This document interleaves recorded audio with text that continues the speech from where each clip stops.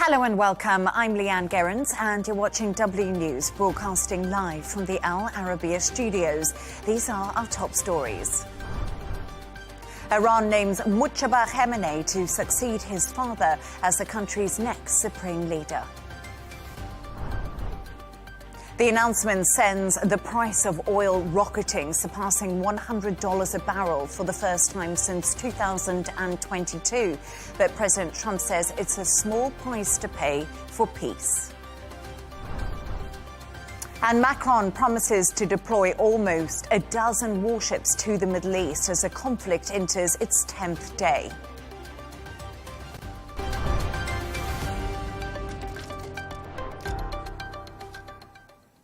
Iran has named its next supreme leader as Mujtaba Khamenei, the son of the late supreme leader Ali Khamenei, who was killed by US and Israeli strikes.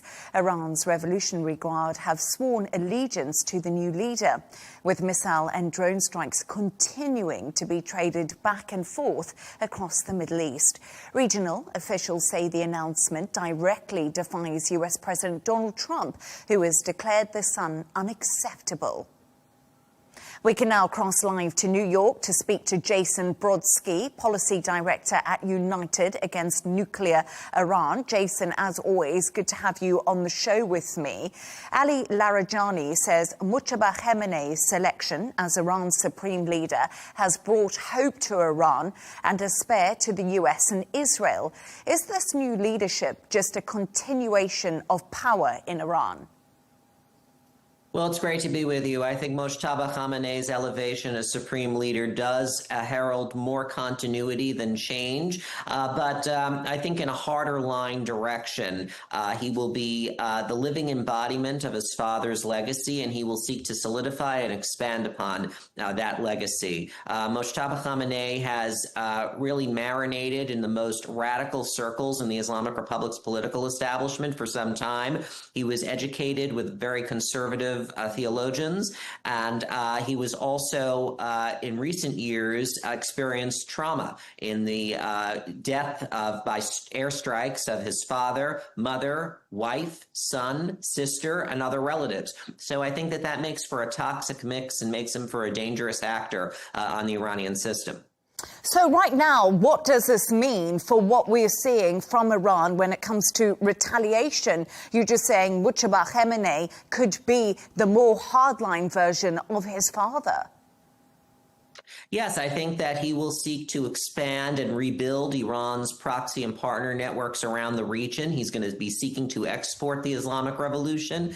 He's a stern believer in the grand strategy and pillars of the Islamic Revolution that's premised on countering the United States, eradicating the State of Israel, and also exporting the Islamic Revolution. So I believe that he will seek to rebuild Iran's military capability, its proxy networks, and he will seek to really correct what many in the younger generation of the IRGC have viewed as a loss of deterrence for the Islamic Republic in the aftermath of the October 7th massacre in Israel in 2023.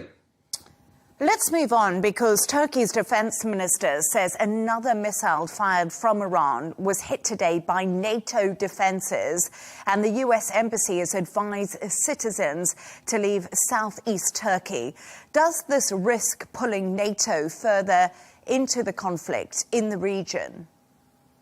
It does. I think that for many years, Iran has had a history and a strategy of encircling Israel in a ring of fire, but given the Islamic Republic's behavior and in lashing out against its neighbors, it's contributing to encircling itself in a ring of fire and alienating all of these countries that the Islamic Republic in years past has tried to develop relations with in order to use as a pressure valve against the system in the context of sanctions. So it is really alienating a lot of these countries, especially UAE and Turkey, with whom it has already had fraught relations in the past, but that will add to the complexity. I think Islamic Republic decision makers are of the opinion that they're going to just be able to return back to the status quo pre-Operation Epic Fury, but regional leaders, including GCC countries, view this as having long-term damage to their relationships with the Islamic Republic. And I just want to dig into that a little bit further, because Iran has apologized to its Arab neighbors for recent missile strikes. Despite these strikes, they have continued. Meanwhile, the US claims Iranian missile launches have diminished rapidly.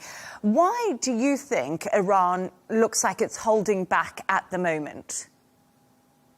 Well, I think that Iran is trying to conserve its remaining launchers and missiles, and it has even more drones at its disposal. And so it's trying to preserve that with an eye towards a longer game in trying to outlast the United States and its allies and partners. And I think the Islamic Republic has been operating under the assumption that it can externalize the costs that it has suffered during this campaign by wreaking havoc in the region in order to deter the United States from moving further in destabilizing the regime. So that's why we see these missile and drone strikes against GCC countries to put pressure on them, to in turn put pressure on President Trump to cut this campaign short. But that may sacrifice long-term damage to the Islamic Republic's relations with many of these countries.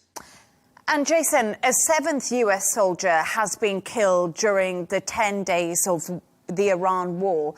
Tehran's rejected recent suggestions of a ceasefire, and President Trump says it will be up to the United States and Israel to decide when the war does end. How concerning is it that there appears to be no channels of communication or a possible off-ramp at the moment?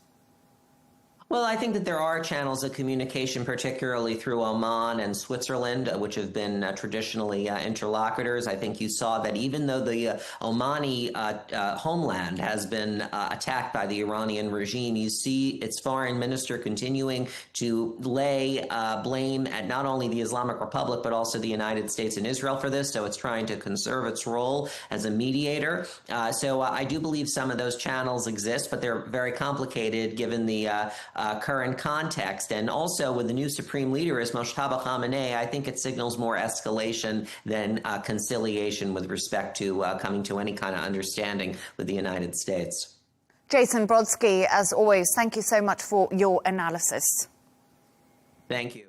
Let's continue this conversation now with Iranian journalist Yusuf Jalali, who joins us now from Tehran. Yusuf, good to have you on the show. First of all, what has been the reaction in Iran to the selection of Mojtaba Khamenei, the son of the former supreme leader? Of course, it was welcomed by the supporters of the Islamic Republic, people from all walks of life. The followers of the Islamic Republic took to the streets in the midnight to celebrate this moment as a show of continuity and resilience of the Islamic Republic, as the country has been experiencing a full-scale war with Israel and the United States. So Iranians, of course, took to the streets. They were holding a nighttime vigil in the month of Ramadan, a religious ritual. But of course, as soon as that ritual ended, people in the midnight took to the streets in different cities, small towns, big cities, tried to celebrate this moment. And of course, they held the portraits of Mojtaba Khamenei, they waved Iranian flags. And of course, they said, essentially, the Mojtaba Khamenei, they described him as the younger version of his father. And this is very much symbolic for the Iranian society, because even his physical resemblance to his father carries some significant messages. Of course, he carries the name of his father, the last name of his father, his physical resemblance, his facial resemblance, and the way he speaks. And more than that, his ideology is believed to be a continuation of the ideology of the late Ayatollah Khamenei. So all in all, it was a moment to celebrate, because many thought that targeting and, of course, assassinating the Ayatollah Khamenei, Ali Khamenei, would lead to a regime change in Iran. But this did not happen. And the Islamic Republic is now trying to say that the Islamic Republic has survived that assassination and is continuing to tread on this escalatory path towards further confrontation with the United States and with Israel. And this has also materialized in other scenes as well. On the battlefield, the Islamic Republic and the IRGC, which is responsible for launching those missile salvos towards the Israeli territories and, of course, towards the U.S. bases across the region, they're saying that they have been able and managed to continue their strikes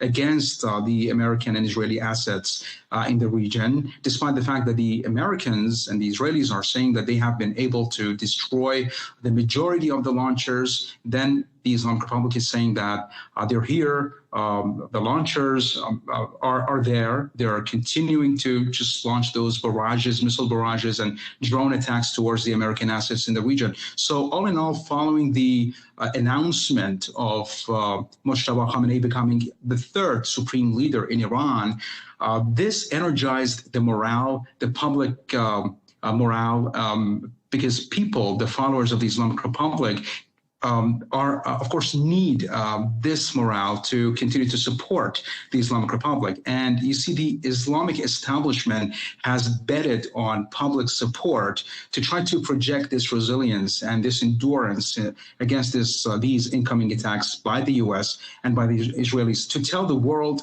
that the Islamic Republic, despite the worldwide perception, they continue to enjoy immense support from society.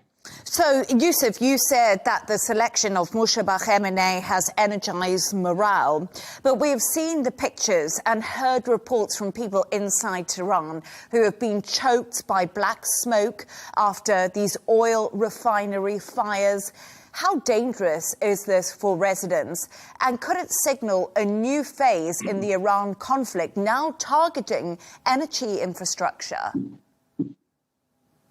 Of course, the Iranian Foreign Ministry spokesperson, Ismail Baghai, condemned these attacks as a dangerous new turn in this conflict. He said that the Americans and the Israelis are now targeting civilian infrastructure. They targeted 3 major oil storage facilities in northern and southern Tehran, along with Tehran refinery.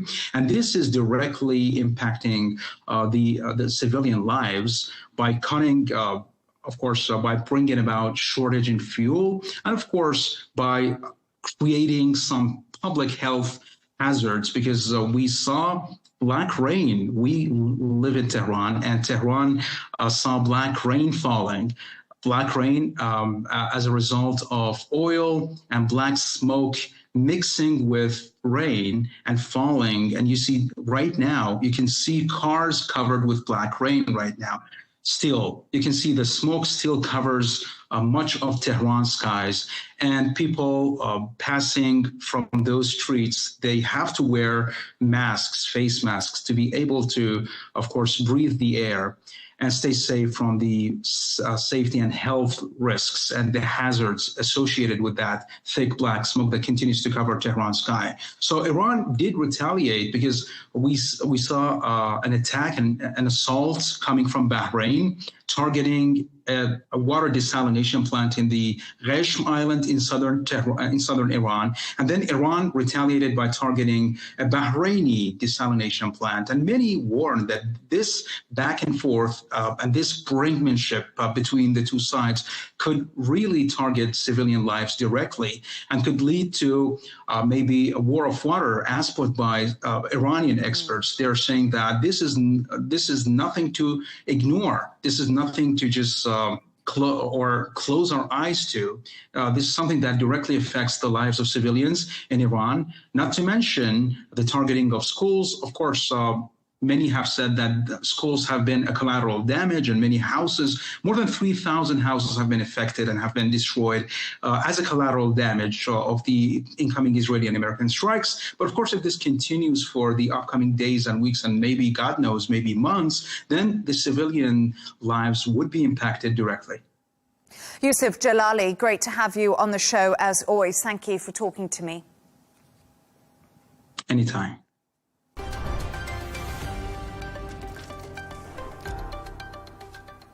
Oil prices have risen above $100 a barrel today for the first time since 2022.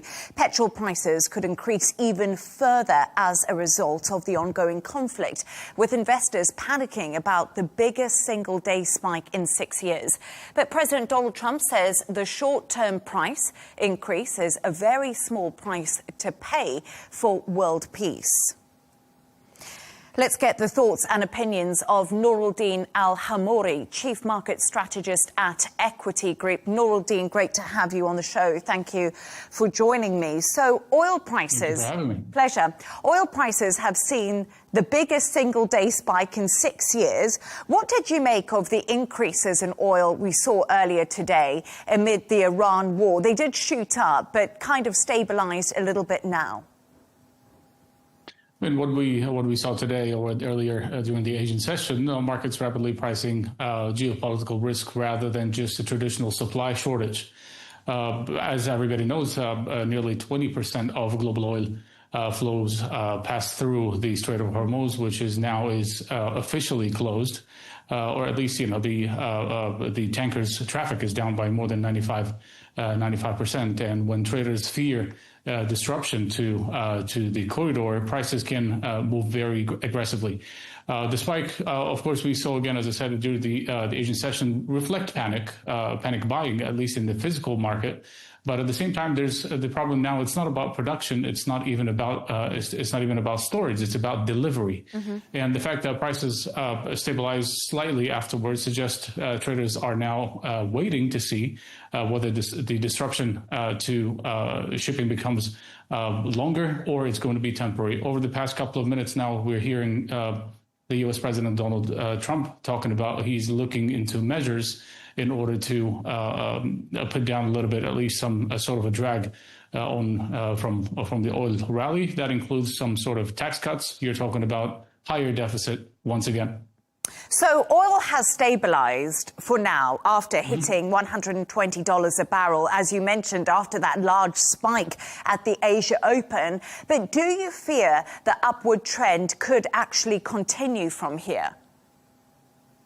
I mean, at this stage, now we're in the end of the first or the beginning of the second week of the war, and further upside is the risk of further upside remains, because one important thing, that logistics situation is still the same, and if it deteriorate even more, this is going basically to keep on pushing oil higher. What matters now is not only how much oil is produced, because it doesn't matter, but whether it can safely be transferred or to reach the global markets. If tankers traffic through the Strait of Hormuz remains very constrained, which is the situation now, markets could price in additional risk premium very quickly. And in that scenario, oil could easily test about, I would say, 120, we would go back again, and even 130 and even $150 would not be something that I would take it off the table. Yeah, and I was just about to actually ask you that, Nooraldeen, as we're talking. I was thinking, how high do you think oil could go? Do you think it could be 150, as you just suggested, or possibly even higher? Yes, possibly even higher. I would say that as long as the traffic is now down, there is no reason for oil to stay stabilized. Even now, I would say the decline that we saw over the past couple of minutes, it was just basically a reaction of the verbal intervention of many countries. That includes also the G7. A couple of minutes ago, we saw some statements saying we are ready to release some sort of from the reserves. But we're not there. We're not there yet. So verbal interventions, we will have to wait and see how this is going to play out. But at the same time, if nothing changes on the ground from the security of the Strait of Hormuz, I see no reason why oil cannot be over 150 even. And let's talk a little bit about the G7 countries, because, of course, they were meeting. They've said it's not ready to release emergency oil and gas reserves just yet. But do you think this hesitation is risking further spikes in energy prices and economic pain for consumers? That's what we always see from, when it comes to politics. Strategic reserves release can help stabilize markets in the short term, adding some immediate supply and reassuring traders and governments that they are prepared to intervene. However, the effectiveness depends on the nature of the shock. If the issue is purely supply disruption, reserves can ease the pressure. But if the problem is the transportation risk or shipping disruption in the Gulf, then reserve release tend to provide only a temporary relief until the geopolitical situation improves. No geopolitical situation improvement, then the price of oil might even spike even higher. And to the point, Russia even intervened verbally, saying they are ready to supply Europe with energy if they ask. So we're seeing, again, it's the verbal interventions, and the market is back into wait and see mode. What happens over the next couple of hours? Yeah, absolutely. It feels hour by hour right now, doesn't it? But how much upward pressure could this put on global inflation?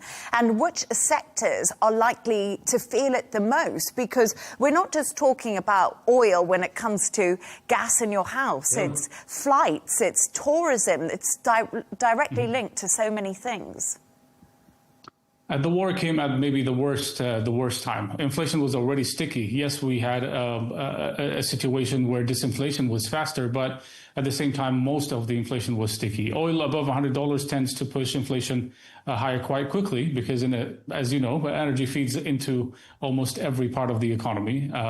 Transport costs rise, manufacturing costs rise, or increase, and food prices often follow because of a higher logistics expenses. The sectors that feels the first, at least, are airlines, transportations, chemicals, heavy industry.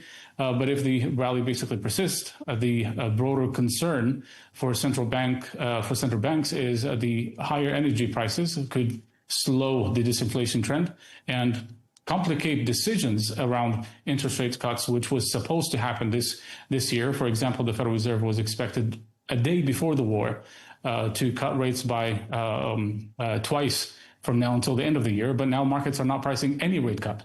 Matter of fact, there might be even a chance the Federal Reserve will be forced to even raise rates if this conflict continues for more than maybe a month or like 4 to 6 weeks.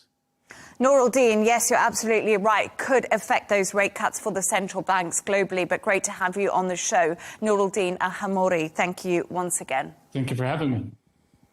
So what does this all mean for the shipping industry? We are now joined by Marcus Baker, who is the Global Head Marine of Cargo and Logistics at Marsh Specialty. Marcus, it's really good to have you on the show. I was just having a chat before to someone who was talking to me about oil, saying that it could go above $150. And right now, he was also talking about the Strait of Hormuz. We know that shipping through the Strait of Hormuz, as I'm talking to you, is sharply reduced as the US-Iran enters the 10th day. How is the insurance market reacting to the continued challenges in this region? Yeah, I mean, it's a great question. And clearly, one of the things that we look at is, I suppose, the perspective, the risk perspective and how that looks at the moment. The insurance market itself reacted in the way that we traditionally expect it to. There is a very well-defined mechanism to deal with situations like this. And as of the middle of last week, and certainly well into the back end of last week, insurers were offering prices for ships trading throughout the region and up through the Straits of Hormuz.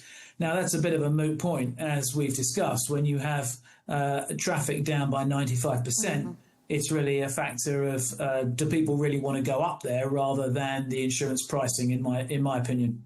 And it's so interesting because, like you say, that there is some pricing there, and you don't sound to me that you're too concerned in many respects. So is cover available, and how costly is it?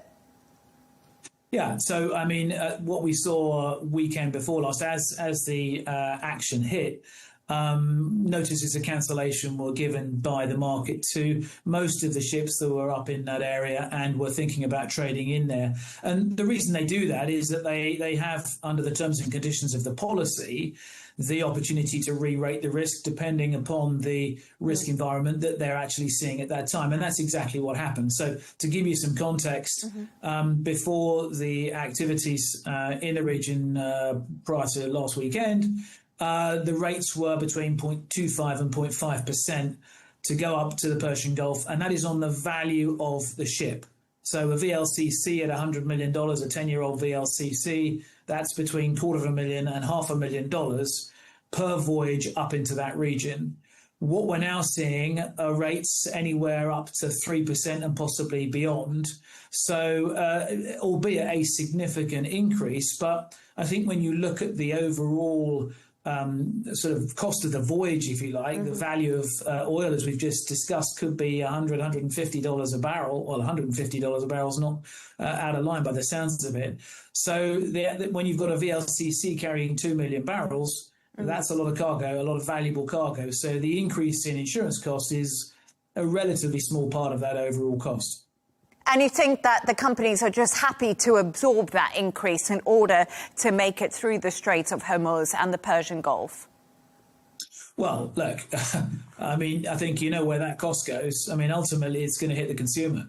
And, that's just a fact of life, I'm afraid. But the consumer is going to be hit by higher costs of the per barrel of oil rather than another couple of $1 million spread over 2 million barrels of oil for one VLCC. So, I think relatively speaking, the insurance piece is a smaller part, perhaps, of this overall position, but it's still a significant part of it because ships, frankly, won't trade up through that area unless they've got insurance.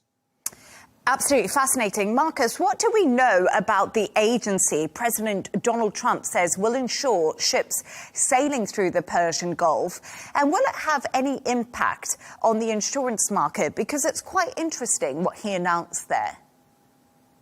Yeah, we've not really seen anything like this before. I mean, we at Marsh were privileged to do a lot of work in Ukraine when Russia first hit, and we did, with the insurance market, create a facility that supported grain shipments in and out of Odessa with the help of Ukrainian government money. And so when I say nothing like this has been created before, I mean nothing on this scale.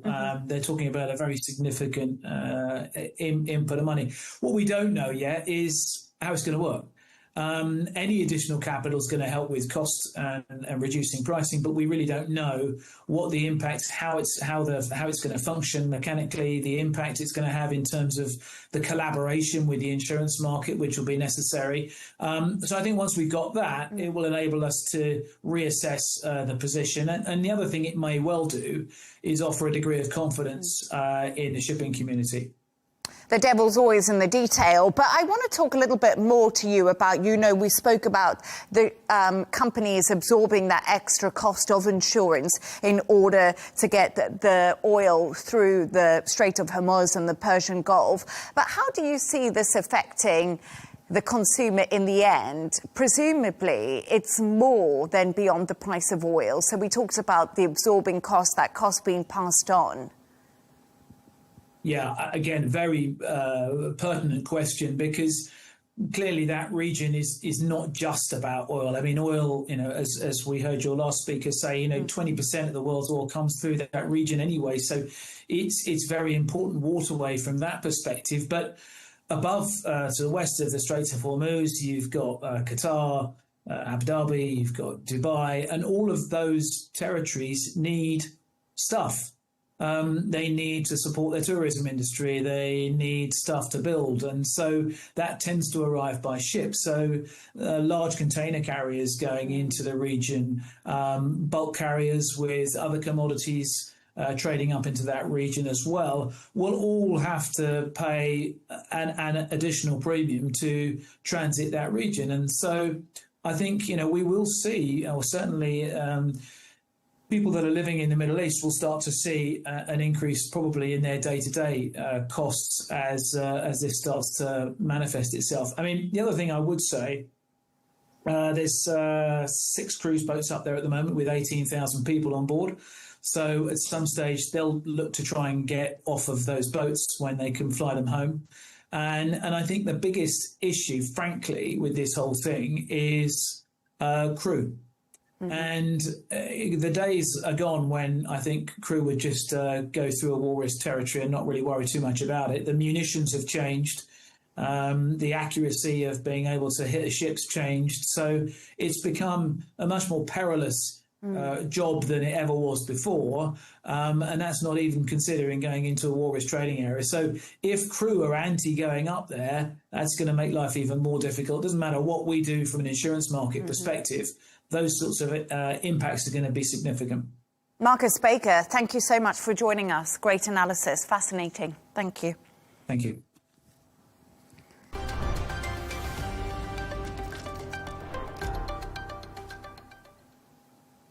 Now, the US has launched annual joint military exercises with South Korea amid speculation Washington could relocate some assets to support fighting against Iran. The drills have sparked protests in Seoul, with some warning US bases in South Korea could become potential targets for Iran. Patrick Falk has this report. 당장 중단하라! Anti-war demonstrators gathering outside the US Embassy in Seoul opposing annual Freedom Shield exercises. The drills involve thousands of troops. Washington and Seoul say they are defensive in nature, but they come as the US is waging an escalating war in the Middle East. Protesters fear it could trigger a response from North Korea. The Korean peninsula is sliding into a war crisis. US forces have announced plans to expand deterrence against China and increase strategic flexibility under the banner of alliance modernization. This year's Freedom Shield exercise in particular is heightening the risk of war on the peninsula. The drills test joint operational capabilities and include field training and will last until around the middle of March. Pyongyang says they are invasion rehearsals. Analysts warn plans by the US potentially to redeploy missile defense systems based in South Korea could leave it exposed to the north. Beyond security concerns, South Korea's economy is facing pressure from the Middle East conflict. Soaring oil prices are forcing urgent government measures. Given that it is difficult to predict how the situation will unfold, our government must prepare proactive measures with a heightened sense of urgency, keeping even the worst-case scenario in mind. The government plans to cap domestic fuel prices for the first time in nearly 30 years and may expand a 100 trillion won market stabilization program to shield households and businesses from price spikes. Markets reacted sharply. South Korea's benchmark Kospi fell by about 6.5% today, while the Korean won weakened amid rising geopolitical and economic uncertainty. With military drills underway and economic pressures mounting, South Korea is navigating a delicate balance between security and stability. Patrick Falk, Arabiya English.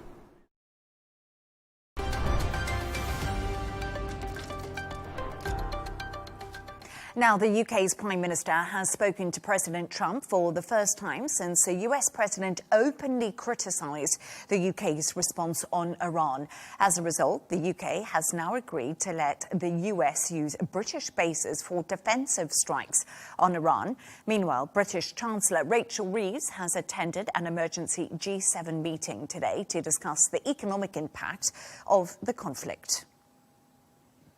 Let's go live to London now to speak to defence and security analyst and former British MP Tobias Ellwood. Tobias, great to have you on the show. Thank you for joining me.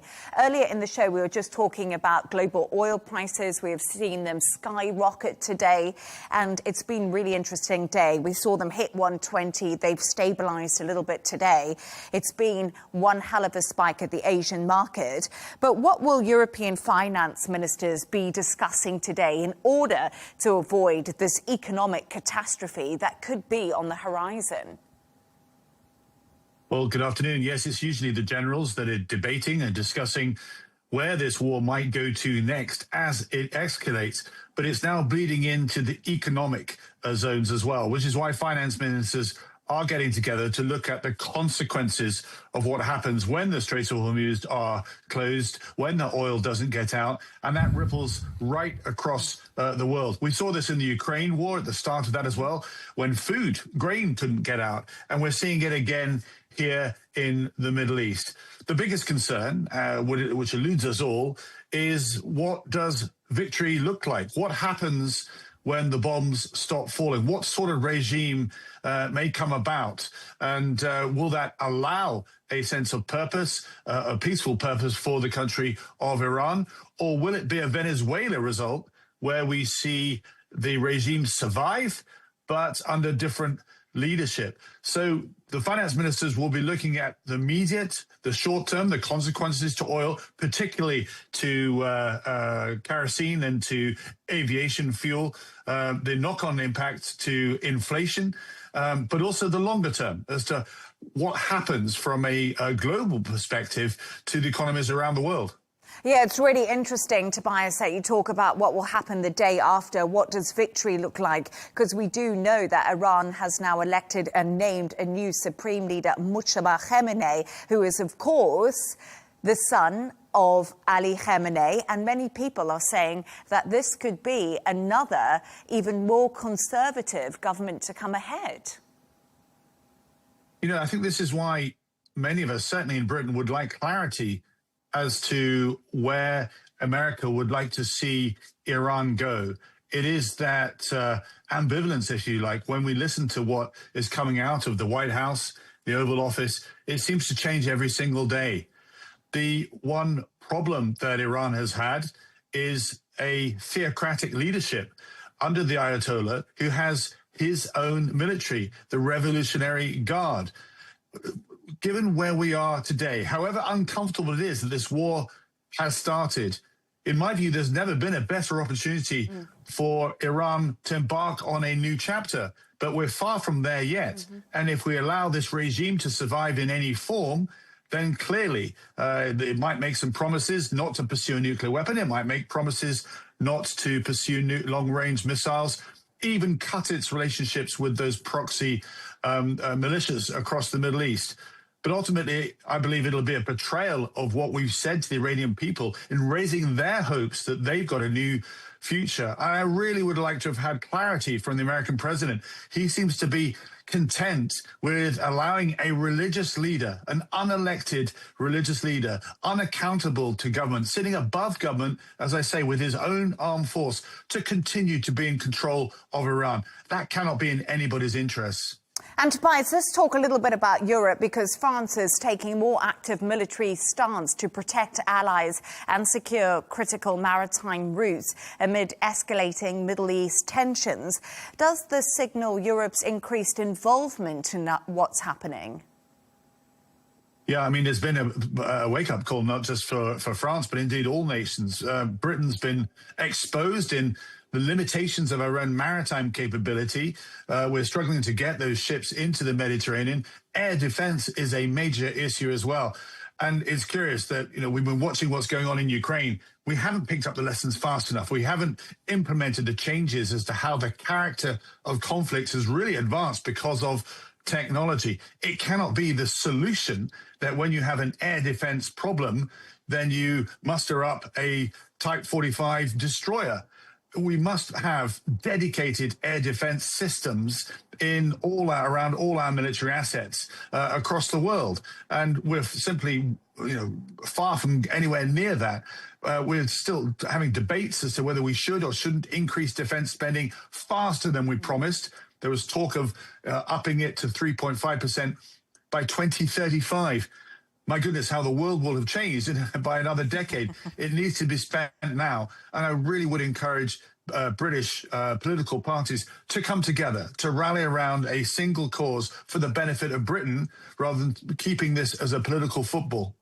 Tobias, just one final thought from you. What did you make of the telephone call between Keir Starmer and President Donald Trump? Obviously, President Donald Trump has mocked and criticised Keir Starmer quite severely since this US-Israeli strikes on Iran started. Yeah, I mean, we've got used to this very different kind of American president, and he is volatile. He's unpredictable. He speaks his mind. But look, the attention is now focused away from Britain. He's now having a pop at the Australians. Last week, it was the Spanish. I mean, this is what the American president does. I have faith in this special relationship. Our security is absolutely entwined with that of America's from a nuclear perspective, from NATO, intelligence sharing, and so on. This is an American president that speaks his mind. Behind the scenes, though, there's a lot more going on. We touched just on there the fact that even the American president doesn't know where this is going, doesn't know what victory looks like.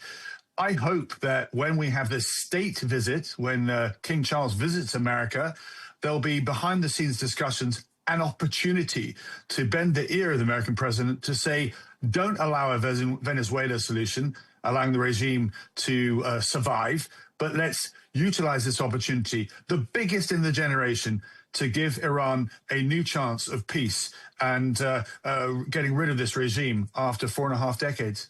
Tobias Alwood, as always, thank you so much. Thank you.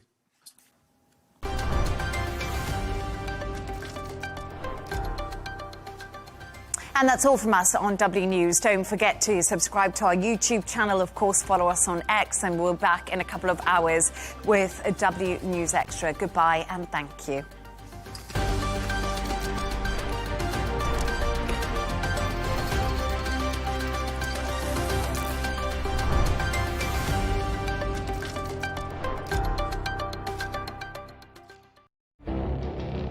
It feels like decades are passing by in a matter of weeks.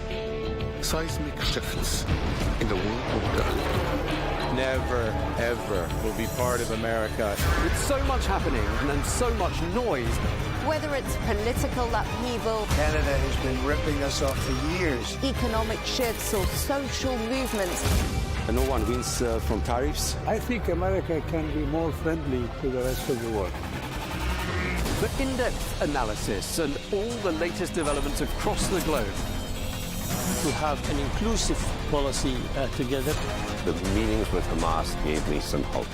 We're in another nuclear arms race. The most important developments straight to your screen. Welcome to the dressing room. I'm on my own. I need backup. And an insightful look at the issues shaping our world today. It was not going to happen, that war, and it happened. Join us on Arabiya News, where the world talks.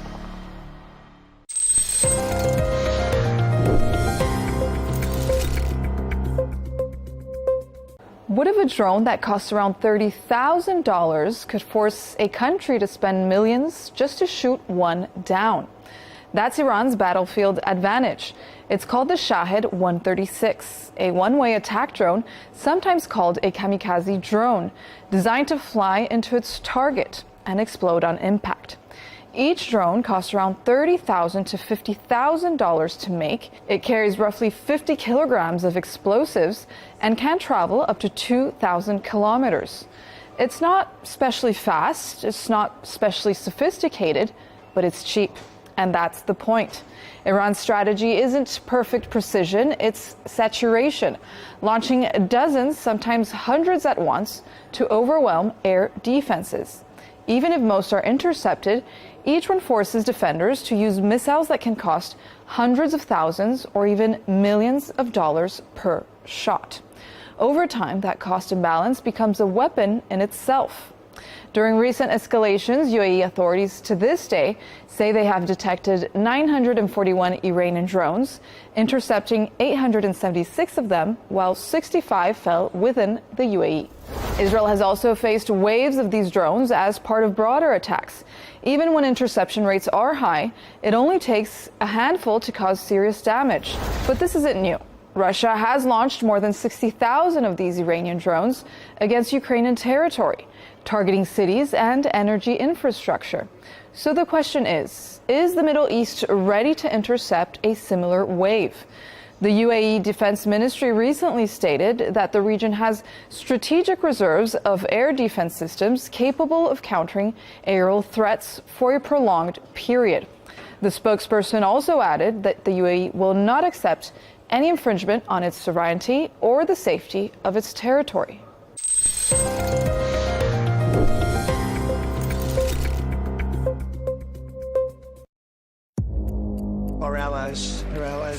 many cases, worse than our enemies. Stay informed and connected with the latest international headlines.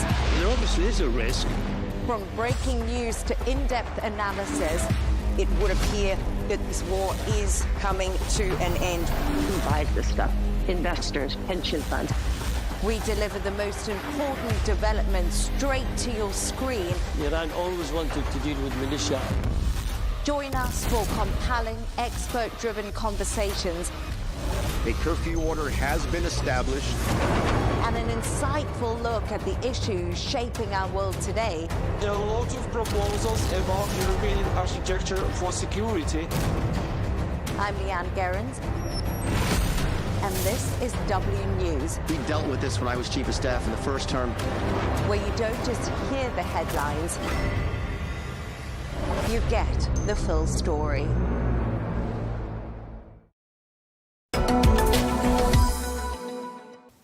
Hello and thank you for joining us for this special edition of the Real Deal Plus. Now, Luma AI is one of the biggest names in generative AI and 3D intelligence. Well, the company has expanded globally and recently raised $900 million in a funding round led by the Saudi AI firm Humane. Well, Luma AI has established its regional headquarters in Riyadh, and today we're going to be discussing the company's growth, vision and recruitment plans. We'll also be asking, where do Saudi Arabia and Humane fit onto the global AI map? Well, Jason Day is the head of EMEA region at Luma AI and joins us now. Thank you very much indeed for taking the time to speak to us. Can we just start by asking you to tell us a bit about Luma AI and tell us how it all got started and where you see things heading? Yeah, I mean, Luma is a relatively young company. We're less than 4 years old, and we're a foundational AI research lab. So what that means is that we have some amazing scientists, engineers, developers who are working on the frontier of AI models. And what we're really focused on is something called multimodal AI or world models. So this means that instead of training in a very linear way or developing our models in a very linear way or being focused only on text or only on image, we're focused on every single modality that a model can be trained on. So that's video, that's audio, that's text, that's image, that's everything. And that's really the core of the business, and that's the core of the research that we're doing. And we're absolutely delighted about the models that we're developing and the products that we're also launching as part of that. Okay, thanks for that intro, Jason. Just who is the end user here? Is it someone young who perhaps wants to have a bit of fun? Or are we talking about much more serious end users, sort of blue chip companies, for example? Yeah, I mean, really, the product that we're launching today is designed for the whole creative community. So that could be filmmakers, producers, it could be B2B organizations, advertising agencies, blue chip brands. And it also could be people who are creative in their own right and want to be going to do amazing creative work within our platform. If I think about some of our existing customers, certainly we have a great relationship and great pedigree with large multinational enterprises, be it Publicis, for example, or Service Plan, a global agency in Europe. But also we have a large B2C customer base as well that we're very focused on ensuring that they love our technology, love our model, love our product, and are continuing to love our model and product. Okay, now you've announced that you're making your regional headquarters for Luma AI in Saudi Arabia. Why did you decide to do that? Yeah, I mean, firstly, we've got an amazing partner in Humane who led our Series C investment round, which we announced in November. So that means that not only are we going to be benefiting from the infrastructure developments that Humane are making as part of Project Halo, but also it's a very natural place for us to be putting our regional headquarters. Number one, it's a significant market. It's one of the leading market in the Middle East. Number two, our key strategic partner is based there. And number three, we're seeing an increasing roadmap of great talent that's moving to Riyadh. So all of those things coming together means that we can really build a really good regional HQ, be very, very close to our strategic partners, and by extension then work very closely with both the public sector and the private sector in Saudi Arabia. And we've got some fantastic customers who we're working very closely with already, that we're delighted to be helping transform their business and how they do creativity over the coming months. Okay, now you just mentioned Humane there. And that prompted my next question. I mean, where do you see Saudi Arabia and Humane, for that matter, on the global AI map? Yeah, I mean, the way we look at things is AI is very, very sort of AI from an engineering and from a development perspective is very, very clustered. So there's a clear cluster on the west coast of the United States. That's where our global headquarters is. There's a cluster in China. There's a cluster in Western Europe, and there's absolutely a cluster in the Middle East. And when we think about the investments that are happening in Saudi Arabia, led by Humane and the PIF and MCIT, the appetite around data centers, around the compute infrastructure, around around helping us hire people in Riyadh. This isn't just, we're not talking about people who are sort of, we're looking at people who are engineers and developers who are highly educated, have got a huge amount of relevant experience, but also people that we can continue to train up. So when you're putting together that mixture of infrastructure, policy framework, and frankly, hunger and ambition that the kingdom has, those things all together make it not only a very, very exciting place for us to operate and for me to operate, and I've seen that transformation over the last 11 or 12 years since I first went to the kingdom. But it also means commercially, it's an exciting place for us to be, and it's a very rational place for us to be because the opportunity is there. So when you put all those things together, infrastructure, talent availability, regulatory framework, and commercial opportunity, it really doesn't take, you really don't need to think about it very long. Okay.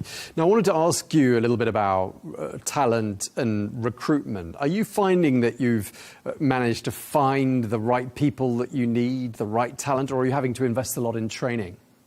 Yeah, so we've got we are growing at a very, very healthy rate. So we are obviously hiring, and we as a company are very, very focused on making sure that we bring in best in class talent.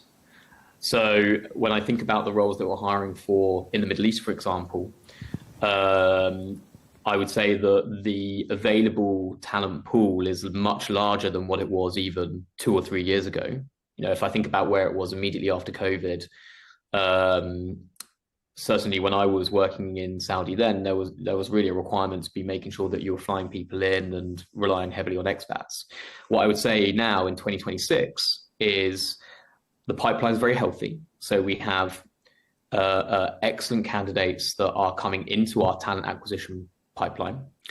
We've got excellent candidates that are then being shortlisted, because obviously, it's the funnel gets narrower as you get closer to hiring someone.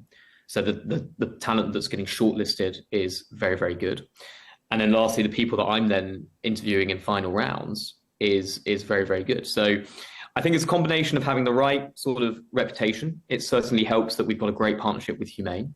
It helps that our technology and our product is very, very strong. It helps having the right people supporting us on a daily basis, both internally and externally. But we are seeing some very, very good talent, both Saudi nationals and non-Saudi national talent that we are interviewing. And I'm delighted to say that we announced our regional HQ, Riyadh HQ, just last month.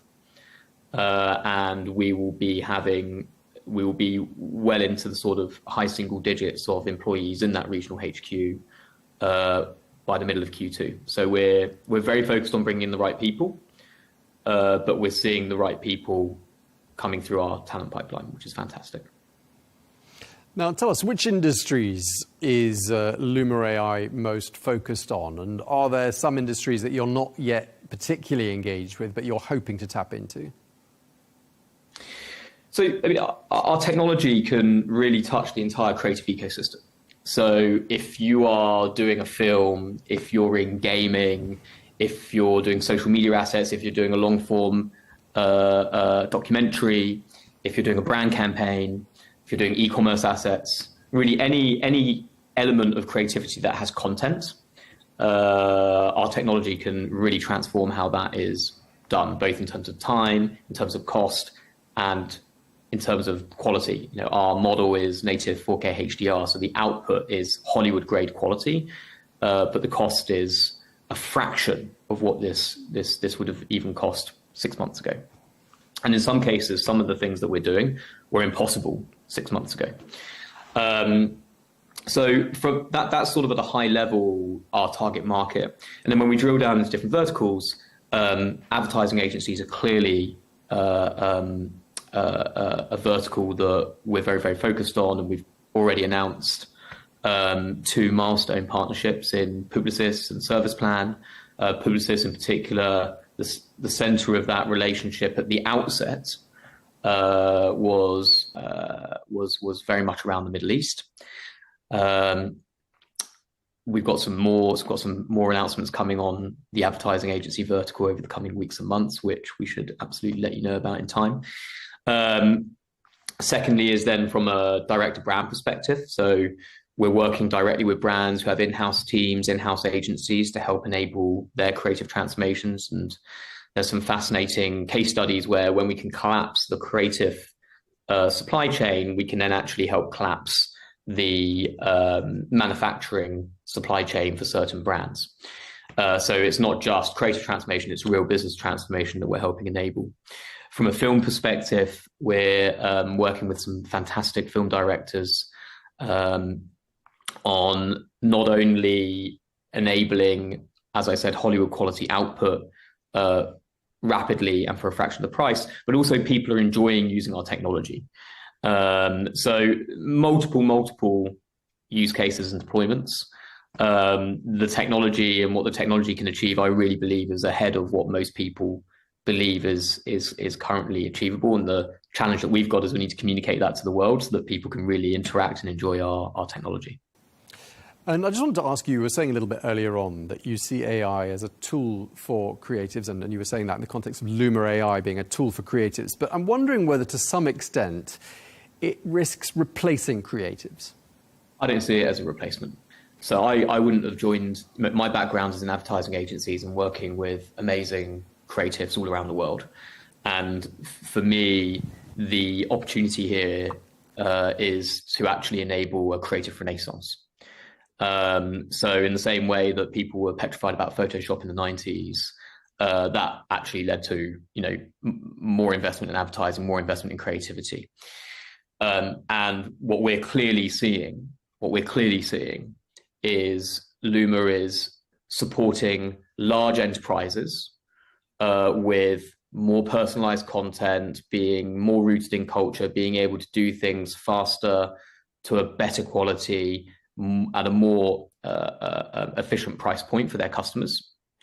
And then if I look at the sort of other end of the scale from an advertising perspective, at least, we've got some fantastic agencies that are boutique creative agencies all over the world. And these are a handful of people, people who have set up their own company, have very deep client relationships, and are doing amazing creative work.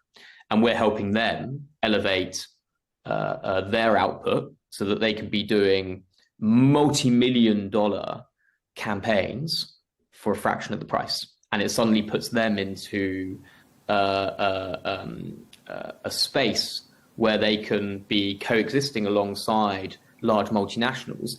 And that competition is healthy. That competition elevates everyone's game. But we don't see this as a job replacement. We see this as an enabler of incredible work. Okay, and just lastly, Jason, I want to ask you, is there one application or tool within the offering that Luma AI has that makes you say every time you use it, wow? I mean, something you just find really difficult to comprehend in terms of its power and its wow factor?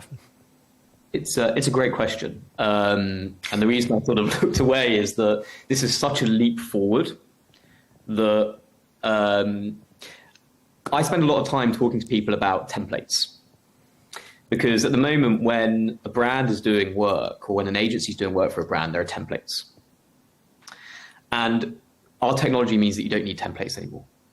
Our autonomous agents can be completely trained on your brand, can be, they're self-aware, they're self-accountable. And this notion that we need every single social media post or every single e-commerce post, e-commerce piece of content to be in a template is a thing of the past. So this technology isn't like a step forward. This isn't about, hey, we can do things X% cheaper and X% faster. This is about taking a real quantum leap forward in how creativity is done. But to directly answer your question, we've done a piece of work for Mazda, the car brand. And the advert is showing the Mazda MX-5 over time since it was first launched, and they're launching a new model later this year. We executed on that advert in under 2 weeks. We generated over 250 synthetic actors who look completely, you cannot distinguish. Now, not only would this ad have cost millions of dollars shooting, I don't know how many cars, 10 different cars over the years with 250 different actors. Not only is it potentially impossible to get all of those cars in the same place at the same time, we did it in under 2 weeks. This isn't about taking a small step forward. These types of things were not achievable even 6 months ago. And the compute and the technology and the appetite to adopt the technology has moved on so quickly that now we are able to do that at scale. Okay, well, we really appreciate you taking the time to tell us all about Luma AI and your activities in Saudi Arabia and the wider region. Thank you very much indeed. Jason Day, thanks for your time. Thank you, Tom. Thanks, appreciate it.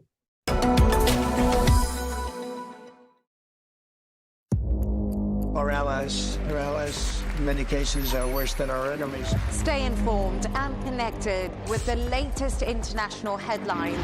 There obviously is a risk. From breaking news to in-depth analysis, it would appear that this war is coming to an end. Who buys this stuff? Investors, pension funds. We deliver the most important developments straight to your screen. Iran always wanted to deal with militia. Join us for compelling, expert-driven conversations.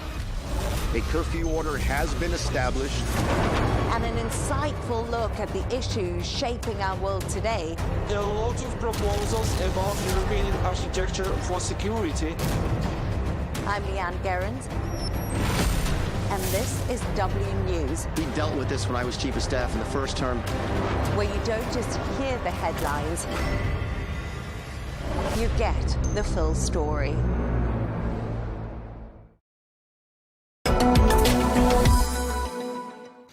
Hello, and thank you for joining us for this special edition of The Real Deal Plus. Now, Saudi Arabia's luxury and watch market continues to grow, driven by strong consumer demand. Well, women account for the majority of buyers, while men's purchases focus largely on watches. Well, low taxes and competitive gold prices have helped position the kingdom as a key regional luxury market. Well, one watch brand with a large and growing presence in the kingdom is the Swiss luxury watchmaker Breitling. Well, the CEO of Breitling, George Kern, joins us now. Thank you very much indeed for joining us. We've got lots to talk about. Breitling recently announced a new global partnership with Aston Martin Lagonda and the Aston Martin Aramco Formula One team. So watchmaking and motorsports, I mean, they've got a pretty long-standing history, haven't they? Just wanted to start by asking you, why did you decide to return to the sport now? Well, a couple of things. First of all, we are much more grown brand than we have been 7 or 8 years ago. And in the meantime, Formula One saw an incredible increase in visibility and knowledge, certainly also because of the Netflix series Drive to Survive. Another key element is that this season is basically a restart of Formula One from scratch, as you have new engines with hybrid, half hybrid and half traditional engines with new type of fuels. So nobody knows what is going on or what will go on in Formula One this year. But anyway, the Formula One circuit is trying to be much more sustainable and environmental friendly, which is also important for us. And there's a long history, in particular between Breitling and Aston Martin. In the first James Bond, with Sean, or one of the first James Bonds with Sean Connery, called Thunderball. The first watch developed by Q with a technical feature was a Breitling.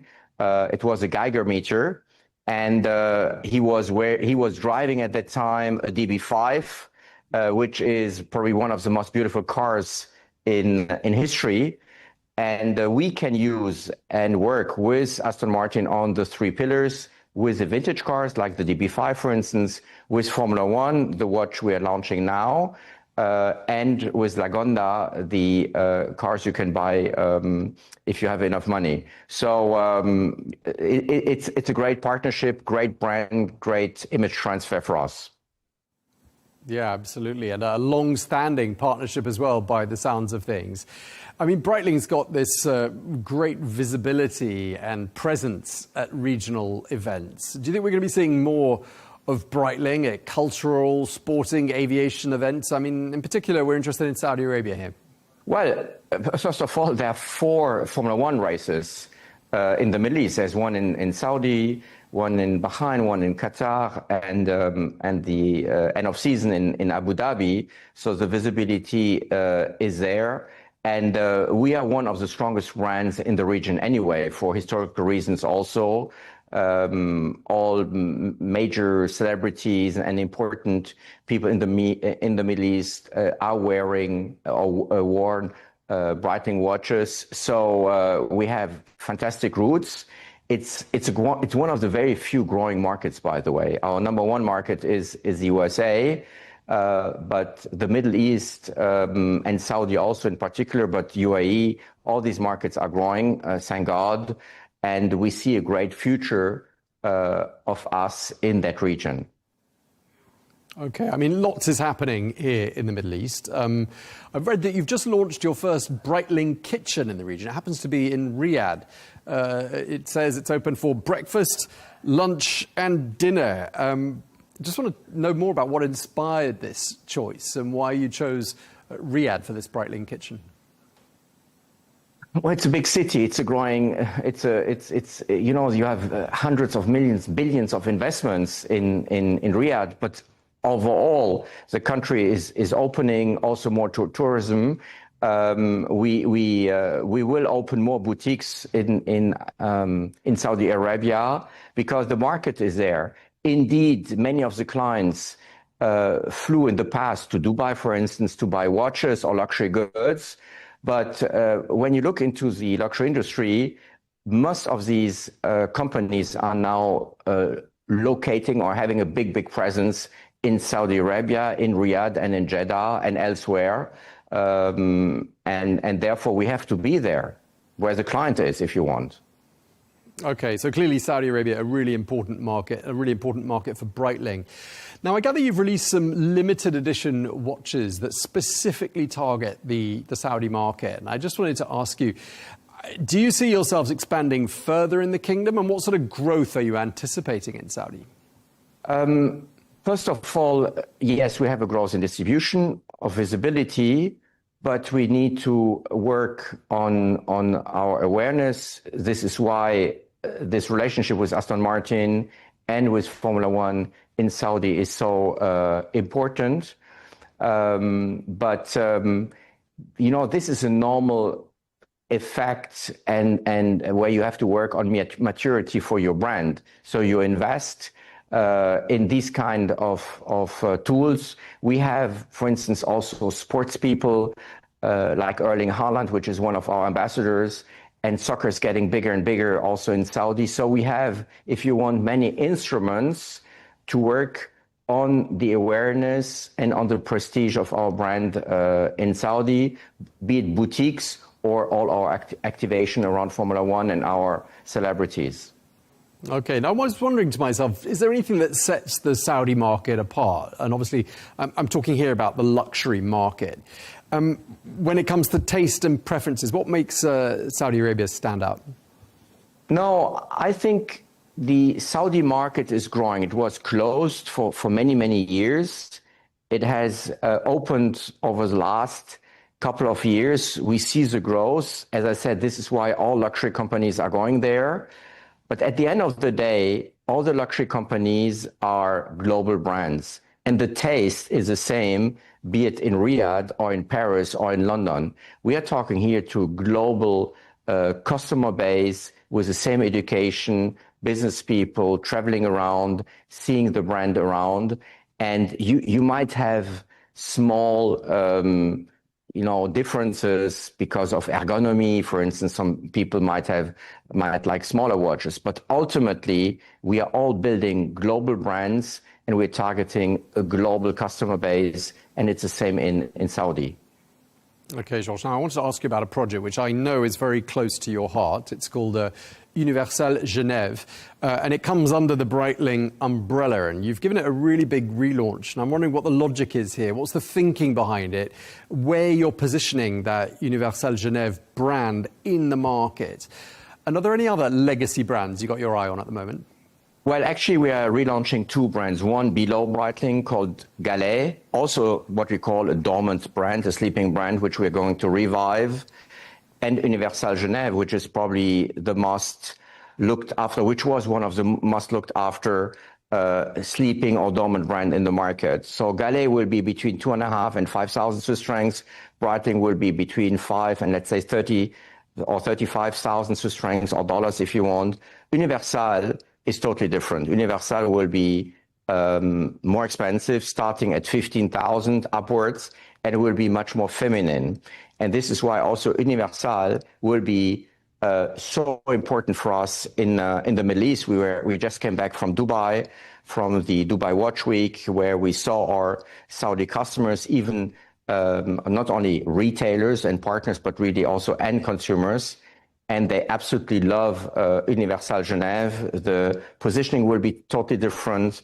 The designs are incredible, with fantastic historic roots. The first very important design made by that star designer called Gerald Genta, who made watches for Patek, Audemars Piguet, and others, is an Universal Genève watch called the Pole Router, which we're going to relaunch.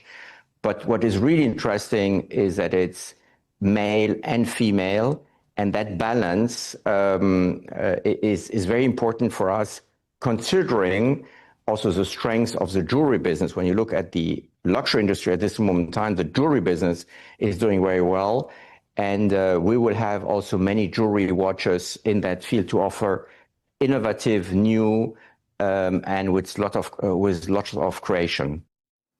Okay, clearly exciting times for your industry, exciting times for Breitling. But let's talk about some of the challenges that you're facing right now. And I'm thinking to myself, have tariffs or supply chain constraints, or what about crime on the streets of major European capital cities? I mean, how is all of that challenging you? Yes, I mean, I can add many more things like the strong Swiss franc, but it's really tariffs, which is an issue. As you know, Switzerland, we were under 39% of tariffs. Now it's 15%. The Swiss franc is growing versus the dollar, versus the euro. The gold price is exploding. Silver price has been exploding. Thank God it went down a little bit again. And all of that impact, of course, wars, people don't realize that we in Europe, we are 2 hours away by plane from the Ukraine war. And all of that impacts, of course, also consumer sentiment. So the money is there. Money doesn't, disappear. Rich people don't disappear.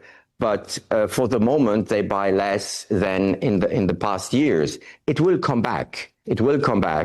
But I think many, politicians should get their acts together to solve these problems, not only for the drama related to wars and what have you, but also for the economic development of the world, helping many people having a proper job. Okay, now, George, I want to ask you about younger buyers. Of course, Saudi Arabia is a country where 2/3 of the population is under the age of 30. How are you managing to stay relevant to younger buyers? I mean, are they embracing analog in the same way that our generation did, or are they more oriented towards high-tech timepieces? And if so, what are you doing about that? Well, indeed, many years back, I'm in this industry since 30 years, I was shocked and afraid about the digital watches, the Apple watches, etc. But we saw that they're complementary. So one doesn't exclude the other. It's just, you just use it in a different way. And by the way, we don't segment by age or by gender, or we segment by style. When you buy into Breitling, you buy into a more relaxed, cool lifestyle. You can be a surfer when you're 16 or when you're 60. You can be a motorbiker when you're 18, 19, or 20, or when you're older. So it's more this cool and relaxed lifestyle, which we communicate and target than a specific gender or specific age group. And yeah, it's about branding and creating an image which is attractive for consumers.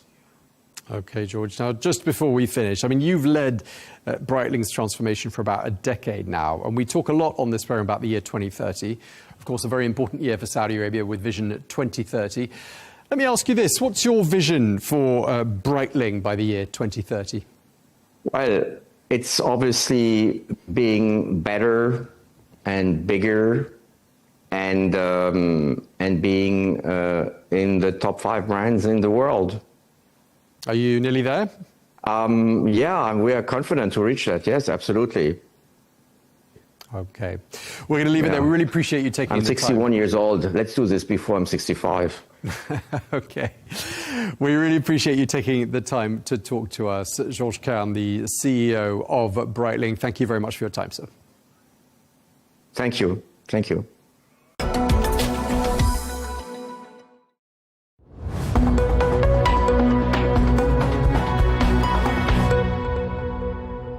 Welcome to America Unfiltered with me, your host, Ellie Cohanim. Joining me is Republican Congresswoman Claudia Tenney, representing New York's 24th Congressional District, to discuss the momentous issues shaping America.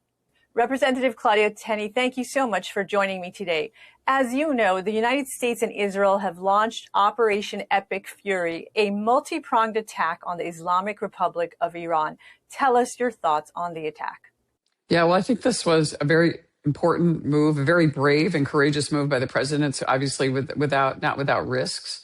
And obviously this has been thought about and in the planning for a long time, as everyone has now seen from the very transparent work that the president, the chairman of the Joint Chiefs, General Dan Kane, Secretary of War Pete Hegseth, Marco Rubio, our Secretary of State, and others have really been putting forth a very transparent, very clear operation that's been going on, and why we did this. I think that it's been pretty incredible, and I think the media on the Democratic side has been trying to sort of muddy the waters here a little bit. But I think people who know about the history of Iran and that they have actually been at war with the United States for a long time, and the fact that Israel has been such a good partner working with us to actually last year's Operation Midnight Hammer in obliterating the nuclear sites. Which is really important, at least to get us where we are today, and to see how quickly the Iranians responded and were able to somewhat come back, even though they didn't get to where they wanted to. But we're not deterred. There's been, unfortunately, some casualties in this, which General Kane warned us of, which is tragic, and obviously our condolences to the service members. But I think what's really important here is that this has been a threat to the United States, a threat to the Middle East, a threat to prosperity for everyone across that region. And I think that the president saw now was the time to make this move before they got even stronger and more emboldened, and we would have even a more difficult task in the future, and the risk would have been even more grave. And I think that's what people need to focus on. And I think this is not an endless war. This is not. This is actually more of a surgical strike, and I think it was brilliantly done by our military, and how quickly they've been able to. And I think it's not even been 5 days, about 5 days now at this point. How quickly they've been able to dismantle not only the nuclear ability, the domestic ballistic missile side of it, and we're able to actually move in and do even more work about taking out some of the biggest threats, including the Ayatollah and his leadership teams. on multiple levels. You've seen 2 or 3 levels eliminated at this point, which is giving an opportunity for a regime collapse to give the Iranian people a chance to stand up and create a government that they have been wanted and deserve for so long and haven't been able to really get to the point where they're in. And it took President Trump, I think, to bring us to that step. Well, and that's exactly the question I wanted to ask you next. You've worked very closely with President Trump, and I know he's endorsed your candidacy for office multiple times. What do you ascribe to his personality and leadership style that he's willing to take bold action that previous presidents seemed incapable of doing? You know, I think that he's a unique character. President Trump, people say he's one of one, or there's never going to be another one like him. And I think so much has gone into the formation of his decision-making, whether it's being a business owner, being involved in so many different things in his life and getting him to this point. But he has a unique ability to really refine very complex issues into simplistic kind of views of like black and white about how to react to something. And more often than not, I think he has a really good calculus. And on this, I think he's right on this. I know it was risky. It is definitely risky. And a lot of people are questioning the decision and the outcome. But President Trump is just has a unique creative side to him. He likes to listen to a lot of people and get a lot of input from people. He values the expertise of others. And then he's willing to make a decision that many won't make. He doesn't get frozen in paralysis of analysis. He makes a decision and looks at the risks and the rewards. And I think in the course of history, this decision is going to be really pivotal. I mean, when you look at the potential impact that this decision could have on how many centuries of unrest, war, no peace in the Middle East for so long, and the opportunity, and I think you could go all the way back, Ellie, to the Abraham Accords, which were so novel, to say to these people, not to look at everybody judgmentally. It's like, you have a population of people in this country. You have a population of people in your country. I don't care, what your religion is or what your ethnicity is. We want your people to have a chance at prosperity. And President Trump looks at it that way and said, why don't we all join together? Let's have peace. Let's be prosperous. Let's innovate. There's so many great things about the history of the Middle East that has been clouded out by the Iranian regime, really. Look at the pictures of Iran before 1979. The Persian society was very sophisticated, educated, innovative in world human history. And yet, look what we have. We've had these dark ages under the Ayatollah and the Mullah and the IRGC, the largest state sponsor of terror in the region and the world. Killing thousands of Americans. And President Trump took decisive action and said, enough of this. Why are we doing this? And I think it actually took away this whole false narrative that you see that's, the anti-Semitism that's been emerging, the situation in Gaza, the Palestinian Authority really having no credibility even among Palestinians and people within the Green Line in Israel. The Arab sheikhs don't support them. So many of these things, President Trump was able to actually look at all of those factors and make a decision based on, let's go to another step. Let's try something nobody else has done. Let's bring people together before we continue to wait for this Palestinian Authority issue to try to resolve itself, which guess what? It never would have. And I think President Trump recognized that. So now in an incredible situation, you have the U.S., supporting the Israelis going in and starting this Operation Epic Fury. And then you have a retaliation from the Iranian regime after others in the Arab nations that you might say are like maybe not allies, but supportive in some ways, or not, allowing certain things. And now here going at, they struck Oman, they struck Qatar, they've struck Bahrain. And now they're all joining forces and working with us to try to eviscerate this really evil regime that has been a dark cloud over the whole region. And I think the people see an opportunity for peace and prosperity. This isn't over yet. There's a long way to go. But I think that the early stages of this look like it's going to be a future that's going to be really just that we haven't seen in generations and probably centuries. A lot. Well, and there's a lot to unpack there. So I want to go back to something you just referenced, which is the Iranian people. You've expressed a lot of solidarity for the Iranian people, especially the women of Iran. What are your hopes for the people of that country? I think one of the greatest feminist movements or pro-women movements I've ever seen is from the women in Iran. And they're willing to stand up courageously after the murder of Mahsa Amini by the regime and other women, and the brutality against women and protesters and people standing up for peace and women's rights. They are the true feminists of our time. And those are the people that deserve our thanks, our gratefulness for their courage and willingness to die, really, for this incredible cause. And I think that they're going to be the leaders moving into this new regime or whatever kind of government. Hopefully it will be a democratic government and something that will really help the Middle East thrive in the future. Iran is a huge country with a very large population, with a lot of resources, and also strategically important to the rest of the region. Imagine in Iran with even some kind of democratic principles, or at least some kind of human rights record for the people that they represent, the government. That would be something, really incredible in our time. Yeah, and as an Iranian woman, I couldn't agree with you more, Representative Tenney. It does raise the question. I think that many analysts expect that the United States and Israel, with the overwhelming military prowess that the two countries have, that we should be seeing a military victory. But a lot of Democrats and perhaps some new isolationist Republicans are asking the questions of what comes next. What is your thought on what should come next in that country? Yeah. Well, they're always questioning what comes next, because the isolationists, have spent a long time, ever since President Trump came into office, trying to really co-opt the America First agenda to claim that it is actually isolationist, which it's not. If we look back at the first Trump administration, obviously the Abraham Accords, intervention with President Trump taking out al-Baghdadi, al-Soleimani, President Trump giving lethal aid to the Ukrainians to prevent a war in Russia. That was all started under Biden.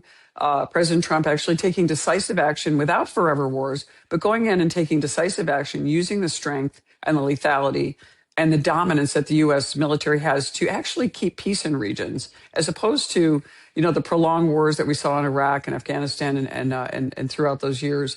So I think that what the president is trying to do is give every opportunity, and he's asked the Iranian people in a couple of speeches now, this is your opportunity, this is your moment. Now, if this regime collapses, and it appears that we're getting closer to that, it's your turn to rise up, to create a government or a republic or whatever they want to create that gives you the things that you've been wanting and dying on the streets for all these years. And really without a lot of support from past U.S. presidents. We had numerous opportunities where the Iranian people, the regime was somewhat vulnerable, and President Obama didn't react. We had the regime, looking weak, and then President Obama did the JCPOA. And then, the Biden administration, rushing in billions of dollars in cash to the Iranian regime, only for them to use that for terrorism and sponsoring the Houthis and Hezbollah and Islamic Jihad and Hamas, instead of helping the Iranian people. And the maximum pressure campaign on the regime, caused the people to realize this is the regime that is not living up and serving the people as it's supposed to, as a government should. And I think that's what the next steps are. How can we facilitate? And I think you're going to see a collapse of the regime, ideally, and the people making the decision, and the leaders coming up who are in the resistance to actually form some type of government. And of course, the United States will do everything it can and use our resources to make sure that we have a stability in that process as they move from this collapse of the regime to a new type of government that would come into play. And it's not going to be a short period of time. Obviously, this is going to take some time. Yeah, and that sounds very reasonable to give the whole situation some time. In fact, Representative Tenney, when the news broke out that the Supreme Leader was eliminated, you put out a statement. And in your statement, you said that this elimination was, quote, a moment of safety for the world. Why do you believe that is the case? Yeah, at this point, this is one of the most dangerous regimes, if not the most dangerous regimes, to America, to people who love freedom in the Middle East. And by taking out the Ayatollah, who, by the way, and I think that it has been revealed in numerous open sources that he was never going to consent to any terms to de-escalate his enrichment for nuclear weapons, was never going to de-escalate the creation and the continued creation of the ballistic missiles, and would not concede really on any issues that were substantive, no matter how much we tried and how much President Trump spent in I think it's almost a year of talks, would not concede to any of that. So I think that's what's really important is President Trump finally said, I drew a red line. You refused to come to the red line, and I drew the line in the sand. And now we're gonna make this happen. I think the world is safer, and I think that we took out one of the biggest threats to the American people, and especially our American service members, and thousands who died, going all the way back to our hostages being humiliated in 1979, to actually the Marines being bombed in Beirut in 1983, and numerous other instances where the Iranians have actually targeted and actually killed American service members and targeted American citizens in our own country. Representative Tenney, as you see this close coordination between Israel, the United States, the two militaries, what are your thoughts on that relationship? Yeah, obviously it's been a tremendous relationship between the U.S. and Israel has incredible resources and innovation. In spite of being in a very difficult country under siege. But I think that's probably why they have such incredible resources, because they are so small and so surrounded by unfriendly neighbors, mostly actually, proxied by Iranian assets, funded by Iranian dirty oil sold to China and others. And so they've been able to, wreak havoc on the region. And I just think it's incredible that, the relationship we have with Israel on intelligence, obviously, the work that they've done, they're actually, just the intel that they have on, and their ability from whether it was the pagers situation from a couple of years ago till now, it's really incredible the way that the Israelis are able to really know who their enemies are and to really put together an incredible intel portfolio that we can do what we were able to do and support them in this mission. But I think, Israel has, we can learn a lot from Israel in terms of the future.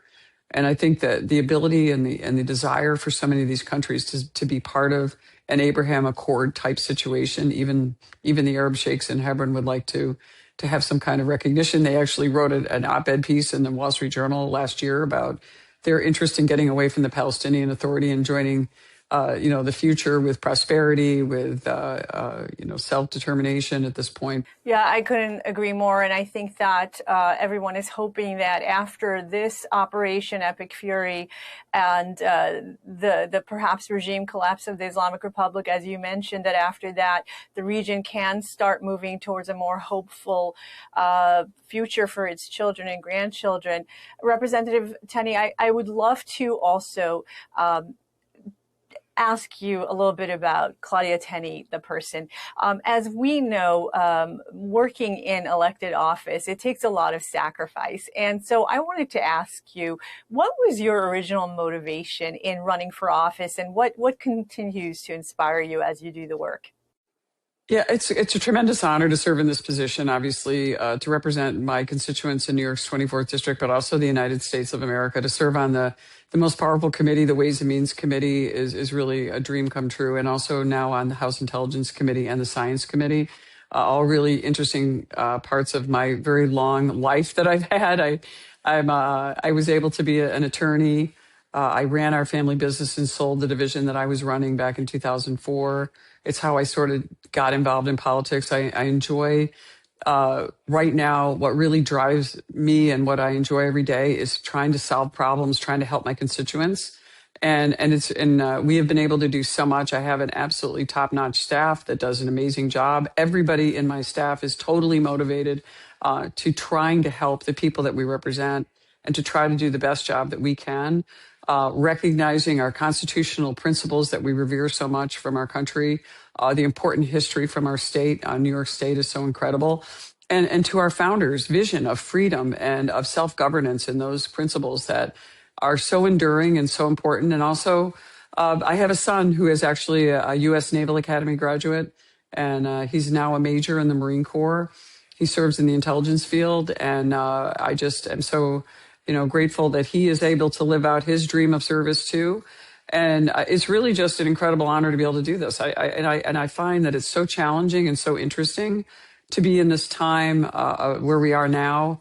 A president like President Trump, which there's just no one quite like him. He's unique. He's courageous. He's willing to listen to all sides. You don't have to agree with him 100%, and often, I don't agree with him 100%, but he always incredible. He amazes me all the time with, just when I think, where are we going next? And next, he comes up with another, he hits another ball out of the park and on policy and a lot of the things he stands for. But I think what's most important, and I know President Trump, is he cares about Americans and the American people, but he also cares about our allies, our friends, and people around the world. He doesn't like war, death, destruction, but he knows that you have to take decisive action. And sometimes you're cutting your losses, or you're actually helping for the greater good by taking an important stand and not, cowering from our adversaries. And it's a very unusual trait for someone, but he's an entrepreneur and he's a risk taker. And I think that's really what sort of the secret sauce is about him. He also has a wonderful sense of humor. And I think those are the things that make it exciting to serve in this unique time that we're in. Yeah, and you just referenced the fact that you and your family have such deep roots in the district that you represent. You ran a multi-generational family business in the region. When you look at your district today, what are the main concerns of your constituents? My district is absolutely incredible. We have some of the most important historical sites. We're going into America's 250th anniversary. So we have so much coming from the Revolutionary War. New York is an original colony. Fast forward to, Harriet Tubman's house is right outside my district. It was in my old district, but I mean, she was an incredible leader. Talk about a person of courage. And then Frederick Douglass wrote his North Star. The Abolitionist Hall of Fame and the movement is in upstate New York. Susan B. Anthony, who fought for women's rights, is there. But we also have the Erie Canal, which was the beginning of the Industrial Revolution, and so many important things happening there. Defense supply contract suppliers in my region. The Great Lakes. I have almost the entire shoreline of Lake Ontario that is in the United States. One of the Great Lakes are the largest freshwater body in the entire world. Really important for so many reasons that it's so historic. And yet we have a state that was once the Empire State. We don't have great governance in New York, which is why I'm even more motivated as a person that wants to help the state and help the people in that state that have made it such an incredible state. The generations of people that served our nation, that worked hard, that built our infrastructure, that built our communities, our businesses, and these incredible businesses that were all up and down the Erie Canal corridor, and then continue to stay to try to make this happen against a very hostile government, by the way, I will say, in New York and New York City, which actually impacts us in upstate New York. So I am a lifelong upstate New Yorker. It is an absolutely incredible part of the world. Not only is it beautiful and spectacular, we have some of the greatest industries, innovations, and minds in our communities, and what a great honor to serve there. And last question, when you look at the Republican Party, what's your assessment for the midterm elections, the 2028 presidential elections? Do you have any advice for your party as we head into election seasons? Yeah, I think Republicans tend to be, we are much more individualistic. We have our own views, and we tend to be, we're not really necessarily like members of a herd like the Democrats. They can stick together no matter how horrible the policy, they'll all vote for it. We have respectful disagreements, but I think sticking together and actually continuing to talk about all the achievements of last year.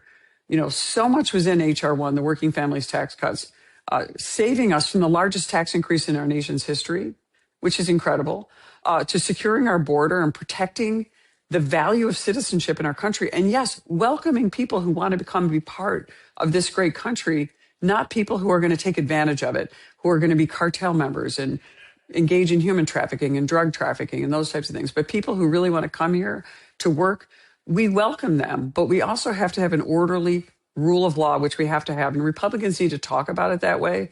And we need to actually stick together when it comes time to this, because the American people are going to see great things coming out of what we did last year. And they're also going to see a great future with our partners across all of the world, whether it's what the president has done in our hemisphere in taking out the scourge and corrupt narco-terrorist Maduro in Venezuela, to what he's doing to take out this evil empire, an evil regime in Iran, and standing up for our allies around the world. He's changing the paradigm, and I think the Republicans need to talk about that. We tend to get the media and a lot of the gossipy level, we get bogged down in those things that don't matter. We need to start talking about the things that matter to Americans, and the things that matter to growing our economy, growing our relations with our allies. And I think that's what we need to focus on. And I think we'll be fine in the midterms. And actually fighting against some of the disruption on the process side. The Democrats are trying to do extreme gerrymanders all across the country to really steal away the rights of voters to be able to vote for their representative and create these extreme gerrymandered situations, whether it's, California, Illinois, New York did it before Texas or anyone else. And Texas is actually realigning. But I mean, look what Virginia is doing. Look what these states are doing just because they want power, not because they care about the American people and protecting this great Constitution that we were given by our founders, which is enduring. And I think that that's what the Republicans need to talk about. Talk about the big issues. Talk about, the incredibleness and the gift that we've been given on this great country and how we're preserving it and we're protecting it. And the Democrats are actually trying to destroy democracy. They're trying to destroy the rights of we the people by using these processes and gerrymandering and manipulating, using foreign money to manipulate our young people through social media platforms and things. There's just so much in there that I think we're trying to protect. We're trying to maximize freedom, and always remembering that we have to have security and rule of law in our communities for our businesses and our families to thrive. Well, Representative Claudia Tenney, we're so grateful to you. Thank you so much for joining me on America Unfiltered.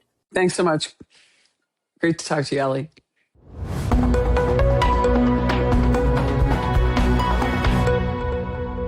The jewelry is lost forever.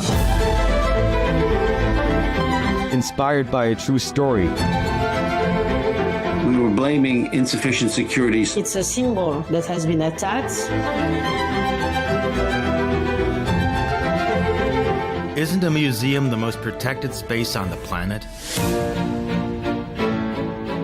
Social media was flooded with countless fantastical videos. Before the era of artificial intelligence, people reacted to such shocks by taking to the streets. I didn't leave my chair, and I didn't say a word there. Technology no longer grants time, the luxury of time.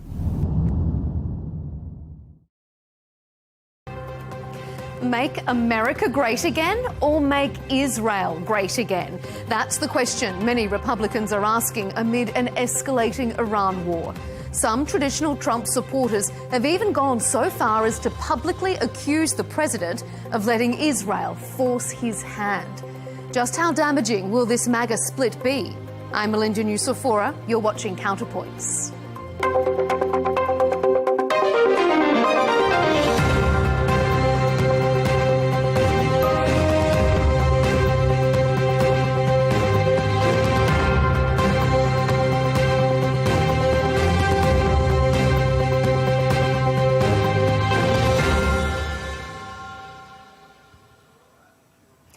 Three simple sentences have sent shockwaves through Republican circles. Secretary of State Marco Rubio wasn't cornered or thrown off guard by a trick question. He offered up this explanation for war freely. We knew that there was going to be an Israeli action. We knew that that would precipitate an attack against American forces. And we knew that if we didn't preemptively go after them before they launched those attacks, we would suffer higher casualties. Conservative commentators were aghast. Was the Trump administration really admitting that it went to war because Israel was facing an imminent threat?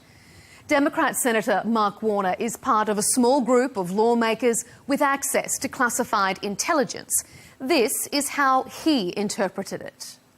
There was no imminent threat to the United States of America by the Iranians.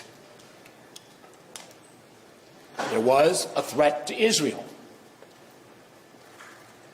If we equate a threat to Israel as the equivalent of an imminent threat to the United States, then we are in uncharted territory. Coming up, we'll ask our panel, did the US start the war with Iran to protect Israel? Has President Trump become beholden to the military hawks he campaigned against? And will this MAGA split erode Republican support? Joining us for this discussion is Robbie Suave, senior editor at Reason magazine.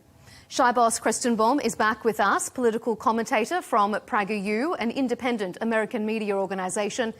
And rounding out this Counterpoints panel, Kaivan Shroff is back, a political strategist, commentator and lawyer. Gentlemen, welcome to Counterpoints and thanks so much for being here.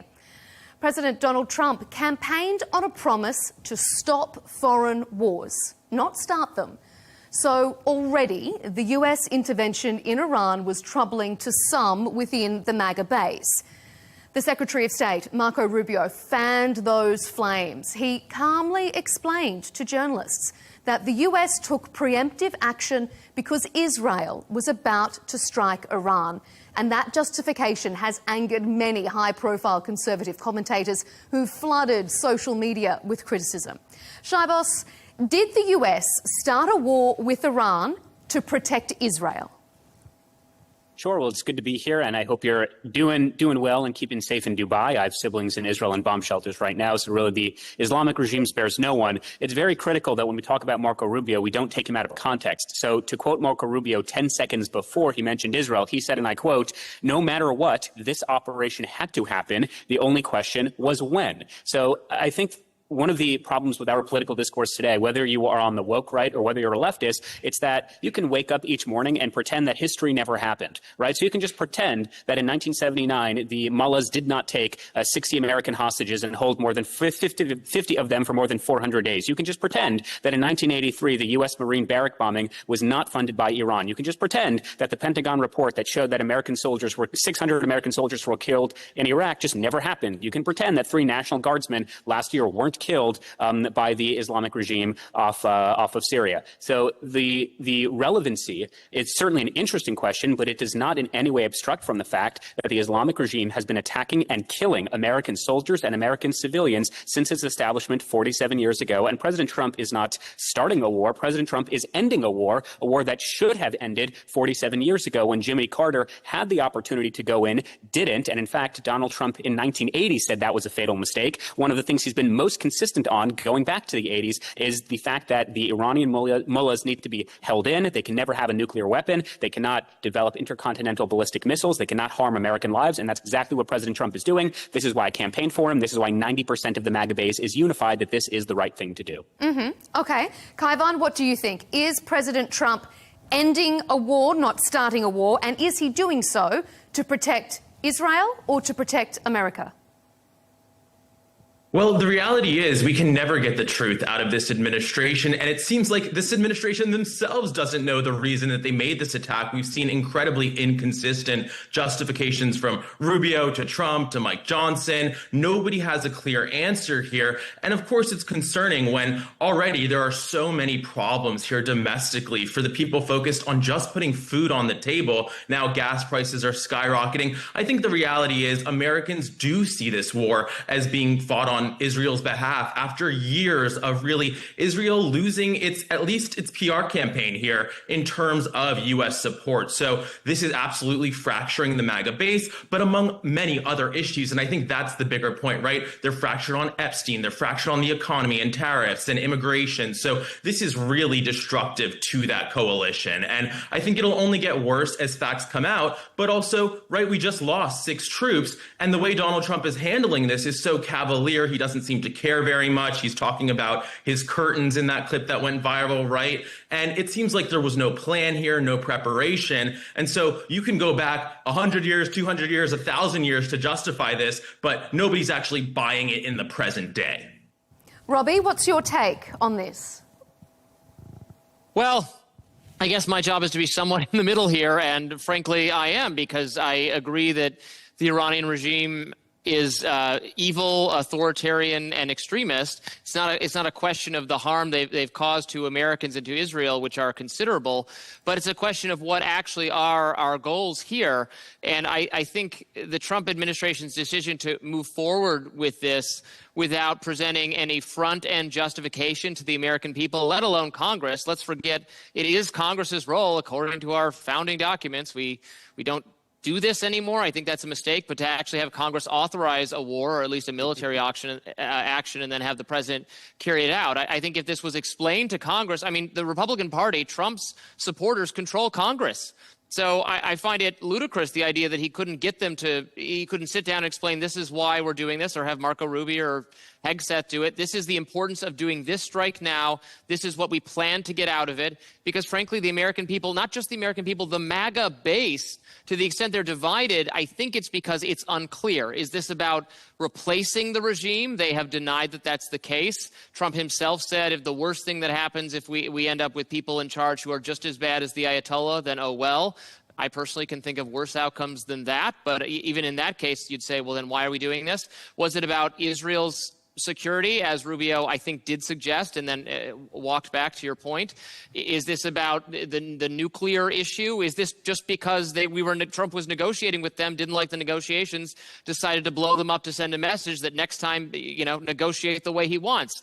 These are all possible and in their own appealing, perhaps, reasons to do this, but they're somewhat contradictory, and the administration is not speaking with one voice on this whatsoever, and that is why there is confusion and dissension even among the MAGA ranks. Shahbaz, I could see you shaking your head, kind of nodding your head, then shaking your head again. Well, when Robbie was talking, I was nodding yes. I appreciate Robbie's intellectual honesty because it's true.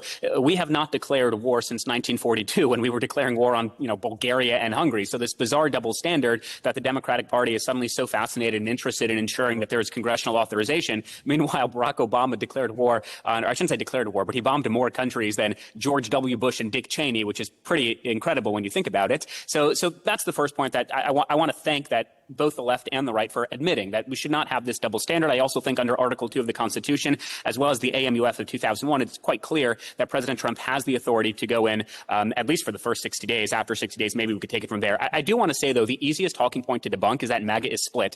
I mean, I was on this show, literally on this show, during the 12-day war, Operation Midnight Hammer, and we had the exact same conversation of, oh, the MAGA base is splitting. I am telling you, as someone who is in MAGA, as someone who will be at the White House next week, the MAGA base is not splitting on this issue. Every single public opinion poll supports the idea that if you are a MAGA identifying Republican, you overwhelmingly support this operation, just like you supported Operation Midnight Hammer. I would also note that on the first day of the war, CNN showed that roughly 6 in 10 Americans did not support this orchestration. I'll call it a war just for semantics and the debate's sake.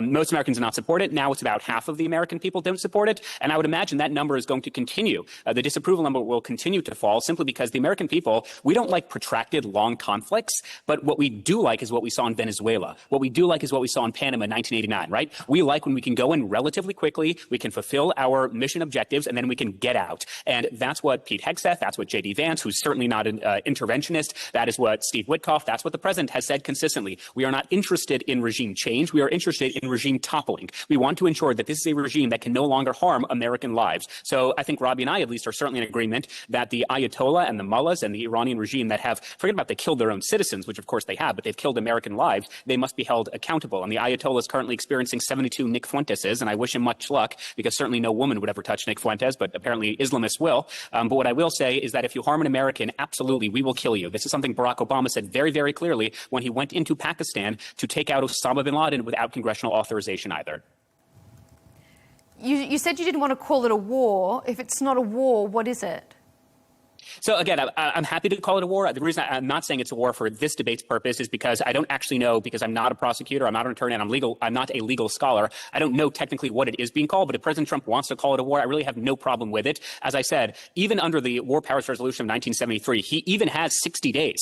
He's notified Congress, which, by the way, Marco Rubio, the current Secretary of State, when he was part of the Gang of Eight, he said Biden never briefed us when he was conducting airstrikes in all these Middle Eastern countries, whereas Marco Rubio now is the Secretary of State is saying we've been briefing as many members of Congress Congress who wanted to be briefed. So he's been meeting all the requirements under the War Powers Act of 1973, leaving aside the fact, and Robbie might actually agree with this, that there's a strong argument to be made that the War Powers Act is unconstitutional in and of itself because it overrides Article 2 of the Constitution, but that's a conversation for another point. So if you want to call it a war, I'm happy to call it a war. The reason I didn't mention war because I know the left in America in particular, they know this is such an objectively good thing, so they don't really have a reason to be against it. So the reason they found to be against it is like, oh, it's unconstitutional, it's illegal, it's unauthorized. That's the only talking point they really have. So I wasn't even trying to get into that talking point. But if we want to get into that debate, I'm happy to. Okay, we won't get into semantics, but Kaivan, does the left think that this is a good war and it's only the semantics that you have an issue with? You know, I totally agree. This regime was evil, and it's great that he's killed. The reality is, though, they have no plan, so we don't know who will come in. They could be worse. And we've learned from Iraq, right? Toppling the regime is the absolute easiest part of this, right? It's the follow-up, what comes next, and they have zero plan on that. So we can't expect it to be great. It doesn't seem like national security experts think it's going to be great. So it does seem like this is really, by the way, you know, Robbie's very generous to say that Trump just hasn't explained this to the MAGA base. I don't think the MAGA base is known for their critical thinking. They're going to take some of his talking points, whatever sticks, they're going to run with it. They're going to parrot it like our guest in the middle here. But the reality is this is about the independents, those voters that are swayable, those voters that did actually believe somehow, some way that Hillary Clinton and Kamala Harris were the war hawks and Donald the dove, right? That ridiculous Maureen Dowd column. Those people Trump is losing in droves. And we saw this in 2025, actually, right? Trump won with young men in 2024, but by 2025, just a year later, he was 10 points down with that demographic, specifically because of the issue of starting up all these foreign conflicts and betraying that campaign promise. Robbie, what's your take on that? Yeah, and I would add to that, I mean, the Iraq War parallel is very apt because this certainly seems more like that given, and, you know, I understand Trump is a very creative, unorthodox political figure who is not, I would argue, primarily ideological, and I don't even mean that as a criticism. I think he sometimes confuses people on both the right and the left because he doesn't think on the level of ideology. I can't do this for ideological reasons. He just does what he wants to do and what he thinks is popular, which has led him on the foreign policy to what I would argue are often some good instincts in not wanting to have intervention and start new wars. But then we've seen what's happened throughout this second term of his. You know, the Maduro thing, the Venezuela thing, we didn't overthrow that regime. That regime is very much still in power. It's just a different person in power. We can take out leaders we don't like. We can, you know, our military, our bombers are very powerful. We can kill a lot of evil Iranian leadership, but is that the same thing as replacing the regime? I struggle to understand how the regime itself will be replaced by democratic pro-Western forces without ground involvement as was necessary in Iraq. That's a sort of thing that, you know, people of, I'm just trying to guess the ages of my fellow participants, people of our generation all have bad PTSD over with respect to Iraq, an award that, again, was brought before Congress and voted on and justified both internationally and domestically to political leaders. This happened in the night, and then it was explained to us next. If it's going to be a replacement of the entire regime, that's just going to take an effort that I don't see how you get around explaining what the plan is and having people vote on it. Unlike Venezuela, where we were in and out, but we did not purport to replace the regime whatsoever. Well, similar to Venezuela, President Trump has said just recently that the US will have a role in picking Iran's next leader. He said that to a couple of news outlets. So if this is not about regime change, Shabbos, what's it about? And how can the US have a say without necessarily having troops on the ground and getting more bogged down in this conflict? Sure. So again, it's not about regime change, it's about regime toppling. But I just want to first respond to But if President Trump is saying he's going to have a hand in picking the next leader, well, that is regime change because he's going to install a new leader. No. So let me be clear. But first, I just want to very quickly respond, then I'll answer your question. I just want to quickly respond to these accusations that I'm parroting MAGA talking points, which I don't appreciate that accusation. A CBS poll yesterday found that 85% of Republicans support President Trump's strikes on Iran. A Fox News poll found that 84% of Republicans support President Trump's attacks on Iran. A Washington Post poll found that 81% of Republicans supported President Trump's attacks on Iran. Reuters found that 82% of Republicans. So again, if you want to have this talking point of like MAGA is split and young people aren't into it, then you have to cite correct, which is why your accusation that there's a split in MAGA is simply not true. So if you want to say there's a split in MAGA, saying the MAGA base. No, you just didn't understand. Hang on. Let me finish. No, the MAGA base is going to say whatever talking points Trump says, right? You are part of the MAGA base. That was your PR campaign. You sucked up about the Harvard thing, and you went to go give all these speeches, and now you're a MAGA talking head. But the rest of the Republican Party, those independent voters, right? It's the voters. It's not the party. It's the voters that I'm talking about who voted for Trump. So here's what you're not going to do, and if you do it again, I'm leaving. You're not going to interrupt. I listen to you, and you listen to me. That's what being in a democracy is all about. Leave. If you don't have the intellectual, you might have to leave. That's how the show works. Okay, Kaivan. Let's let Chabos make his point, and then we'll come back to you. Okay. If you don't have the intellectual capabilities or the emotional maturity, that's fine. And then respectfully, gentlemen, please. Let's play nice. Well, I am being respectful. I will patiently listen, and then I will respond. But evidently people can't do it. In terms of the goals of the war, and this is what I want to be super clear about, there are multiple goals. Number one is ending Iran's pursuit of nuclear weapons. That was started under the 12-day operation of Midnight Hammer, and it continues today.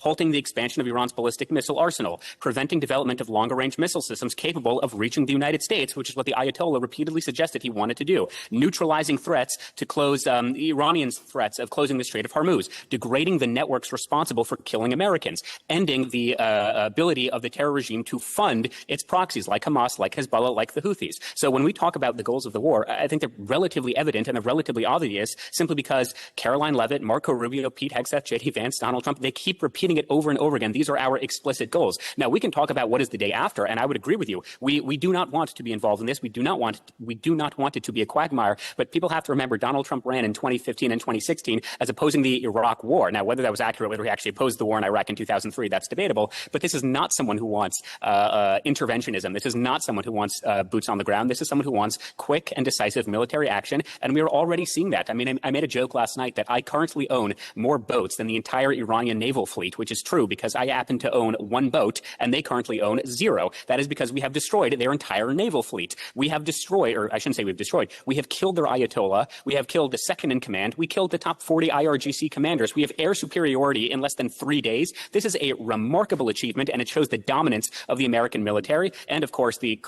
complete collaboration, vindication of the U.S.-Israel relationship. So do we want boots on the ground? Absolutely not. Do we want a long, protracted conflict? Absolutely not. You know who else doesn't want that? Donald Trump. He keeps saying it every day.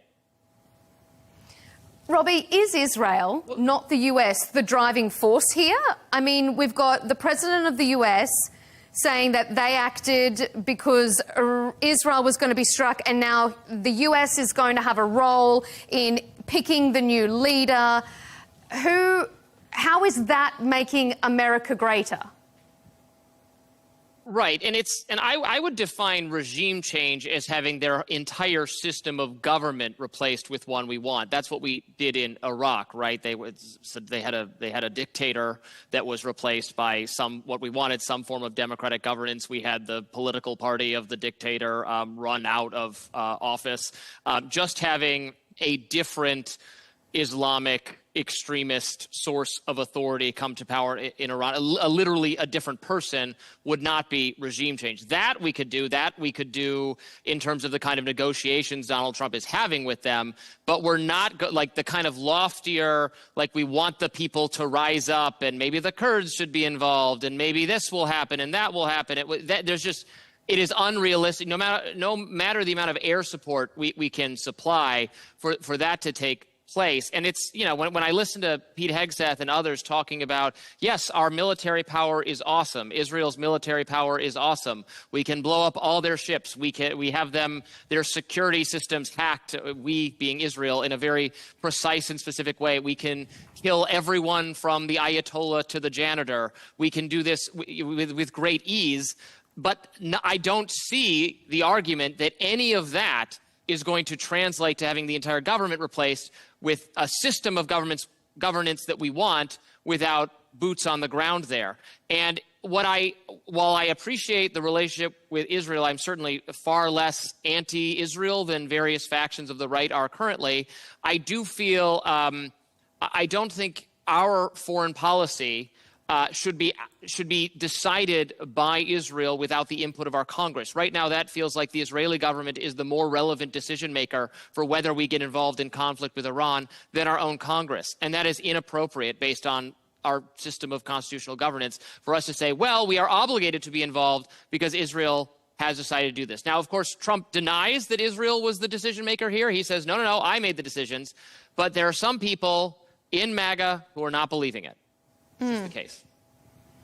Kaivan, will this operation feed into that perception that Robbie is talking about there, that Israel has a huge role in guiding American foreign policy, particularly in the Middle East?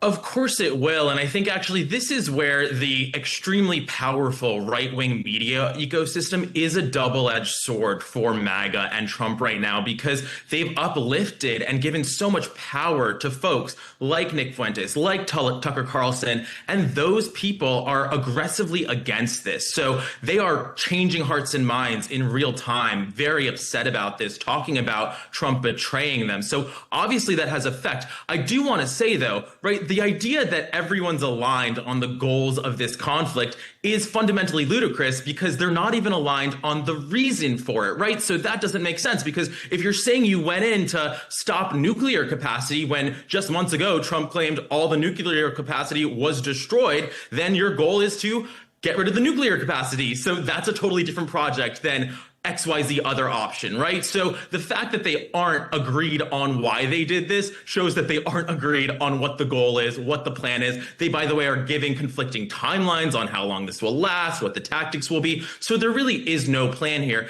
And then you have to think about how much news the average American is actually getting. What do they know about this right now? So far, they definitely know that Trump campaigned on less foreign conflict and has upped that. He's attacked Iran. They know that Israel is involved. They know that 6 U.S. service members have died. They may know that there's no plan, but other than that, they probably don't get into the nitty-gritty we're all talking about on this platform. And so the reality is, all of those things are pretty negative when you look at the picture for Donald Trump, and then you add it to the context of most voters do not feel Trump is focused on the things that matter to them. The economy, that's number one, right? So that is a disaster scenario. And then, of course, we have our midterm elections here. We just had some of the primaries wrap up, but that's going to play a huge role as well. And then I think even looking to 2028, Trump is now tainting all these high-profile Republican figures that carry water for this in a major way. So who are the people that can distance themselves enough and carry that MAGA mantle, I wonder? Shahboz, did you want to say something there? Yeah, I would just say, you're entitled to your own opinions. You're not entitled to your own facts. There was a CNN survey that came out last week, and it showed that 96% of all Republicans that Donald Trump endorsed in the primary won their reelection. So if you want to make the argument, which is what you just did, that Nick Fuentes and Tucker Carlson, to use your own words, are changing the hearts and minds, particularly of young people who voted for President Trump, you have to support that with evidence, and you have to support it with polling. I demonstrated why that isn't true, because if you look at all public opinion polling, when it comes to the MAGA base, they are incredibly united because they support President Trump doing this. Why? Because this man has been incredibly consistent to an almost shocking level about how Iran can never have nuclear weapons. In fact, in 1980, he gave an interview, I think it was Barbara Walters, and he was scorning Jimmy Carter for not invading Iran right then and there. He talks about in his book in 2011 that the greatest existential threat facing the United States is Iran. He talked about in 2015 and 2016 when he was running for president for the first time that he would ensure to whatever degree he could that Iran does not get a nuclear capability. And again, when we keep going back to this question, which I've answered and the White House has answered numerous times about what is the purpose of this war, I want to give you one other anecdote, because clearly what I'm saying isn't really resonating, even though you have yet to argue with it. Instead, you're just kind of ignoring the point. Steve Witkoff spoke with Sean Hannity, either it was last night or 2 nights ago, I don't remember. And he said that during his negotiations, the Iranian negotiators told him that they were, quote, proud. They were proud that they evaded the protocols put in place. Witkoff recounted how the Iranian negotiators told him that in their first meeting, they had 460 kilograms of 60% enriched uranium, and they were fully aware that that could make 11 nuclear weapons. The IAEA also admitted that Iran had the material capable of making 11 nuclear weapons, which is why Midnight Hammer was an excellent idea. It was orchestrated well, and it targeted 3 particular nuclear sites, Isfahan, Natanz, and Fordow. The problem is, in the English language, there is a word called rebuilding. You can look at satellite imagery that, unfortunately, Iran was stockpiling enriched uranium 70 feet underground. And again, don't listen to me. Listen to the isolationist, anti-interventionist Vice President J.D. Vance, who said as much. He said, why is Iran storing enriched uranium 70 feet underground, even when they are the world's largest oil exporter? You don't do that for peaceful civilian purposes. Okay, Robbie, I'm going to bring you in a moment, but Kaivan, I can see you wanted to say something. Yeah, I think it's a great point, to see who's credible on this. I feel like I'm watching Netflix at 2 times speed, by the way, responding to you. But, you bring up to debunk my point that Donald Trump is losing, that his candidates in Republican primaries won by a majority. First of all, the people that get involved in primaries tend to be more on the extreme end of the spectrum. So that makes sense that the MAGA base would show up to support his candidates. But it really has no bearing on my point about midterm outcomes. And I think if that's your logic, then you fundamentally misunderstand politics. And to just quote random CNN polls, we can all quote a different poll. So I don't know that that's that helpful and productive. And I think it's interesting that Republicans actually are taking a tack, which we saw Democrats do, and maybe I was one of them in 2024, of just burying their head in the sand of all their problems, right? Like they're going to just insist the economy's good. They're just going to insist that this is a popular thing. None of the data bears that out. It's not popular. And I think, again and again, polls show it's not popular. And I think what's more interesting to see as somebody who does know what he's talking about is there's this thing called the rallying around the flag effect, usually when these conflicts happen. But we've actually seen less of that effect following Iraq because it has been so ingrained in the public conscience that this went badly the last time that we're actually not seeing that jump in support. And I think part of it, of course, is the lack of consistent messaging and Trump's reaction, which didn't seem to take it seriously at first. But that is very notable when you look at the political science on that. I would. Can I jump in very quickly? Yeah, very, very quickly, and then I want to give it over to Robbie very briefly. Shavos. Well, again, I don't appreciate the personal attacks, but I digress. I want to be convinced of your position. So you have said that Nick Fuentes and Tucker Carlson are changing the hearts and minds. I am pointing to specific public opinion polling that suggests the exact opposite. So I would like to ask you to substantiate your claim. What data or what polls are you using to suggest that Nick Fuentes and Tucker Carlson, what numbers, what polls, what statistics are you using to prove the point that Nick Fuentes and Tucker Carlson are changing the hearts and minds of young people? What do the numbers suggest? Because I have numbers that suggest the exact opposite of your point. Let me split the difference here. Okay, go ahead. It remains the case that Trump, who won, slightly more than half of the popular vote in the country, enjoys slight majority support of the entire country, enjoys total support of the Republican Party, that the vast majority of self-described Republicans support and like Trump and trust his judgment, and whatever he does, they're going to hear him out and they're going to be broadly on board most of the time. Like that's the default, and that is true. It is also true that Trump brought in for this election a number of voters he didn't have with him previously, and that in this closely divided country, even though it's a small number of, relatively speaking, of truly undecided or independent or up for their vote kinds of people, they were a lot of them young men of various ethnicities. Frankly, if you look at the demographics of the polling, it's a lot of young men, young Latino men, young black men, young white men, a lot of men brought in by speakers, thinkers, podcast people like Joe Rogan and Theo Vaughn, and yes, like Tucker Carlson and others, who articulate a different foreign policy than what has been coming out of Republican leadership like John McCain and Mitt Romney and George Bush for years. And for them, this is not what they want and what they signed up for. Does that suddenly mean he's losing control of the Republican Party? No, of course not. But just a small slice of Trump's new coalition saying, "Hey, I didn't sign up for this. I thought no new wars." all right, I'm out. What are Democrats offering me again? I got to look at that again. Even if that's a small number of people, that will affect Trump's coalition overall. So it's not, and it's more likely to be young people. I've noticed this from talking to and from studying social media trends. I mean, there are massive audiences for people like Tucker Carlson and others. You can say some of that is foreign bots or whatever it is, but I think it's a cope to write it off entirely and to say, oh yeah, everyone who disagrees with me on this must be some foreign actor. That frankly sounds like the Russian idea all over again, that everyone I don't like, Hillary can't win because it's all Russians or something on Facebook.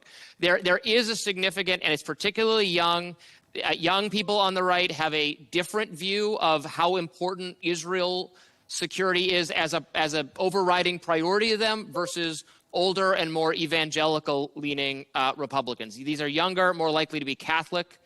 It just is different, and you can't say that doesn't exist at all. It's not sweeping the Republican Party and remaking its entire foreign policy overnight, certainly, but it does exist, and it's worth paying attention to. Mm-hmm. You're kind of leading me into the next chapter of this debate, so I might move us on to looking at whether or not there is a split within the MAGA base, whether or not that is going to be damaging, because despite a lot of online traction from conservative commentators, as you all have been quoting there, deriding the president's intervention, lawmakers still have his back. Of course, we saw the US Senate voted down a resolution that would have reined in the president's ability to continue this military action. So, Shabos, is there a split in the Republican base, and is it damaging? You know, for just once, I want to come on this great program and not talk about this split that isn't happening. So again, I would totally agree with everything Robbie just said. And Robbie, don't discount the power of the Russian bots on Facebook, all right? My mom was easily duped. But what I will say is, yes, there's a split amongst the American people because we live in a democracy, and you know, the Republican Party will be in power, and I would imagine they probably won't be in power after the midterms, because historically that's just what happens 2 years into a presidential administration. So certainly there's a political split. There's nothing insidious or nefarious about it. That is part of living in a healthy democracy. And I think the real test of the endurance of the Trump agenda will be in 2028. A, who his successor will be. I'm certainly hoping it's Marco Rubio. And B, whether there's enough national appetite to sort of continue a MAGA agenda. But I digress. In terms of the internal MAGA divisions, again, I'm happy to be convinced, but you have to substantiate it with concrete, practical numbers, polling data, and objectives. I would agree with you that young people, they're less interested in foreign intervention. They're less interested in you know, the virtues of the West. They're less interested in believing of, like, you know, neoconservatism. That's obvious. That's true. I mean, but James someone Fishback, like Megyn Kelly is not going to say these things if it's not popular. She's no dill. She's going to say things that she knows her audience want to hear. So if she's saying it, isn't there a reason? Obviously, but my argument, and I'll simplify it, my argument is the people she is catering to, the people that Tucker Carlson are catering to, the people certainly that Nick Fuentes is catering to, are overwhelmingly not Trump voting, or I should say Republican registered voters. They just aren't. In fact, Nick Fuentes, forget about the fact that he said just yesterday he's only going to be voting for Democrats in the future. In 2024, he literally encouraged his followers to vote for Kamala Harris. Okay, Donald Trump just 2-3 days ago said that Tucker Carlson doesn't know what he's talking about, said that Megyn Kelly, you know, should tone down the rhetoric and open a history book. So and yet Tucker Carlson was just at the White House. Isn't that the point?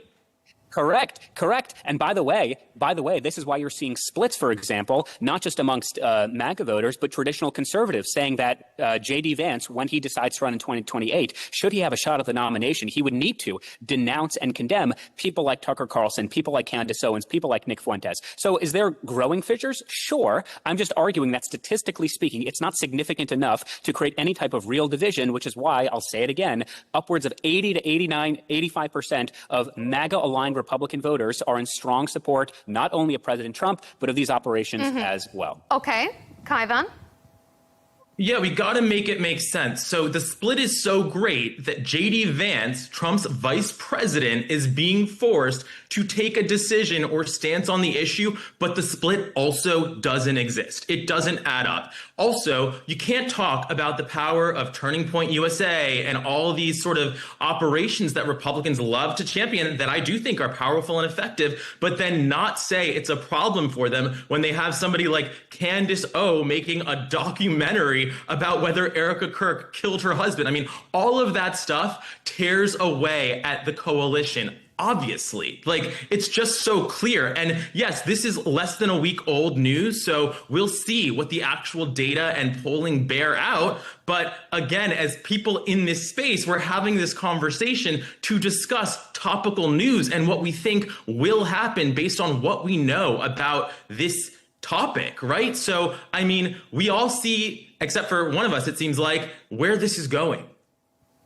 Well, I'm glad you brought up Candace Owens, because that's actually a pretty good example. She was not invited or allowed to speak at a TPUSA conference in more than 4 years, but I digress. So again, I'm not denying that there is a growing problem. What I am saying is it's not enough of a problem at this moment in time whereby a political commentator or political analyst can seriously suggest that there is such a fracture, whether it's in the MAGA base or whether it's in support of these operations in Iran, that it's going to seriously hamper the Republican efforts in the midterms or in 2028. Then why is JD Vance a whole host of issues, whether it's the Epstein files, whether it's the cost of living. I mean, they're genuine domestic issues. But the argument that people are propping up, and particularly propagated by the mainstream media, that this is the issue that is tearing the base apart, how can you possibly say that when, again, I sound like a broken record, 80 to 85% of MAGA-identified Republicans say this is something they support. So again, there is more ideological diversity amongst the conservative movement than there is within leftism. I mean, this is brought out by almost all publicly available opinion polling.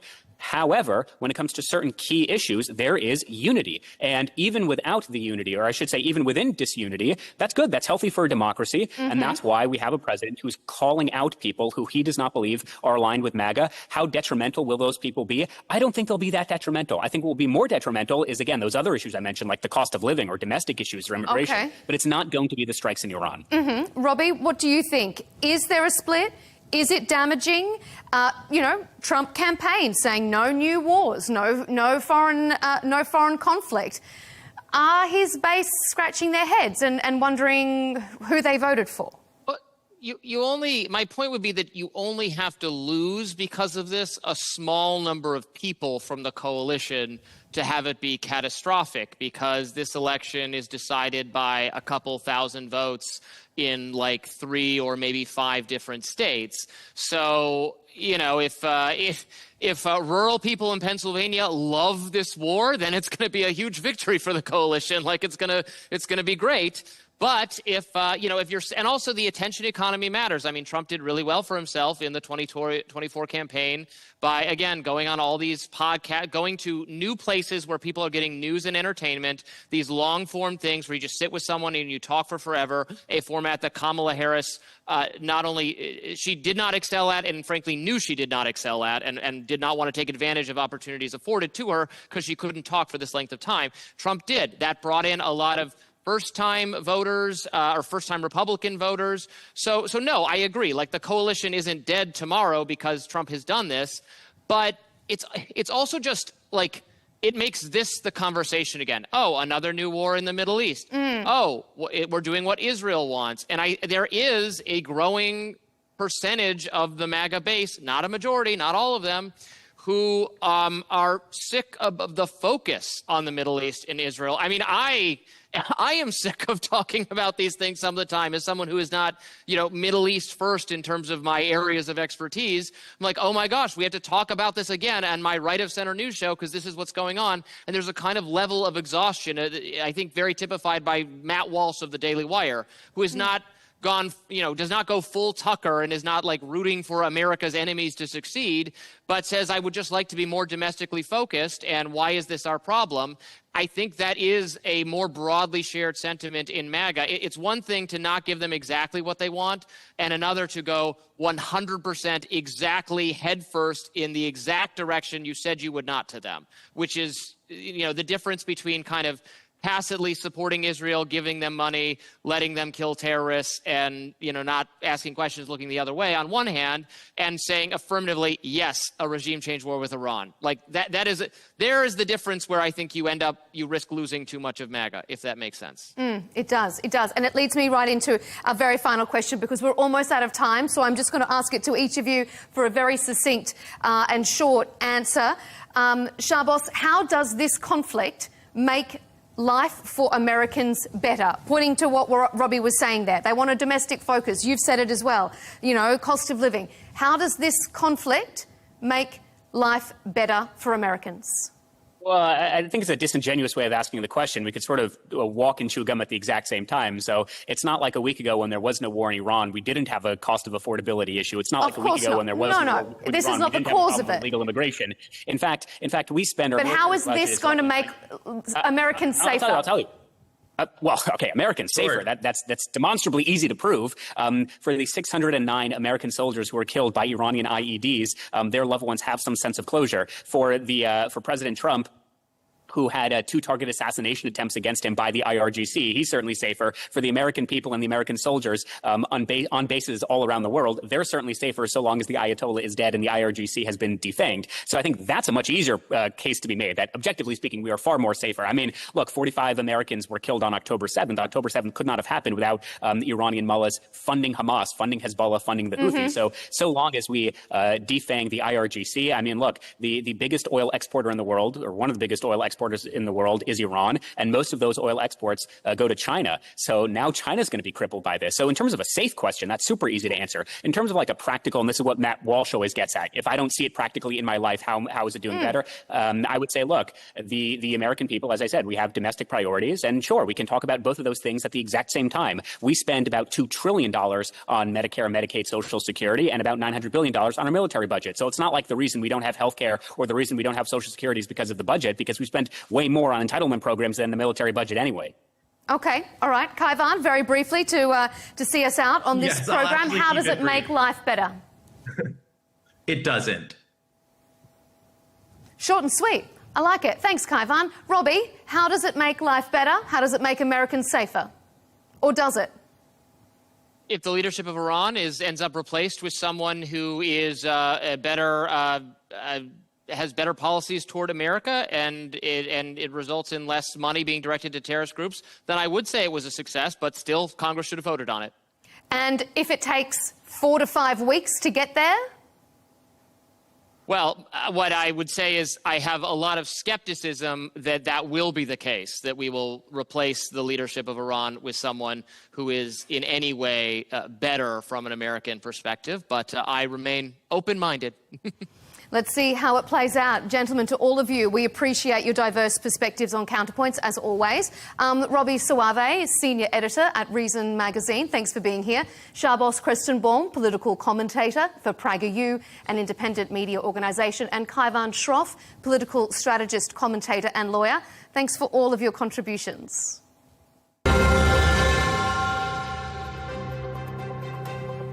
And as always, thank you to you for tuning in to this episode of Counterpoints. Be sure to follow us on YouTube, X and TikTok to stay up to date with our latest debates and interviews. And we'll see you next time for more analysis.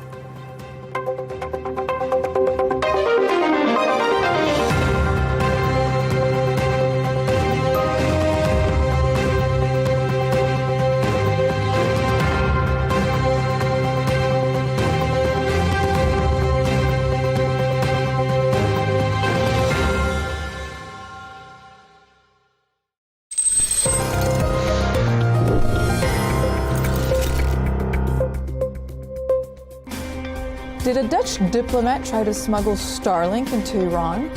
Well, that's exactly what Iranian authorities and state media is claiming. On January 28th, at Iran's Imam Khomeini International Airport, a senior Dutch diplomat reportedly refused to let airport security x-ray his luggage, citing diplomatic immunity. Iranian officials seized the bag anyways. Shortly after, the diplomat left the country without them. A second diplomat reportedly later attempted to retrieve the items but was unsuccessful. Iranian state media released footage claiming the luggage contained Starlink satellite terminals, satellite phones, and advanced communication gear. The Netherlands confirmed the seized luggage belonged to their diplomat, calling it an unacceptable violation of the Vienna Convention, which grants immunity to diplomatic luggage. The Dutch government refused to comment on the contents of the luggage, demanding its immediate return. Starlink is illegal in Iran. The government considers it a national security threat. It is able to bypass state-controlled internet censorship during anti-government protests. Reports, including from the Wall Street Journal, claim the U.S. government has facilitated the delivery of approximately 6,000 Starlink units into Iran to help activists stay online. This incident has heightened tensions between the Netherlands and Iran amid Iran's protests, crackdowns, and internet shutdowns.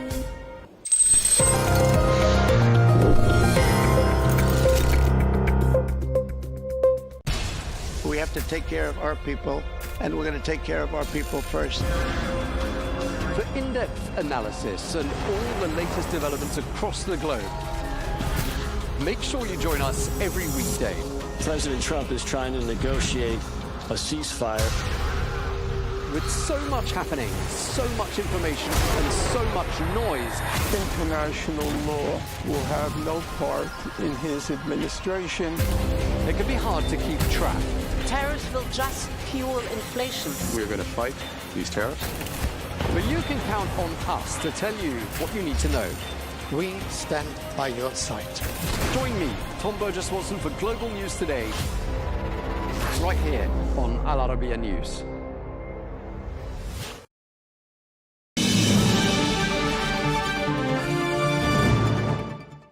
Well, we're joined now by Iran's ambassador to Cairo, Mojtaba Ferdowsipour. Ambassador, thank you very much indeed for joining us. This war is now entering its 7th day. Israel and the United States say that they are stepping up their attacks. What are your contacts in Iran telling you about the current situation on the ground?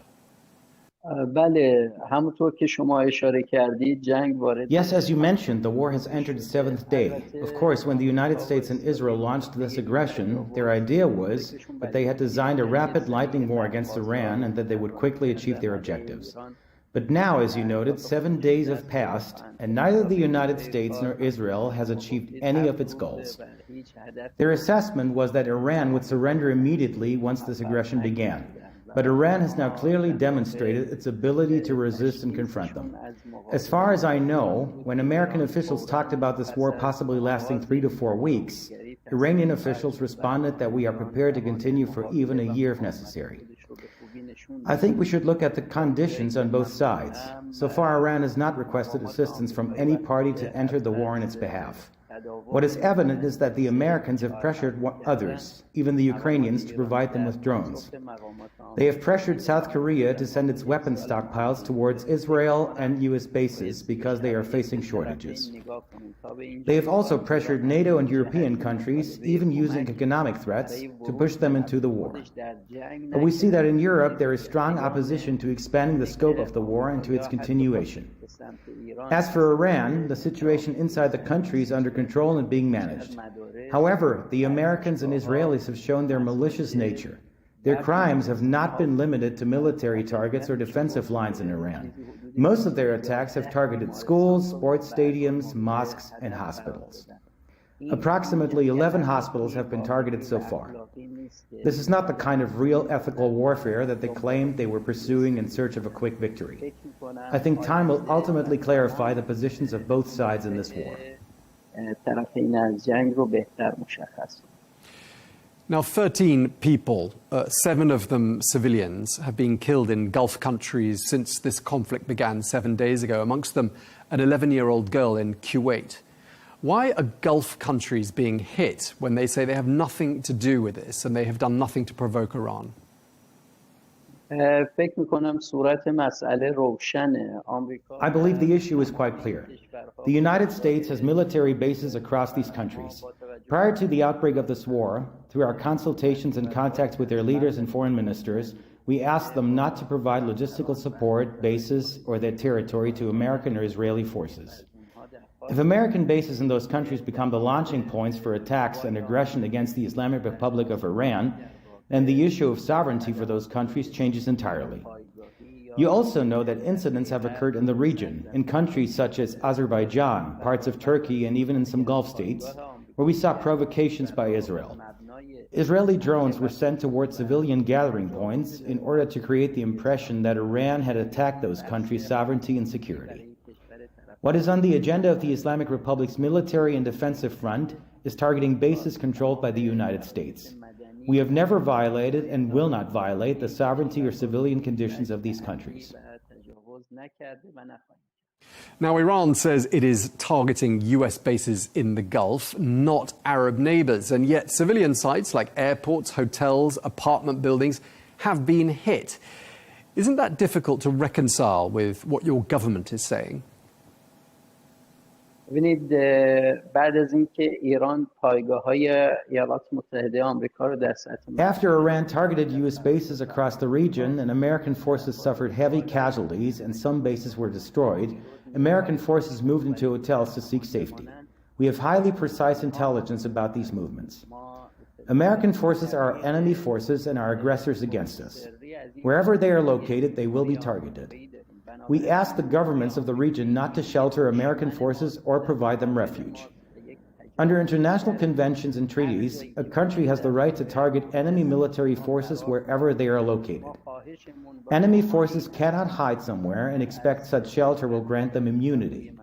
Therefore, our request is that American forces leave the region and stop their aggression. Now, Ambassador, your foreign minister says that Tehran is ready for a US or Israeli ground invasion. Do you think that's a real possibility at this stage? And what will Iran do if Kurdish fighters from Iraq cross the border and enter the conflict? Being prepared for something and it actually happening are two different matters. If the United States enters such a scenario, it would be committing a second major strategic mistake in its aggression against Iran. Is Iran prepared? Yes. Iran is prepared on all fronts.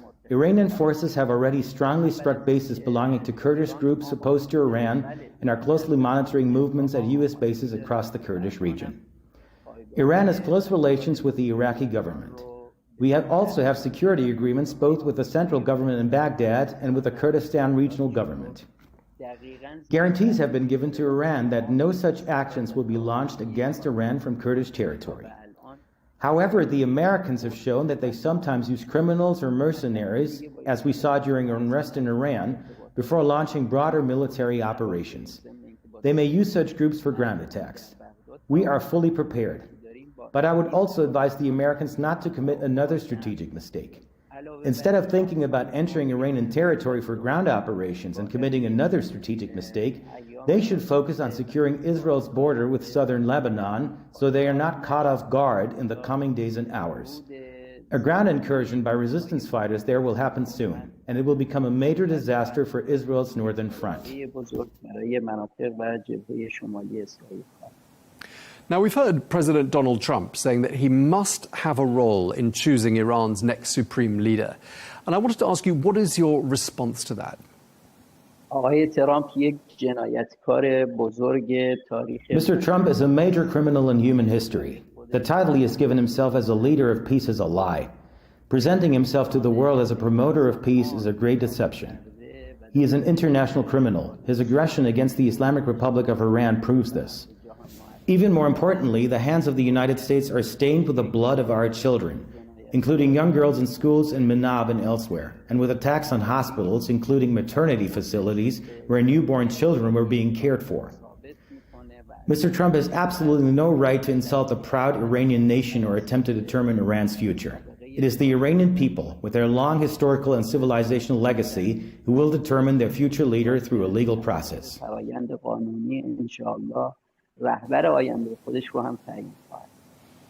So, who do you believe the next supreme leader will be then?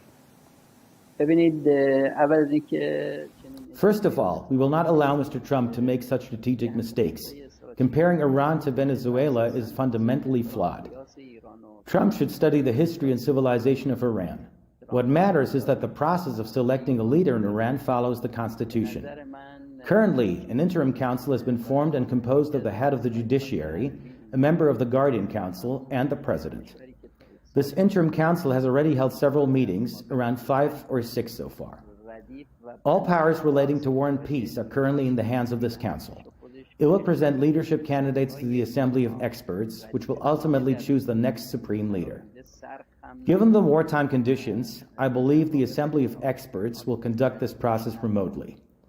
I believe we will see the chosen leader announced in the coming days. The Interim Council is currently handling this responsibility following the assassination and martyrdom of the Supreme Leader.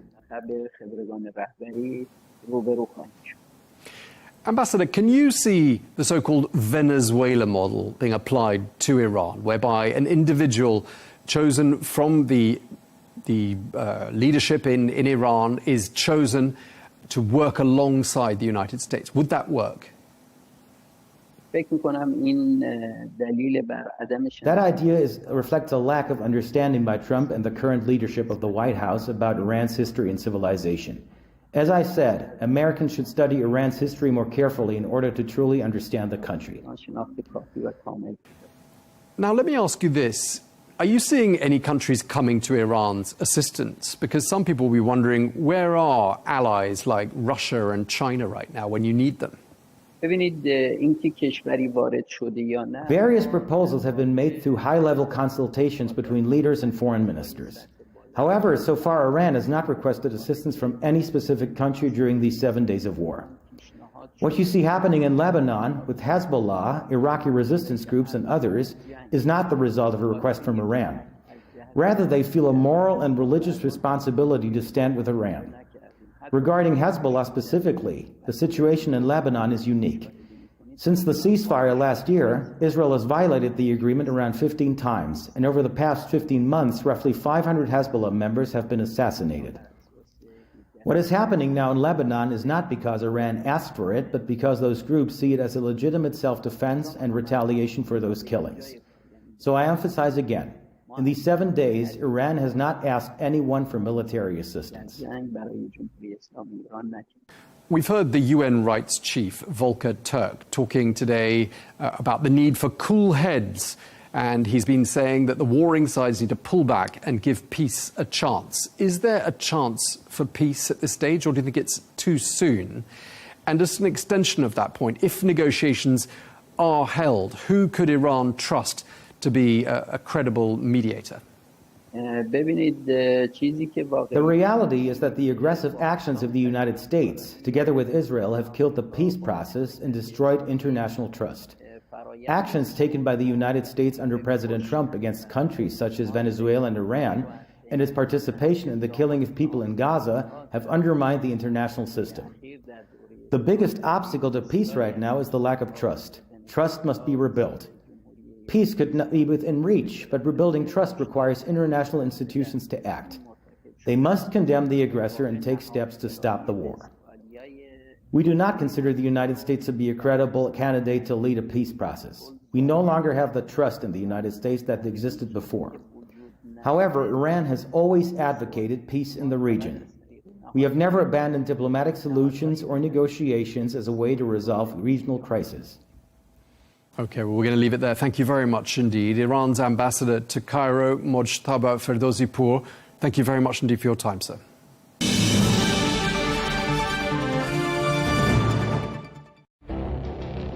It feels like decades are passing by in a matter of weeks. Seismic shifts in the world order. Never, ever will be part of America. With so much happening and so much noise. Whether it's political upheaval, Canada has been ripping us off for years, economic shifts or social movements. And no one wins from tariffs. I think America can be more friendly to the rest of the world.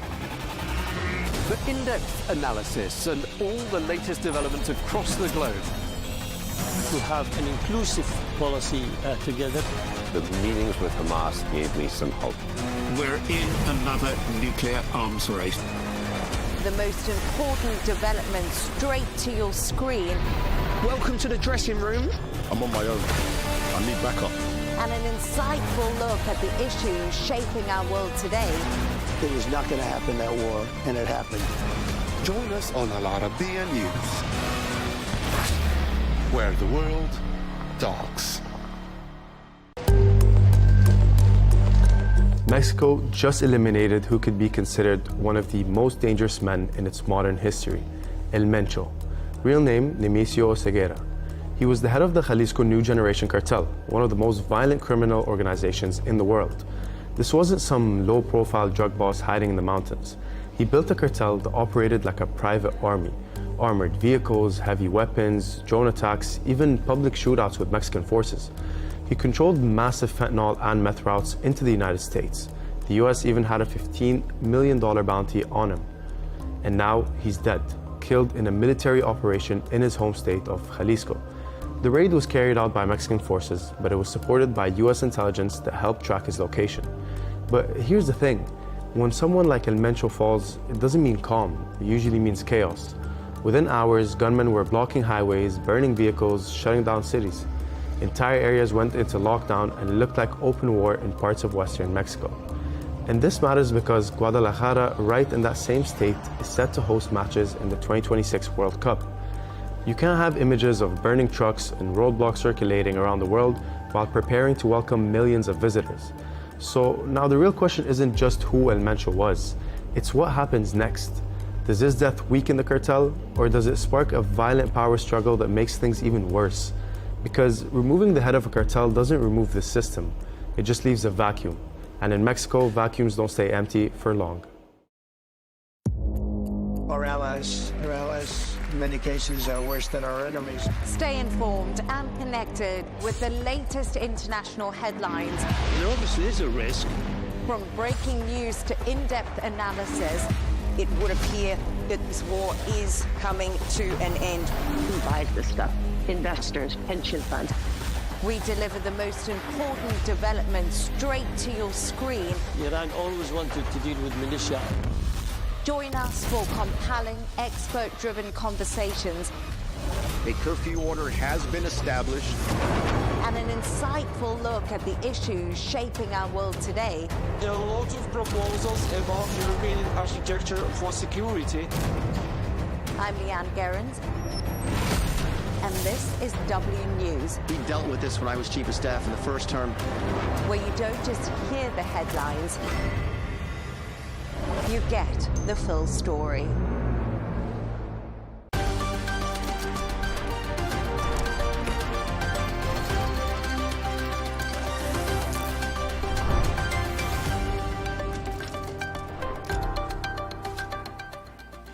Hello and welcome. I'm Leigh Ann Gerrans and you're watching W News Extra, broadcasting live from the Al Arabiya studios. These are our top stories. Iran names Mujtaba Khamenei to succeed his father as the country's next supreme leader. The announcement sends the price of oil rocketing, surpassing $100 a barrel for the first time since 2022. But President Trump says it's a small price to pay for peace. And Macron promises to deploy almost a dozen warships to the Middle East as the conflict enters its 10th day.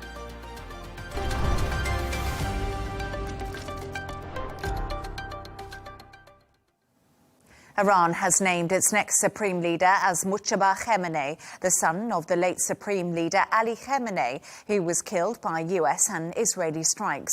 Iran's Revolutionary Guard have sworn allegiance to the new leader, with missile and drone strikes continuing to be traded back and forth across the Middle East. Regional officials say the announcement directly defies US President Donald Trump, who has declared the son unacceptable.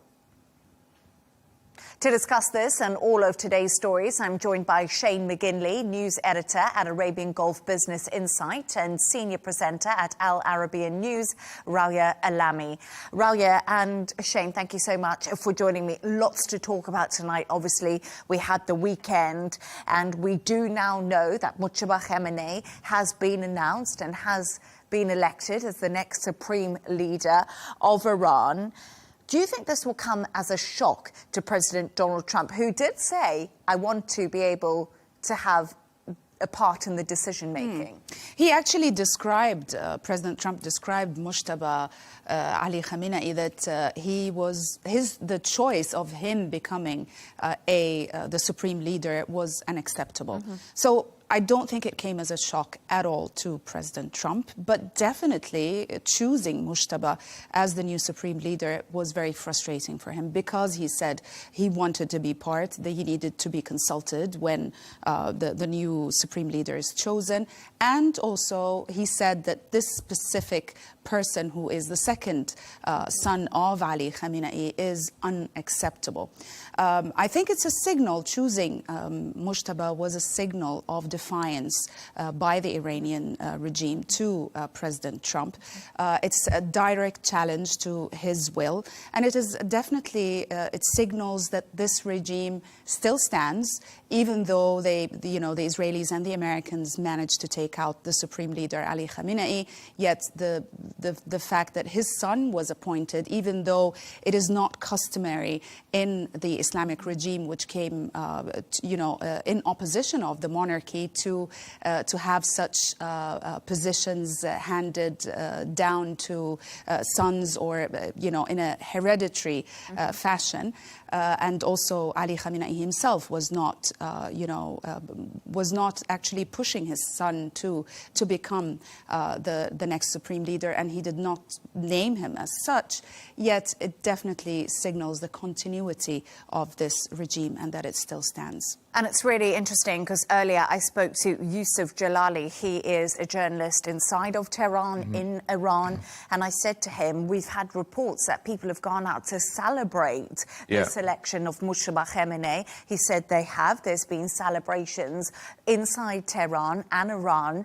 And once again, it shows that they are saying, we are still here, we are still united, and we're going to move forward. Well, yeah, I don't know Donald Trump, I know he likes a sort of social media, but I don't know how a country that you're repeatedly bombing for the last week, you can tell them who their replacement leader should be, and it's unacceptable. If anything, that's going to make him even more popular, because I'm sure Donald Trump's ratings in Iran are not very high at the moment after everything that's happened this week. So that's one of the more comical aspects of everything that's happening at the moment. But I think in terms of sort of the new regime, it's just interesting to see, we had a lot of confusion over the weekend in terms of directed to the Gulf, where there was an apology made, then it was retracted, then it was like, is this really happening? And then there was continued attacks across the Gulf when we were led to believe that that was going to stop.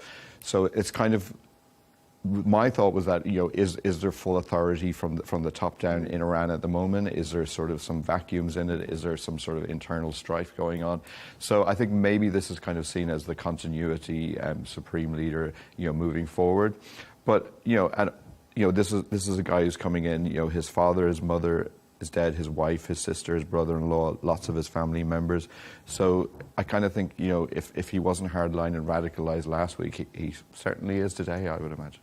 And it's really interesting because you talk about that split, and it was interesting because we saw the president of Iran, Pezeshkian, apologizing to neighboring countries about the attacks. They were saying they were attacking U.S. interests and assets across the region. And then just a few hours later, the attack started again. Yeah. And it raised a lot of questions that does Pezeshkian have control of the IRGC, because they are currently, blamed for these attacks. Yeah. So now that Mujtaba Khamenei is in place, does this once again unite what has probably been fractured? I think it's obvious that there is some kind of split, at least when it comes to the statements of Pezeshkian. It seems to me that, he came out, he did those statements, and then there was some kind of backlash internally within the regime in Iran against these, at Pezeshkian for these statements. And then the second day he came out, because they were read as capitulation. Yeah. They were read as by President Trump that, Iran has surrendered, and therefore they were. Yeah, he did use the word surrender in some of the posts, exactly. Which is probably what inflamed a lot of the reaction and why it was then backtracked. Precisely, and he came out the second day, he backtracked and he said, my statements were misunderstood, and he reiterated and reconfirmed that Iran is going to target any country that allows their territory to be, used by the Americans or the Israelis to launch attacks on Iran. It does seem to me, there is some kind of split from the inside. But having said that, traditionally, historically, the supreme leader is the one who calls the shot. It's not the president. So, Mujtaba Khamenei, Ali Khamenei before him, they are the ones who will decide foreign policy, will decide what happens to Iran's nuclear program, the ballistic missile program. It's not the president. The ultimate authority is with the supreme leader. And let's talk a little bit about the fact that Mujtaba has now come into power in Iran.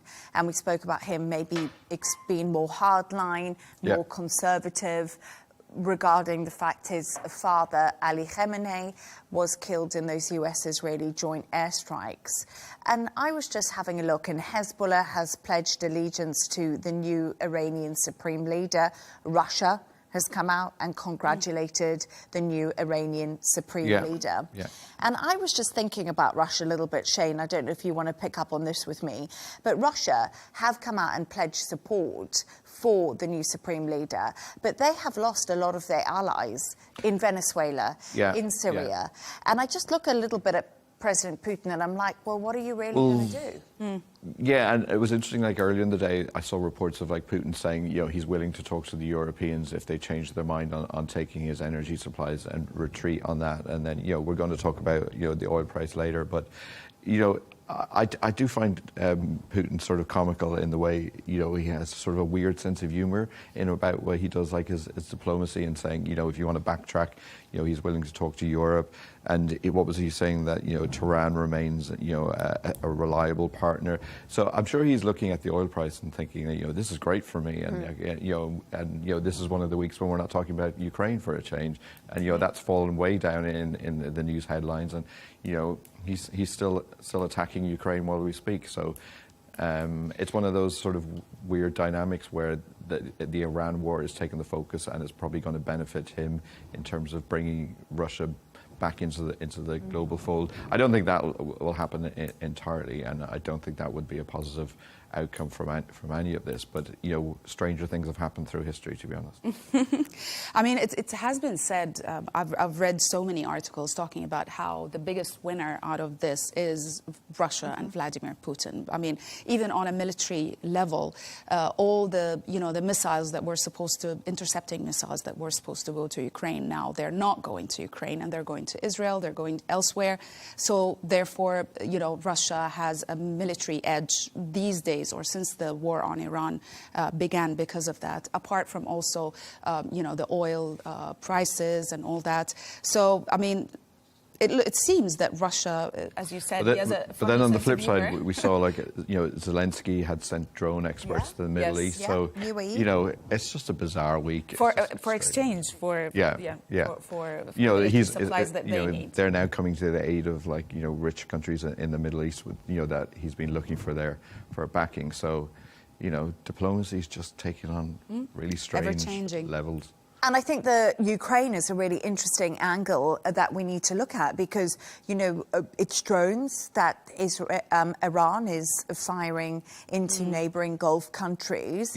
And this is Shahed drones, the kamikaze drones. They have lots of different names. And that is carrying about 50 kgs of explosives, very difficult actually to navigate in the skies. It's not like a ballistic missile. And think about Ukraine. They've actually tried and tested this in a live war setting. So they are the right people to be able to come and provide that technology. They have a lot of experience. Try and test it. Yeah, completely. Yes, completely. Absolutely. But Iran also has been working on their drone, capabilities for a while as well.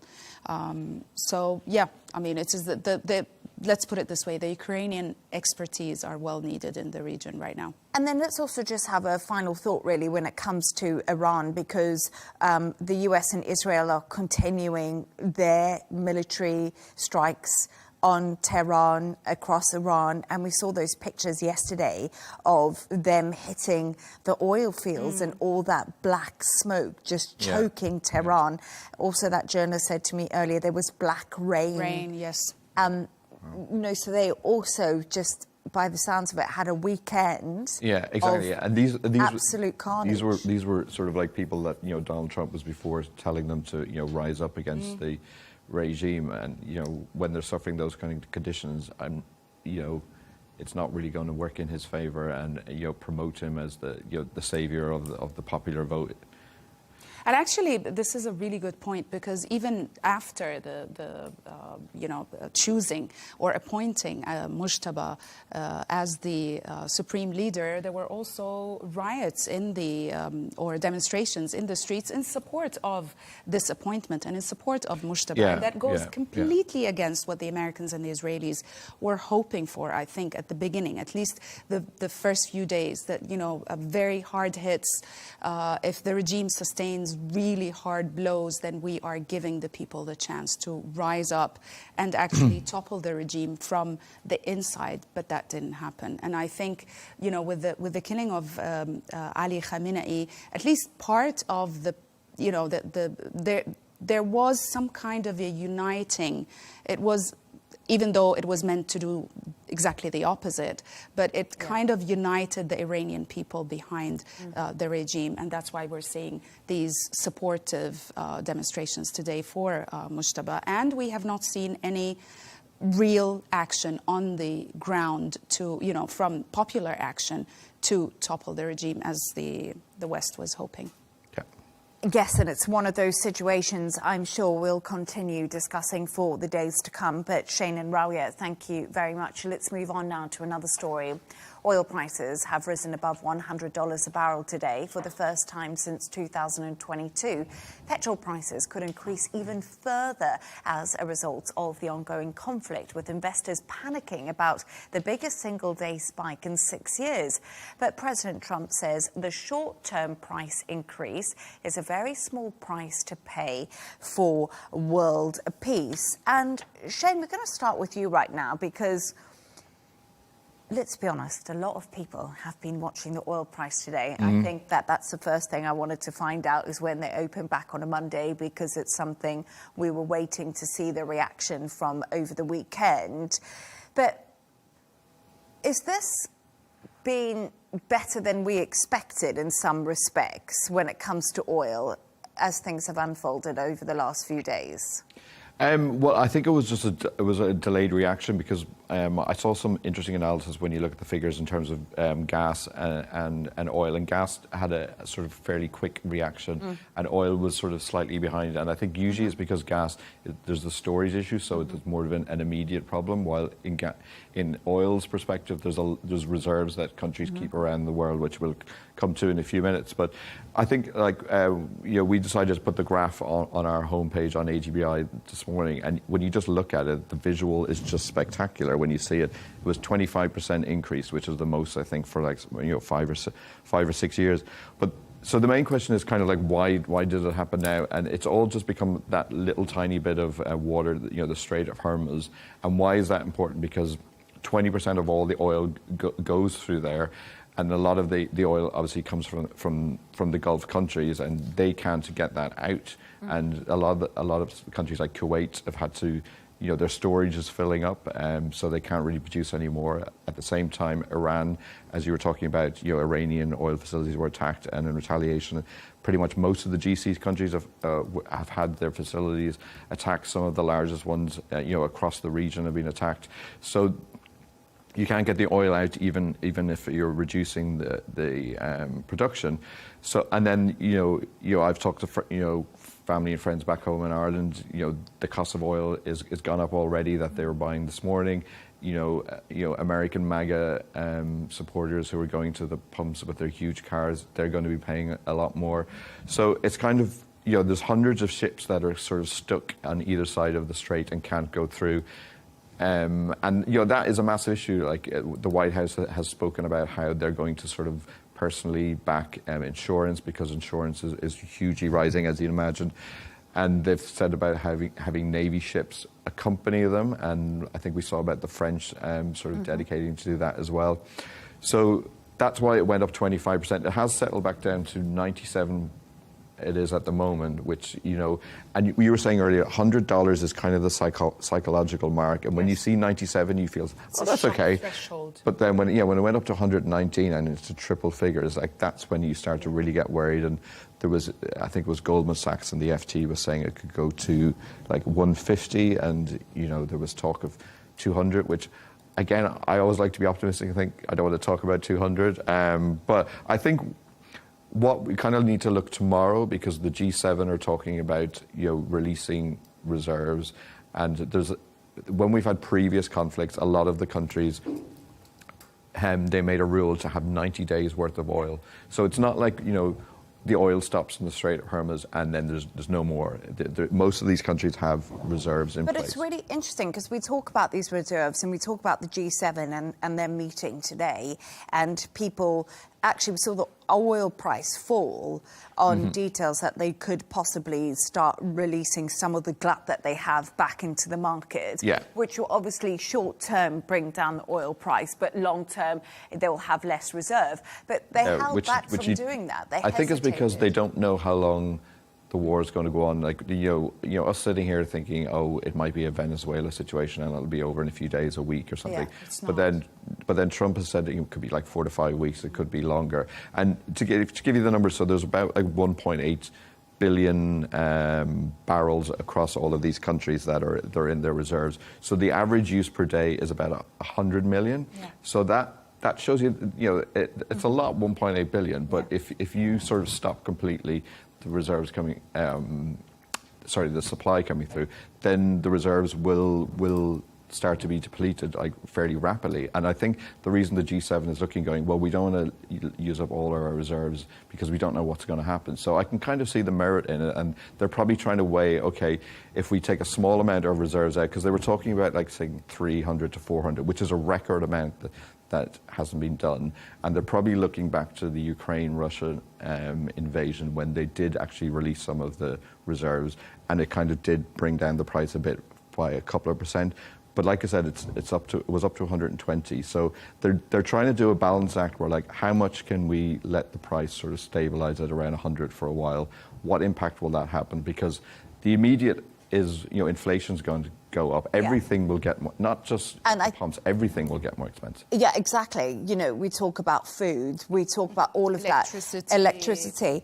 And it's so interesting because right now we're talking about everything seems to be pinned on the Strait of Hormuz. It all seems to be about delivery. That's where the main problem happens. But we must also remember that these big countries producing so much oil doesn't have the space to keep this oil either. They don't have the container availability. So if the war does end, and we see it end when it ends, or if it ends pretty quickly, you know, how quickly can oil reserves recover? Because I think this is the big question. You know, if we start releasing the glut of oil that's in reserve, how quickly can we get that back?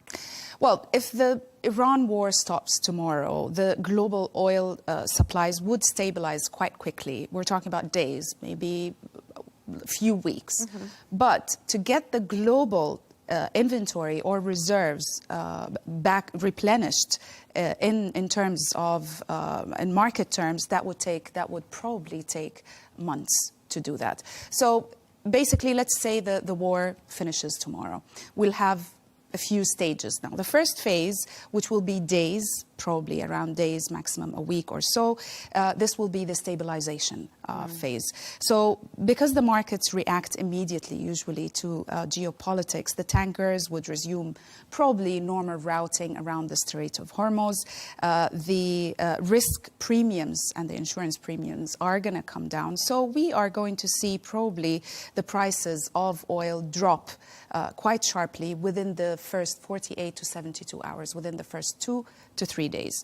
But because the global stocks are still tight and depleted, then we move to the second phase, which is between 1 to 3 months. This will be the rebuilding of inventory phase. What happens is usually refiners and traders start restocking, but they do it slowly so that they do not drive the demand up and therefore drive the price up again. Okay, but they definitely, all the countries you're talking about, especially the countries, the biggest consumers of oil, like the United States, they need to start stocking up, but they have to do it slowly. If we do a historical comparison, like after the Gulf Wars, after Libya 2011, the Russia-Ukraine war in 2022, it usually took between 2 to 4 months to restock global inventory or global reserves of oil. And then you have the third phase, which is after 3 to 9 months of the end of the war. That would be the global normalization, where all the countries will restock their reserves. They would do it slowly, but they would reach the target, basically the full restocking, by probably 3 to 9 months after the war. But I think the main thing is that they've been talking about theoretically the Strait of Hormuz closing for like about 40 years, and I think that's the lesson we have to learn from this. We can't let that continue. We need pipelines to run over to Oman and to run to the Red Sea. So there are alternatives. You can't have the entire world's energy resource hinged on one tiny little bit of waterway. That begs the question, why have they not done anything about it in the past 40 years, even though the threat was there? There is in Saudi Arabia that goes for Yanbu, which can take about half of Saudi Arabia at 100% capacity. So they have north of Saudi so they have Arabia. put in place some, but we've been seeing stories about Iraq and Turkish various different agreements to go to Oman, and now that's not even a theory anymore, or MOUs. That has to be something. But the thing is, though, you can't. I did look up. I thought, how long will it take to build a pipeline? You're talking years, like 5 years. But it's something that has to be done in the region. And I think all of the Gulf leaders are now going thinking, right, this is our number one priority that we have to, because we can't let Iran dictate energy policy for any longer. And I think that's such an interesting way to look at it, because for years and years they have been talking about these pipelines. They have been spoken about, but nothing's actually been done.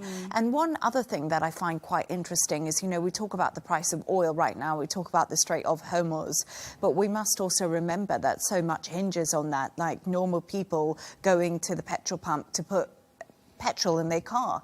They're going to see prices increase for that. People who wish to heat their houses in Europe, a lot of the UK is LNG based. We saw LNG, remember the first day that we saw those strikes, LNG went up 93%, so it reacted quicker than it was the oil usually price quickly. did. And then Qatar has been restricted on its resources, so those will continue.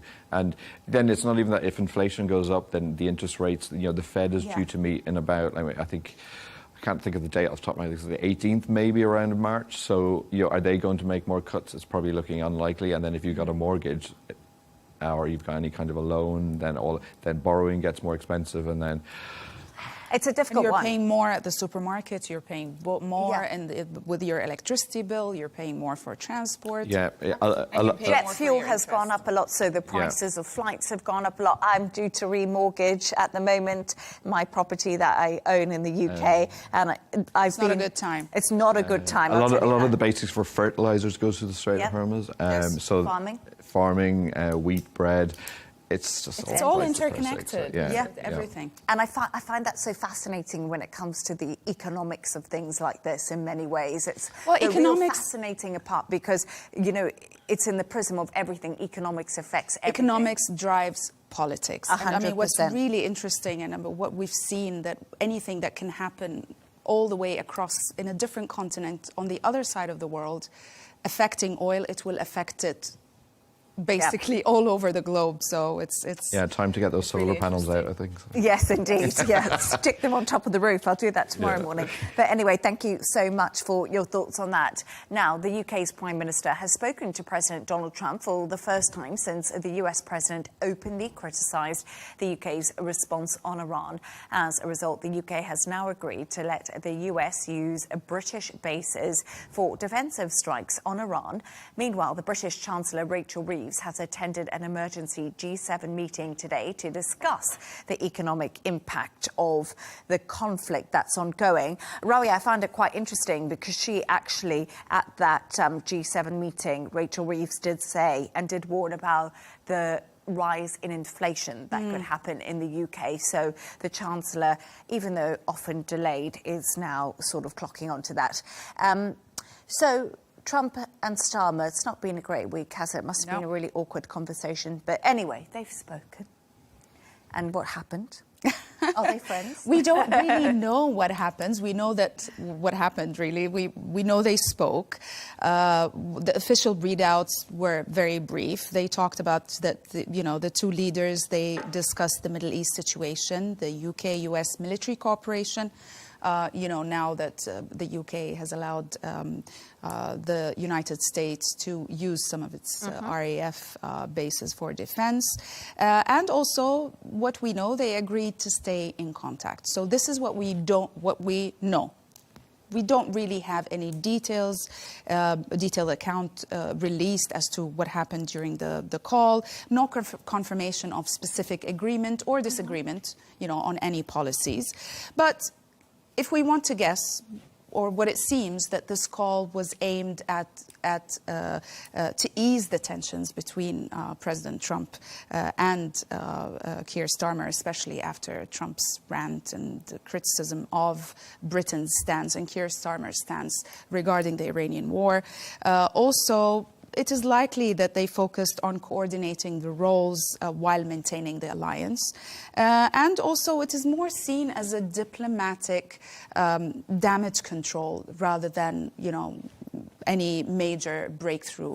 And it's quite interesting, actually, because just before we came on air, we did get reports that RAF jets are carrying out missions over the UAE, and that's something that they're now saying in the UK, which I find quite interesting. It seems that the UK is getting RAF more jets involved. carrying out missions, so it seems like they are getting more involved. But once again, more on the defensive side of things. We're definitely seeing the UK taking that more cautious approach, and they're doing it from the defensive side. And we do know that the ship is coming. Coming time, yeah. It's left. But what I actually find quite fascinating today is that the French President, Emmanuel Macron, seems to be coming out the really strong European leader in all of this. He was in Cyprus today announcing the deployment of 12 Navy vessels to protect allies in the Middle East. He's also talking about opening the Strait of Hormuz.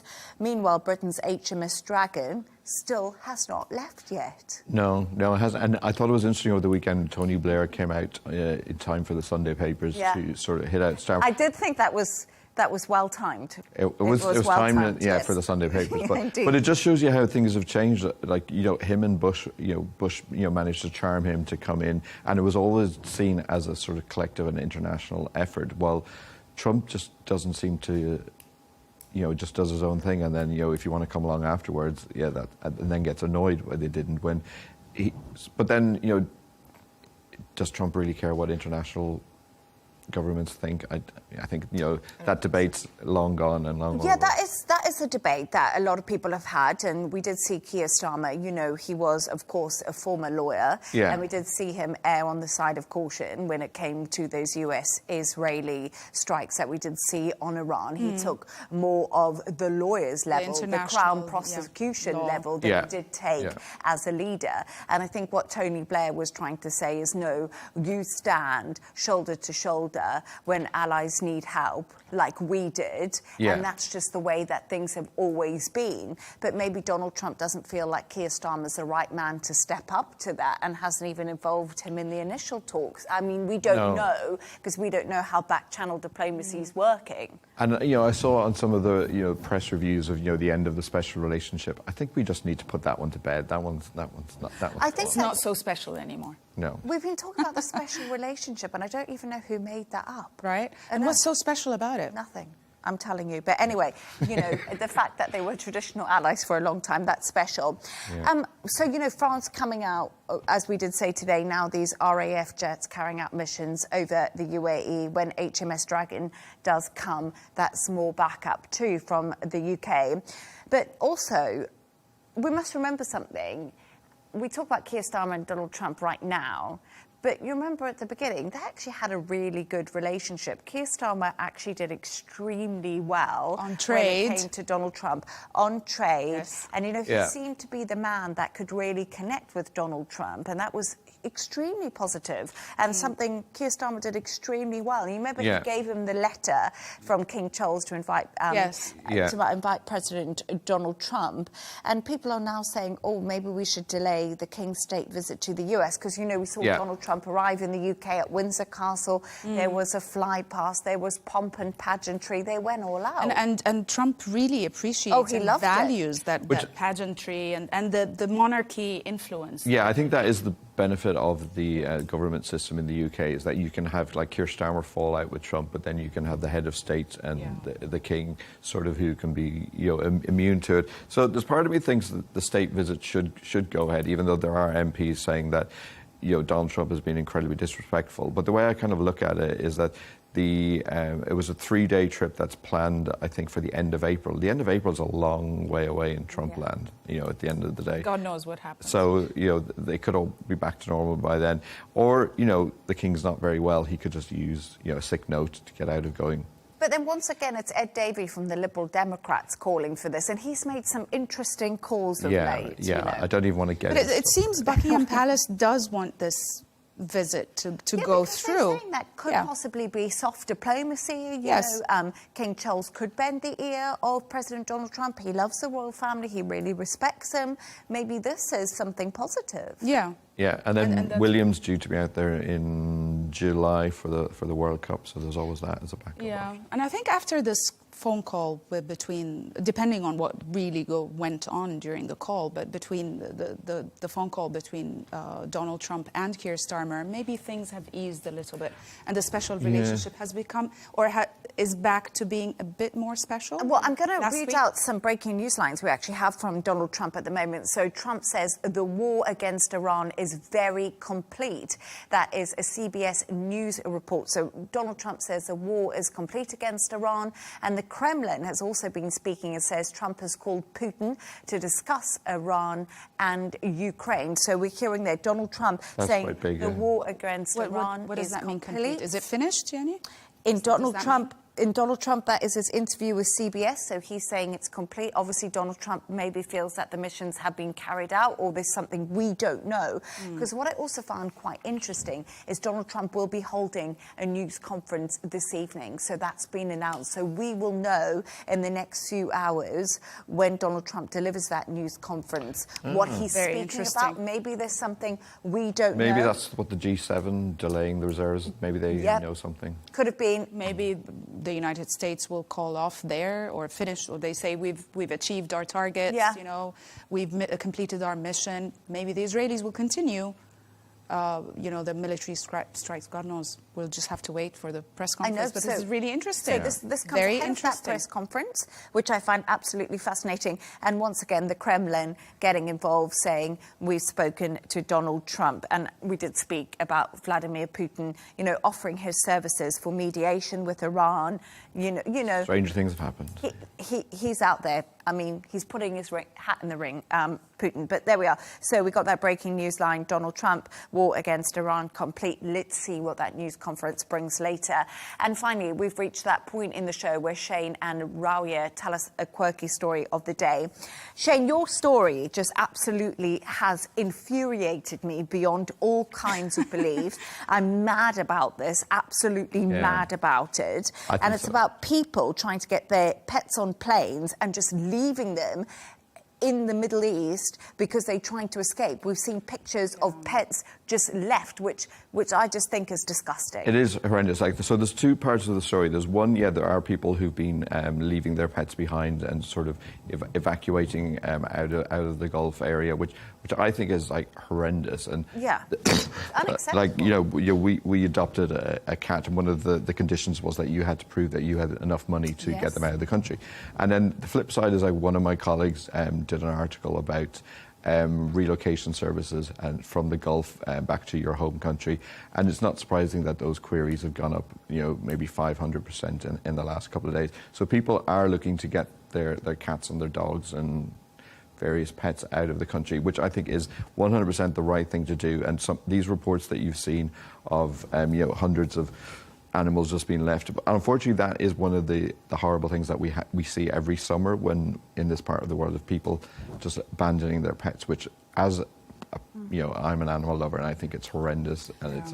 And I must say something that I have 2 dogs in Dubai, which I enjoy, and my little dog, my new dog, was abandoned here, and I rescued him from a shelter. And once again, the same kind of story, you know, just left to starve because they left the country and they just abandoned the dogs. And it's absolutely horrendous, and it is the reality of sometimes. Like some of the reports were saying that some of the vets were getting animals left and they were having to euthanize them, which, you know. Or the pets were asked to, you know, put some dogs or some pets to sleep because simply their owners cannot take them with them, you know, while they're perfectly healthy. But the flip side as well, I think, you know, maybe, you know, if there is emergency evacuations, make it slightly easier to get your pet on the plane. Yeah. Because there is a lot of paperwork, so. That's true. And I guess, listen, I guess one thing is that we've seen, like, pets being abandoned and the outpouring of love from the people here and the adoption of those pets. But I still stand by the fact But there are a lot of people doing this stuff as well. Like, you know, there was a lot of people who couldn't get back into the country, and, you know, a lot of the cat sitters who were friends of mine, they were talking that they were continuing to look after those until the owners could return. So there is a lot of horrendous things you're seeing, but there's a lot of community acts and people gathering together. So, but yeah, if you have a pet, don't abandon your pet, you wouldn't abandon your child. But Rawiya, yours more positive, I think. Mine is more positive, and it has unusual competition. Yes, it has nothing to do with the war, even though I had a story lined up, actually, a war-related, a quirky story, but I couldn't verify it. That's why it's about this primary Iraqi boy. He's in primary years, and apparently he posted a Google picture of his school, and he labeled it as American-based so that the Iranian missiles would shoot down his school. And he doesn't have to go to school anymore. But this is not my story. My story is exactly what we're looking at. It's this competition that was partner carrying, because you have some wives carrying their husbands in this competition. But it's a pair of Finns who actually won this competition, and this is the 17th year that this competition goes on, regardless of the weather. As you can see, difficult weather, rain, mud, it doesn't matter. The race actually originated in the Nordic region, and it requires contestants to carry their wives, husband, partners, friends, or even family members up and down a hill in Dorking, Surrey. Oh, Dorking, I know where Dorking is. Yes, it's in Surrey in the UK. Yeah. Yes, and actually this couple, they won the 2026 championship this Sunday, and what did they win? A barrel of local ale. Oh, wow. I mean, it looks like someone's in a wedding dress there. How far is that course? Do we know how many kilometres? I don't, it doesn't say, to be honest, but up and down the hill, that's what it says. It's quite a nice bonding experience. Do you think that you would like to carry your wife or your husband to carry you? I think my husband can carry me. I'm not that heavy. No, but I'm saying the whole distance. Would you enjoy? He can. He should be able to. He should be able to. He should be able to. Yes, he's exercising. What for? What for? For carry this. You. Exactly. Yeah. Quite like the idea. How about you, Shane? Yeah, I'll give it a try, but I don't know if I'm that fit, to be honest. We're going to put you through a Rawiya. Yes, you need to. Yeah. We need to get you through the boot camp. But thank you so much for that. Thanks to our guest today, of course, Shane McGinley, news editor at Arabian Gulf Business Insight and senior presenter at Al Arabiya News. That is, of course, Rawiya Alami. And that's all from us on W News Extra. Don't forget to subscribe to our YouTube channel. Follow us on X, G&T. That's coming up next. Goodbye, and thank you for watching.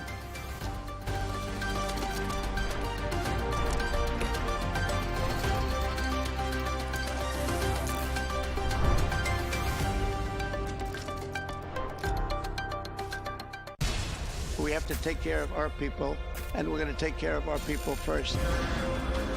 For in-depth analysis and all the latest developments across the globe, make sure you join us every weekday. President Trump is trying to negotiate a ceasefire.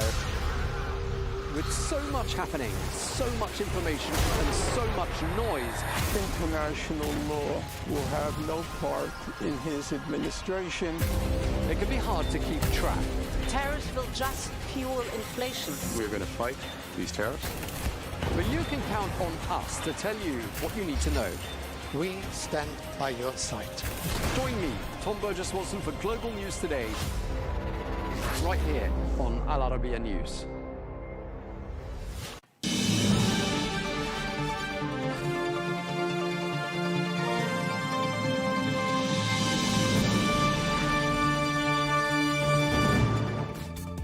Hello and welcome to Global News Today, bringing you exclusive interviews with leading experts every weekday here on Arabiya English. I'm Tom Burges Watson. Coming up today, as the war in Iran enters its 10th day, Tehran says that Mujtaba Khamenei is succeeding his late father as supreme leader. We'll be asking, what message does that send out? And the US confirms that a 7th military service member has died since the conflict began. The US Secretary of State Marco Rubio is calling Iran a terroristic regime that's trying to hold the world hostage. Well, violence has been on the rise in Iraq since the Iran conflict began, with Tehran-backed groups and US interests targeted. We ask a spokesperson for the Iraqi Prime Minister where he sees this heading. And Lebanon is being pulled into the conflict too. We'll be speaking to a UNIFIL spokesperson after an attack in the south left 3 Ghanaian peacekeepers seriously injured.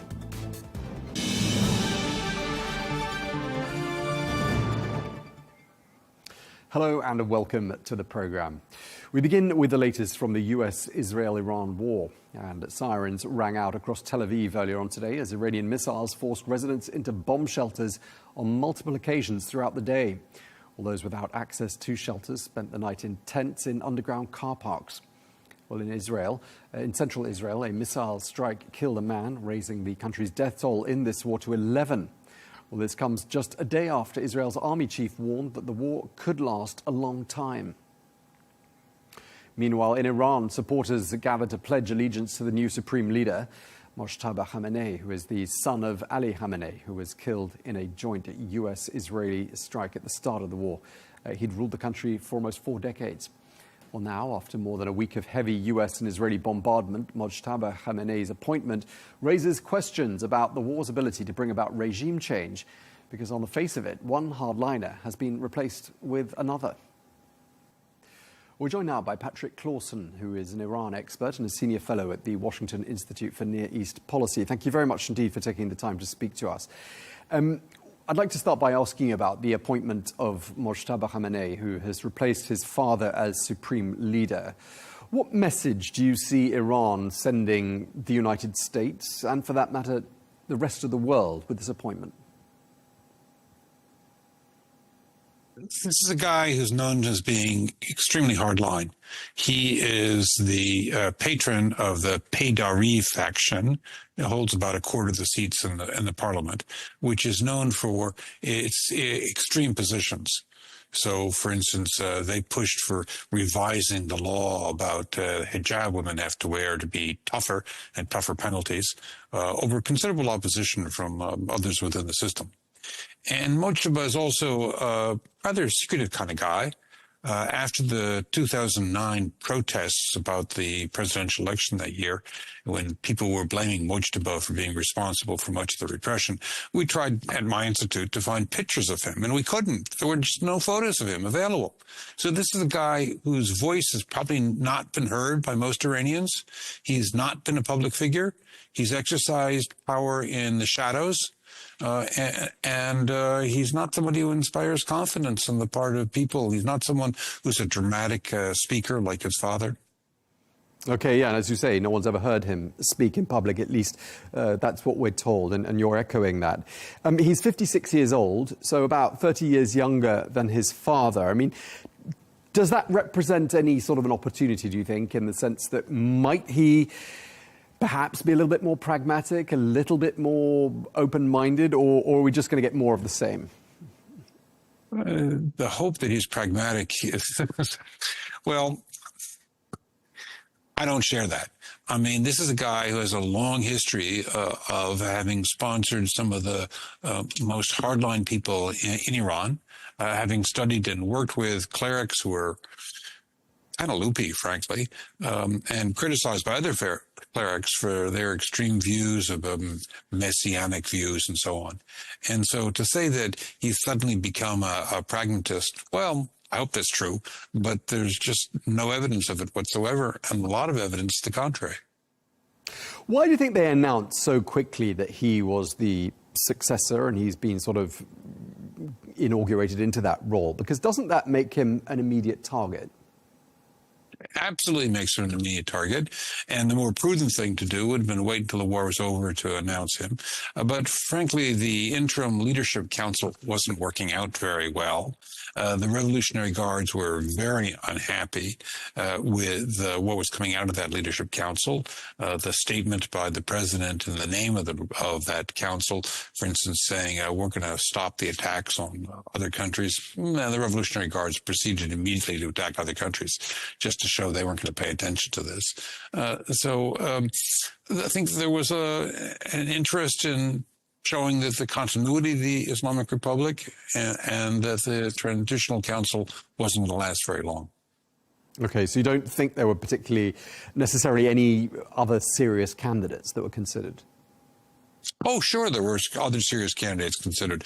We know, I mean, what we announced, that Khamenei had given 3 names of people to consider. And it's widely rumored that Mojtaba was not one of those 3 names. And indeed, it is widely rumored that Khamenei had told numerous of his advisors that he did not think that Mojtaba should succeed him because he thought that looked too much like a hereditary monarchy. So we have not seen Ali Khamenei's will. He almost certainly left one. And as I say, the rumors are that that will says, don't name Mojtaba as my successor. Okay. And you touched on earlier this notion that perhaps there are some cracks emerging. You know, the politicians saying one thing and the clerics clearly giving orders to the contrary. How significant are those cracks, do you think? Is there something here that the United States can work with?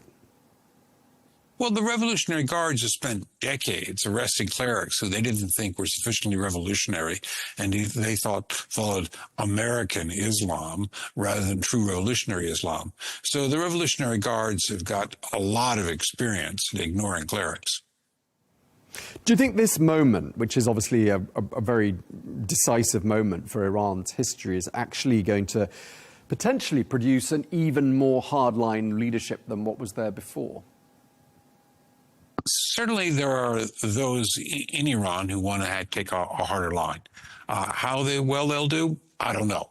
But we know that one of the most important advisors of Ali Khamenei, Mr. Shamkhani, who had previously been defense minister, told an interviewer a couple of months ago that he was sorry that Iran hadn't developed nuclear weapons, and so there are going to be people who share that viewpoint.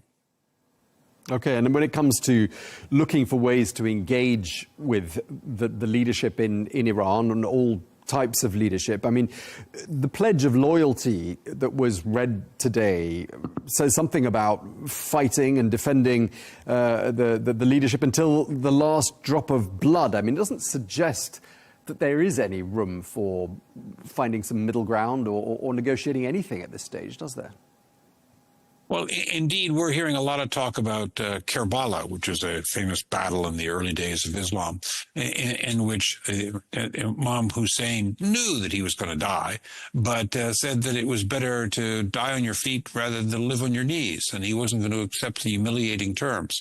So if that's the vision that these people have, well, we're in for a rough ride. Do you think the support for the clerics is unchanged as a result of this conflict? And I also just want to ask you, as an extension of that, are there any sort of demographic trends as to where the clerics get their support from? Does it tend to be along age lines, urban, rural lines, class lines? Who's a typical supporter? Well, by the way, the support is for the Revolutionary Guards much more than for the clerics. There's a lot of clerics who have supported people who don't want politics getting involved in religion. But the support for the Revolutionary Guards comes mostly from a hardcore of followers who tend to be from smaller cities and more rural areas. But it's not a particularly large group, but it's plenty to keep the Islamic Republic in power. Meanwhile, Iran as a whole has aged dramatically. The average age in Iran is the highest of any country in the Middle East. And unfortunately, it's young people who are the ones who are most likely to be out there protesting. And Iran doesn't have that many young people any longer. Average age is 33. Okay, and obviously Russia is an old, long-standing ally of Iran's, and we saw them conducting joint military exercises last month. President Putin has expressed his unwavering support for the new supreme leader. I'm wondering, in practice, though, how meaningful Russia's support is, how it could be, and do you see other actors being drawn into this conflict? Well, Russia seems to be providing intelligence to Iran, and that's important. And there's a Chinese spy ship, which has really got impressive capabilities, which is anchored off in the Arabian Gulf nearby, that seems to be doing a lot of spying on U.S. ships. Whether that's sharing information with the Iranians we don't know. But if so, that's very useful for the Iranians. So that kind of intelligence sharing, yeah. And sharing of technology about drones and missiles, not so clear. Drones, almost certainly. Missiles, not so clear. Yeah, because, I mean, for Russia, they're looking at potentially losing a third ally in the space of less than 2 years after Syria, Venezuela, now potentially Iran. I mean, do you think Iran, there's a nervousness in Russia that perhaps the next generation of Iranians, and if indeed this leadership is done away with, they'll be very much on the wrong side of history? And indeed, Putin is also kind of concerned about decapitation strikes by the United States. I mean, that doesn't set a good precedent as far as he's concerned. So here are two major leaders who the United States has either arrested or killed. Putin's not happy about that. Okay. Just to wrap up, I mean, do you see any realistic pathway to end this conflict at this stage, or is it too early? Well, there's been a history of Iranian leaders willing, if necessary, to drink the cup of poison, as they said, to ending the Iran-Iraq war in order to hold the system together. But Trump is saying, that's not good enough. I want to see the system go down. It's going to make it hard to end the conflict. Okay, we're going to have to leave it there. We're out of time. Thank you so much. Patrick Clausen, Iran expert and senior fellow at the Washington Institute for Near East Policy. Thank you, sir, for your time. Thank you.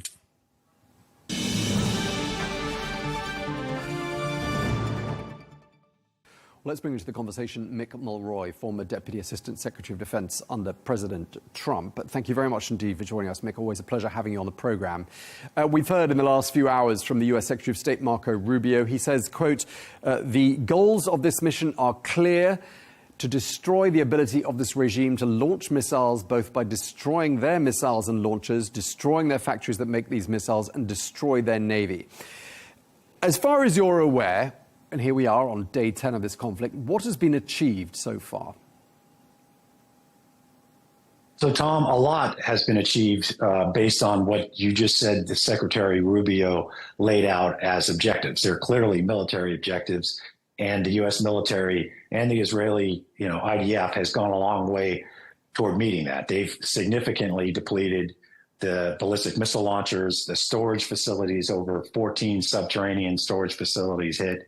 And now they're really going toward the manufacturing capabilities of Iran to make new ballistic missiles. And, of course, the suicide one-way drones, the Shaheds, both to the storage facilities, launch sites, and their ability to make them.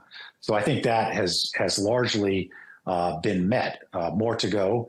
And also, of course, the naval, I think the last I've seen is about 70 vessels have been sunk. That's unbelievable, to be frank, that many have been taken out. That has a lot to do with their ability to close key waterways like the Straits of Hormuz. So a lot of, I think, advancements there.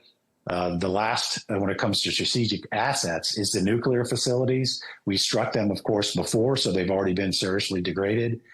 They're a fixed target, so I think we're going to come back around and drop even more, quite frankly, large, massive ordnance penetrators to make even more damage and more degradation of their capabilities. The one part that doesn't seem to be headed in the right direction, and the U.S. might just take it off the list, is regime change. Right. And one thing that has confused a lot of people in the region that I'm speaking to you from is that the Iranian president said that the attacks on GCC countries would come to an end on Saturday, and then suddenly we saw them actually stepping up their attacks in some places. I'm wondering how difficult it will be for the United States to put a stop to that. And I know Pete Hegseth said last week that the US had air dominance in the skies over Iran. I mean, given that air dominance, can they put a stop to these attacks? So we do have air supremacy now. So we moved from superiority, which just meant we have the advantage, to one in which we completely control the skies for all intents and purposes. But when it comes to stopping these attacks against our allied countries, our partner countries in the region, they're incredibly difficult, because what we expected is for Iran to attack the military facilities where U.S. military personnel were present. We have a lot of capabilities to defend that. But it turns out that they not only attacked that, they also attacked civilian targets, downtown Dubai, Doha, Bahrain. They've attacked desalination plants, oil infrastructure. It's very difficult to blanket coverage for the entirety of the region. It's also very expensive, because our interceptor missiles are far more expensive and in short supply than the Shahed drones, which are very easily made, launched, and very inexpensive. So this is going to be one of the biggest challenges the United States has to help our partners defend themselves. And when you said that regime change wasn't going quite so well, when you made that comment a little earlier on, I just wondered what you meant, actually. Well, of course, the president has made reference to the desire to have a change in regime, and the Secretary of Defense has made statements that although the point isn't regime change, they've changed the regime, which is true. They've taken out almost 50 of their senior leaders, probably more. However, we just saw the selection of the new supreme leader, which is Mojtaba Khomeini, so the son of the former supreme leader, whose history with the IRGC is extensive. He actually started with the IRGC Quds Force, which is a very specialized unit inside the IRGC. He's also worked to control the besieged. That's the military element of the IRGC that keeps any invasion out and keeps any protest down. He's very much aligned with their perspective, and to some analysts would say is probably more anti-Israel and anti-U.S. than his father was. And certainly he has indicated that he has no desire to negotiate with the United States nor surrender. So the regime seems to be intact, yes, seriously degraded, but not a change of heart, and potentially even more hardline than before. We did hear President Trump before this inauguration of the new Supreme Leader saying that if the new Supreme Leader did not have U.S. approval, he, quote, would not last long. How do you interpret that? Seems like a direct threat. Obviously, the United States and Israel has exceptional intelligence, as we saw from the decapitation strike that led this war. I assume that's what he means there. I know that this individual would have to guess that he is a direct target, and that essentially intelligence community as CIA and Mossad is trying to find out where and when he's going to be, and that likely would result in another strike. We'll see what happens there. I'm sure he's taken this into account, but we have shown that we have quite the capabilities to identify where and when individuals should be for these type of leadership strikes. I wanted to ask you, Mick, about one of the reports that's been circulating. There were these reports that some American soldiers had been captured, but U.S. Central Command saying they have no information in that regard. What do you make of? I don't know if you've seen those reports. Do you think there's any thread of credibility to them? I don't think the Pentagon would even attempt to try to say that if something like that did happen, that it didn't. Quite frankly, that would be readily known to everyone. We've seen a lot of erroneous reports, specifically what Iran has and hasn't done. I think I've seen the Iranian regime put out multiple times that they've actually struck U.S. aircraft carriers, specifically the Lincoln, and that's obviously not the case. And this might be more of that. If that was in fact the case, I think it would be almost impossible for the U.S. military or U.S. government to be able to prevent that from coming out in multiple different means. Okay, thanks for clarifying that. I wanted to ask you a little bit more about what's happening in the Strait of Hormuz, because obviously the threat of Iranian missile and drone attacks has stopped a lot of tankers from carrying oil and gas through that important waterway. And I'm just wondering what the US can do to get that waterway working again. So the U.S. has planned for this. It's been a threat for some time. We have the ability to clear, if they were to sea mine it, to clear it. That could take weeks, if not months. And of course, we then would have to convince commercial ships that it's safe. But right now, just from the threat of targeting it, has essentially done the same thing, shut down the Straits of Hormuz. That's 20% of the world's oil and liquefied gas goes through that. And also other things like nitrogen that's really important for agriculture around the world also comes from this region. So it's critically important that it stays or it goes open again. And I think that's why the U.S. is talking about naval escorts. So the U.S. Navy going through with ships to ensure that they're not attacked and obviously countering any threat to them. Again, that's something that could be offered by the United States, but doesn't necessarily have to be accepted by these commercial ships who still wouldn't want or might not want to take that risk. And even if they did, insurance companies have to agree to insure the ships that go through there, even with a naval escort. So there's no guarantee, but this is one of the biggest pressure points that Iran has on the rest of the world to bring this war to an end. Right. I mean, Iran has a couple of pressure points, and, you know, it could be argued that their strikes on Gulf nations fall into that category. We've also seen in the last couple of days Iranian rockets, or rockets from Iranian-backed groups, I should probably say, targeting the U.S. embassy in Baghdad. We've seen what's been happening in Lebanon. Do you see this conflict widening even further?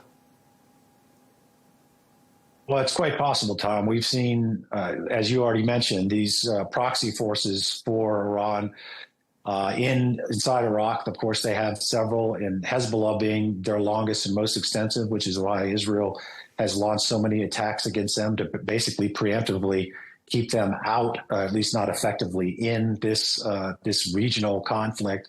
There's also a report out today by multiple U.S. media outlets saying that the U.S. has intercepted communications out of Iran that appear to be activating sleeper cells around the world. So this is another avenue that the Iranian regime could use. They obviously are conventionally completely overmatched, but they can use these gray area, black area type operations where they go after diplomatic facilities, diplomatic presence around the world, and even civilians inside Europe and inside the United States. That is a great concern to the counterterrorism law enforcement agencies around the world, especially in the United States, as we are, obviously a combatant in this conflict. So there's a lot of things that Iran can do that it could expand this greatly and could have a major impact on the future of this conflict.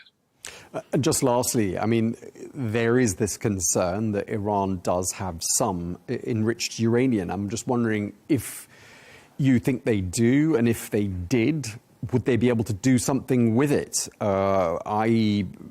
launch some sort of an attack on countries around the world using that enriched uranium? So they're believed to have almost 1,000 pounds, so 441 kilograms of highly enriched uranium, up to 60%. The question is, where is it? I think a lot believe that it's buried under the Isfahan facility where we targeted and essentially collapsed. That would obviously make it very difficult for them to get to. If that's not the case, they could turn this 441 kilograms into around 10 nuclear weapons. It can't be done quickly. They have to miniaturize it, develop the triggering mechanism, and then, of course, a delivery mechanism. But that is one of the biggest concerns. That's why there's a lot of talk, including by the President of the United States, about injecting ground forces in to try to recover this.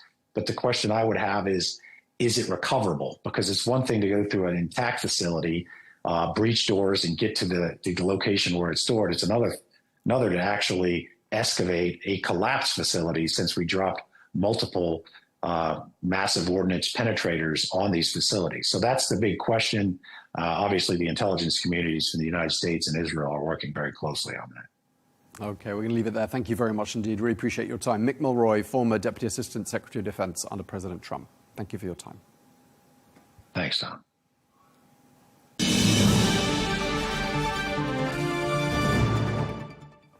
Now, in Lebanon, 3 UN peacekeepers from Ghana have been critically injured. This happened when missiles hit their base in the south during the course of the weekend. Well, the Lebanese President, Joseph Aoun, has accused Israel of targeting them. Well, this attack comes as Israel and Hezbollah, which is Iran's proxy in Lebanon, exchanged fire after the conflict in Iran spilled into the country. We're joined now by Candice Ardiel, who is the Deputy Spokesperson for UNIFIL, who joins us now from Naqoura in Lebanon. Thank you so much for joining us once again on Arabiya English. I just want to ask you, since you're in Naqoura, which is home to the UNIFIL headquarters, it's a couple of kilometers away from the Israeli border. What is the situation in that part of Lebanon today? The situation remains very tense. Obviously, we've got exchanges of fire that are happening on a very regular basis right now. We can hear some of these in Naqoura, and in fact, yesterday there was an interception, a likely interception that occurred near our base that actually ended up raining some debris down onto part of our camp. And this was in an area where no one was hurt, but nonetheless, this shows the dangers of what is happening in Naqoura. And of course, we had an incident on Friday in which peacekeepers were injured, including one seriously. So the situation in the south is quite tense and volatile at the moment with these exchanges of fire. And we continue to work with the parties to urge the parties to move toward restraint and de-escalation to take this to a more peaceful solution. But at the moment, we see a lot of tension and volatility in this area, unfortunately. Yeah, Candice, I wanted to ask you a bit more about what happened on Friday in that attack there in the south of Lebanon. 3 UN peacekeepers from Ghana injured. As you said, one of them seriously. Just tell us a bit more about what exactly happened on Friday. So our base with Ghanaian peacekeepers was hit by a projectile. We're investigating where that projectile came from, but it caused an explosion that destroyed the mess and some other buildings. And unfortunately, peacekeepers were injured in this incident, including one who was quite seriously injured. But he is now in hospital. He is stable. I understand that he is improving and recovering, and we wish him a full and speedy recovery. But this really shows the dangers of the situation for peacekeepers who are here to monitor and report on what's happening along the Blue Line and in South Lebanon. And also for the civilians, who some of whom do remain in South Lebanon. The situation is extremely volatile. As I've said, there are exchanges of fire happening all the time. Peacekeepers and others can be hit in the crossfire. And this is obviously a very terrible situation. And again, we continue to urge everyone to abide by Resolution 1701, which we see as the framework for a solution in this scenario. But we also remind all parties of their obligations to ensure the safety of peacekeepers and avoid harm to civilians. And can you just tell us about what was the context in which this happened? Was there an exchange of fire underway between Israel and we presume Hezbollah fighters at that particular moment? Is that the context? There was a great deal, as there has been for the past few days, of exchanges all throughout the area at different times. So it's hard to say exactly in a given moment. There's not always fighting happening all the time. You can't predict what's going to happen. So at that moment, the base was hit. Clearly, the peacekeepers were not expecting that their base would be targeted or hit, whether it was deliberately or not. Again, this is all part of an investigation that is underway. But it shows that the situation in South Lebanon overall is unpredictable and volatile. And this just goes to show the danger that not just peacekeepers, but civilians face in this area. Right, because if that was deliberate, and you use that word, and I was going to ask you about intention, a deliberate attack on UN peacekeepers is a violation of international humanitarian law.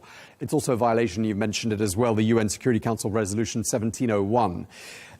Do you believe that the people responsible for injuring those 3 peacekeepers will eventually be found and held accountable? On our side, we're doing an investigation, and at this point, we can't conclude whether it was deliberate or not. This is obviously, as I've said multiple times, it's a volatile situation. It's unpredictable. Things are happening that perhaps are not within the control or intention of people. But nonetheless, this is part of the investigation that we're undertaking.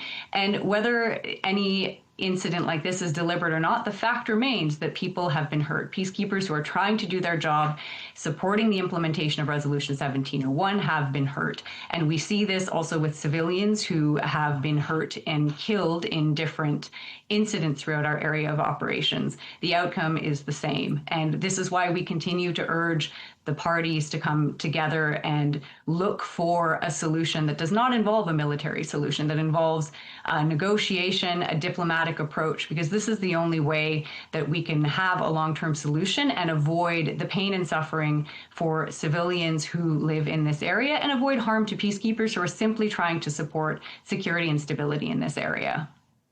Right, and as we all know, UNIFIL has served a really important role for, well, since the 1970s, so for 5 or 6 decades, as a kind of buffer between Israel and Lebanon. And I'm just wondering whether you've seen an uptick in these kinds of attacks, and if so, when that began. I mean, in the last conflict in 2024, we saw a number of cases where our bases, our personnel, our assets were targeted or were hit in crossfire. And again, we're in a volatile situation again, where we're seeing incidents where our peacekeepers are being put in danger. And again, not going to speculate on any intention here, but nonetheless, peacekeepers are being put in danger. And the more activity that we see, the more military activity, the more likelihood there is that peacekeepers will be put in danger, that peacekeepers will be hurt, that civilians will be hurt and killed. And we're seeing this. So the ultimate solution is not a military solution, because this only increases the danger. This only increases the risk to everyone, including the peacekeepers who are trying to support a solution that does not involve more harm to civilians. As things currently stand, UNIFIL is to withdraw all troops from Lebanon in the middle of next year, the middle of 2027. And I'm wondering how that can happen in this sort of a context, and what would it mean if you weren't there? Well, the Security Council has told us that our mandate will end on December 31st of this year. And at that point, we will have some time to fully withdraw, because obviously you can't remove thousands of troops in an instant. So this will take time. We will have to pack up our bases, remove equipment, hand over properties and things like this. So this is a long-term, medium-term process that will happen. But nonetheless, this is what the Security Council has said. And we are working with the Lebanese armed forces to ensure that that scenario, that we will hand over some of the things that we are doing to them, and the security tasks that we perform, they will be handling those. We want to ensure that that's done as smoothly as possible. Obviously, this scenario complicates that, but it doesn't lessen our commitment to doing that. Again, we're working with the parties to urge de-escalation and a longer-term solution so that we can continue to set up the Lebanese armed forces for success in the best way possible, despite this situation, and we'll continue to do that. Okay, I mean, about 10 or 11 days ago, so just before this conflict started, a UN special coordinator for Lebanon described the situation in Lebanon and Lebanon generally being, quote, in relatively good shape. And there was this World Bank loan that was about to take effect, and that was going to help with reconstruction. And now, look at where we are. What is the mood in Lebanon now? Is it one of disbelief that here we are again? I think in the South, people are very afraid, very upset, very disappointed. I mean, they have just gone through a war that was extremely destructive and intense in 2024. And I think there was some hope. People were starting to rebuild. There was some glimmers of recovery, and this has obviously completely dashed that for the moment. So there is a lot of disappointment. People, again, have been forced to leave their homes. They've been uprooted. They've seen their neighborhoods targeted, and it's extremely upsetting. And it's the civilian suffering that is the most heartbreaking. And this is why peacekeepers are here and why we're working toward a longer-term solution, working toward security and stability to ensure that the civilians can return to their normal lives and continue to live as they did before. I mean, it's the civilians who suffer, and this is the most terrible part of it. There is a lot of sadness and disappointment about what's happening. And peacekeepers are here. We're continuing to support the population as we can, but the main way that we're supporting them is through our work to liaise with the parties, to try to de-escalate any tensions that may be occurring immediately on the ground, to support the population, for example, in their movements, to support humanitarian access to the population. But we'll continue to do that work, and we'll continue to support the population as best we can throughout this very difficult period. How would you describe the humanitarian situation in the south? Well, we're peacekeepers, so that's not our role, but we are facilitating other actors who are bringing humanitarian aid to South Lebanon. But clearly, given the scale of the destruction and the scale of what is happening, that need is great. So we are supporting these organizations and bringing the relief that the people need here. And Candace, just to wrap up this conversation, we've heard the UN Secretary General Antonio Guterres calling on all parties to de-escalate. I've heard you say something similar as well. Where do you see things heading from here? Well, I'm not going to speculate on what may happen, but as a peacekeeper, I am an optimist, and I know that my peacekeeping colleagues and colleagues in the wider UN are working to work with the parties, work with all actors to urge de-escalation, which is desperately needed, and we will continue to do the work that we need to do here on the ground in South Lebanon to create the stability that hopefully can ensure that we see a longer-term solution. But this doesn't look like it's going to be. This doesn't look like we'll see this in the next while. This is why we need to continue this work that we're doing here on the ground. Okay, we really appreciate you taking the time to speak to us, and we wish you and your colleagues at UNIFIL all the very best. Candice Eldiel, thank you very much indeed. Thank you.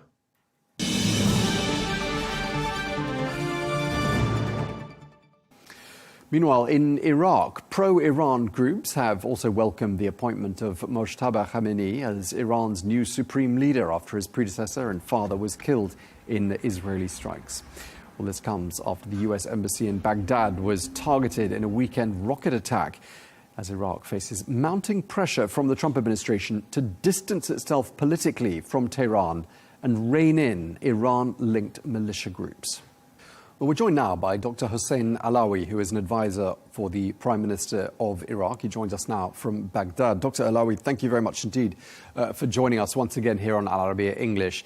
I'd like to start by asking you about that big news that's been announced in the last day or so, the announcement that Khamenei's son has succeeded his father as Iran's supreme leader. Now, given that Iraq has a population of Shia people, around 60% of the Iraqi population is Shia, I just wondered what the reaction has been in Iraq to this news. Yeah, thank you for the opportunity about to participate in this program and talking about the Iraqi situation. The Iraqi situation now, it is status quo, but suffering from the war. Directly the first cycle on the war influence on the Iraqi situation. But also we are suffering from the war reflect on the security internal to more than anything. But second, to suffering from the air attack on the BMF unit separated in Anbar and Nainawa and Diyala and Helle or Babel province. But the Prime Minister, Mohammed Shia al-Sudani, to follow up with the commander in Iraqi security forces. And in addition, to work with the Foreign Affairs Ministry about the solution for the war with the all countries in the Gulf and the Arab region. In addition to work with now with international community about Security Council or the General Assembly, maybe to hold a session about the war, maybe to more discussion about the ceasefire, because the ceasefire is very important now in MENA region, because all countries in the Arab region, it is influence on the war. Also, we need to ceasefire for the war. In addition, Mohammed Shia al-Sudani, as Prime Minister, issue many orders to seize and to prevent the escalating in Iraq. Also, we need to continue the stability, to work with the KRG government about this matter, to work with the Iraqi security forces, and to work with all of them for the cabinet to continue the state. Okay, I mean, a lot has been happening in Iraq in the last few days. I mean, the US embassy in Baghdad was targeted on Saturday. There have been attacks at Baghdad International Airport. You've mentioned the Kurdish region also being targeted. What has been the scale of attacks on Iraqi soil? Has it taken the Prime Minister by surprise? Yeah, this matter, it is very sensitive, but it is the first time, after 3 years, to attack the U.S. embassy, but the Iraqi security forces already after to order from the Prime Minister Mohammed Shia al-Sudani to classify this attack as terrorist action. And in addition, now an inspector, the Iraqi security forces, who's the people and the group and the armed factions to attack. Now we are protect all them, the embassies and the delegate diplomatic building in any area in Iraq, protected from the Iraqi security forces, and the stability reback the zone nearly in the U.S. embassy and any embassy in Baghdad or Erbil or any place, the consular in Basra and maybe in Nineveh.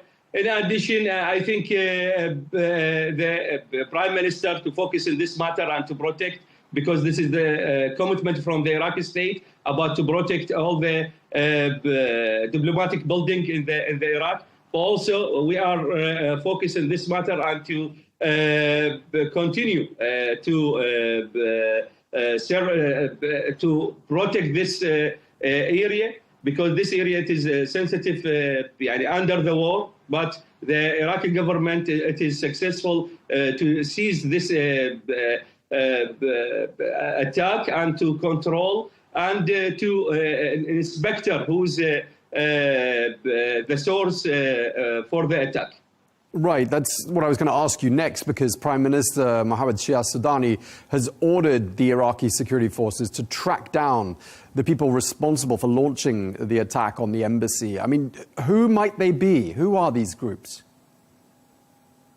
Now, to Iraqi security forces to try really to protect the homeland security and to serve and focus in the stability and to work together with all members in the Iraqi cabinet about to continue the stability and protect the political commitment for the Iraqi state. The first to protect the building diplomatic in the Iraq and to serve and to introduce anything if you serve or if you requirement from the Iraqi government. In addition, I think to now when you look at the Baghdad, it is a stability, it is be safe, but to severing the influence for the war, maybe to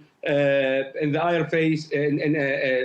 airspace to look at the aircraft announcers because the war between the United States and Israel against Iran. In addition, I think to try to protect and to prevent the Iraqi state about this attack, because it is very huge, the missile and the aircraft and the drones system. Also, it is matter not easy, but the Iraqi government to try to protect the Iraqi state about the war. Okay, I mean, it does look like there's an effort to drag Iraq into this war in neighboring Iran. How does the government of Iraq stop that from happening? Yeah, the Iraqi government to work together with all the states about a new initiative in the diplomatic about to ceasefire, to continue the relationship with Iran, with the United States, about we need to solution for the war. We need to end the war. In addition, to work with Iran and United States and the Arab region and the Arab Gulf countries about to more dialogue between them about a new initiative, maybe to ceasefire, but based on the now the Russia to take this route in the Security Council. Iraq encourage in this route, but based on the political will for the stakeholder for the war, especially the United States and the Iran. In addition, we hope to reback the two states for the dialogue route to more than the route, because it is very important for the security region and the international security. I mean, Iraq is in a difficult situation. I mean, just looking at a map, you can see that Iraq borders Iran, Iraq borders Syria. It's in a very strategic and very much talked about part of the world.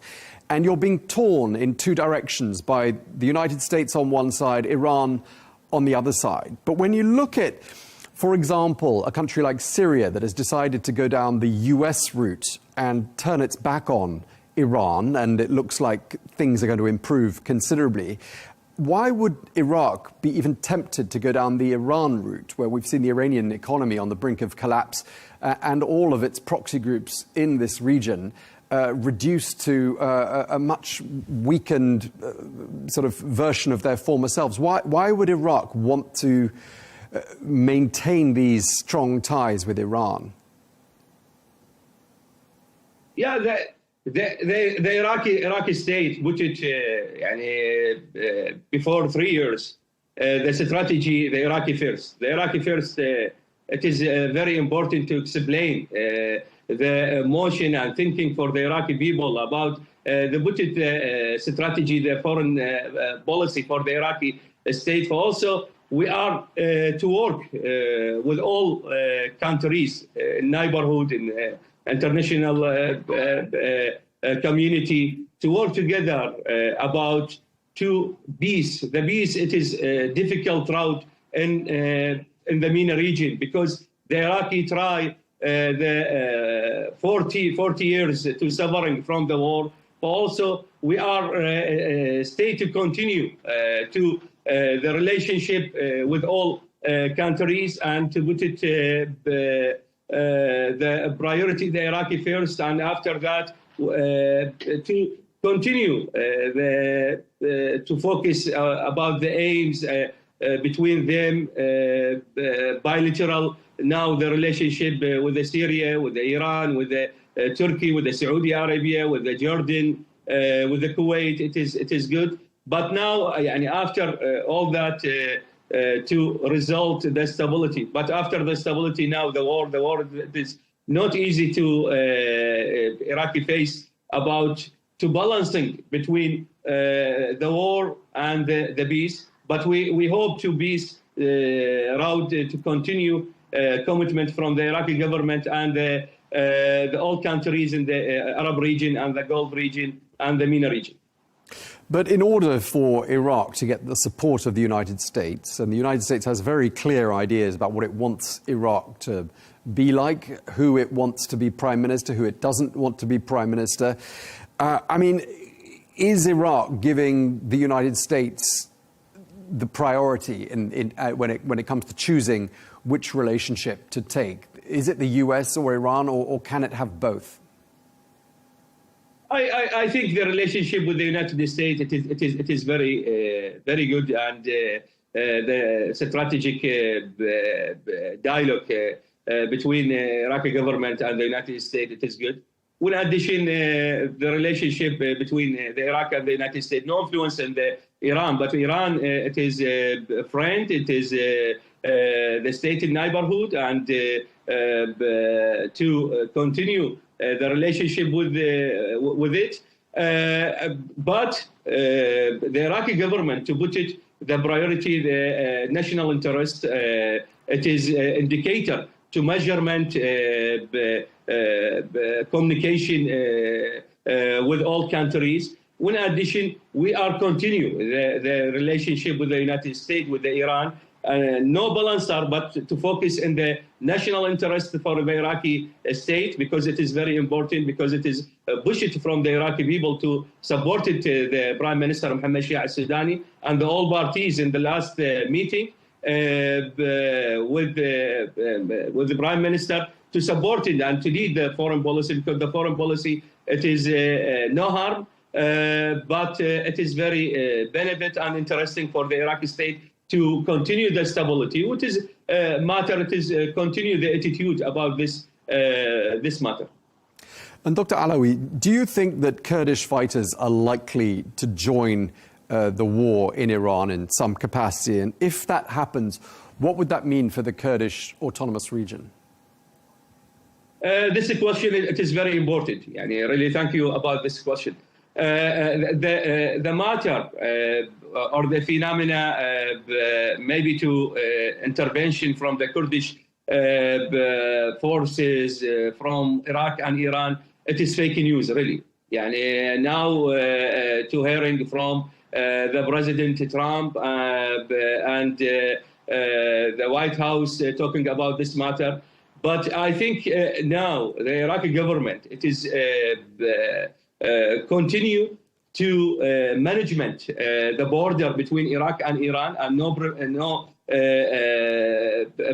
prevent to any fighter to entrance the Iran, because it is signed MOU between Iraq and Iran, and this matter obligate from the Iraqi government. It is very safe, because the Iraqi constitution don't prevent for the Iraqi government to interference in any conflict in the area. For also the Prime Minister to talking with the KRG authorities about this matter. In addition, the KRG authorities issue the statement about to refuse to interference in any conflict in Iran or any area, and to obligate the Iraqi state and to support it the one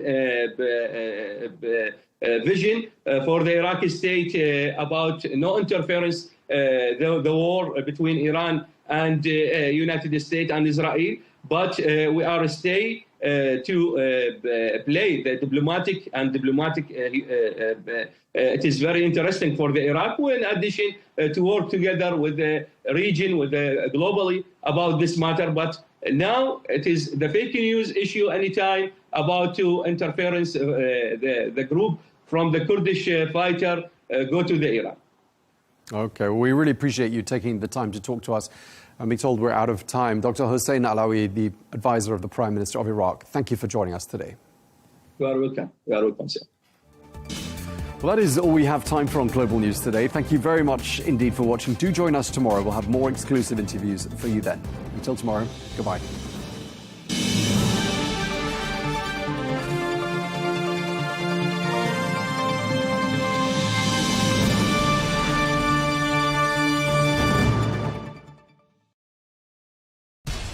We have to take care of our people, and we're going to take care of our people first. For in-depth analysis and all the latest developments across the globe, make sure you join us every weekday. President Trump is trying to negotiate a ceasefire. With so much happening, so much information, and so much noise, International law will have no part in his administration. it can be hard to keep track. Tariffs will just fuel inflation. We're going to fight these tariffs. But you can count on us to tell you what you need to know. We stand by your side. Join me, Tom Burges Watson, for Global News Today, right here on Al Arabiya News.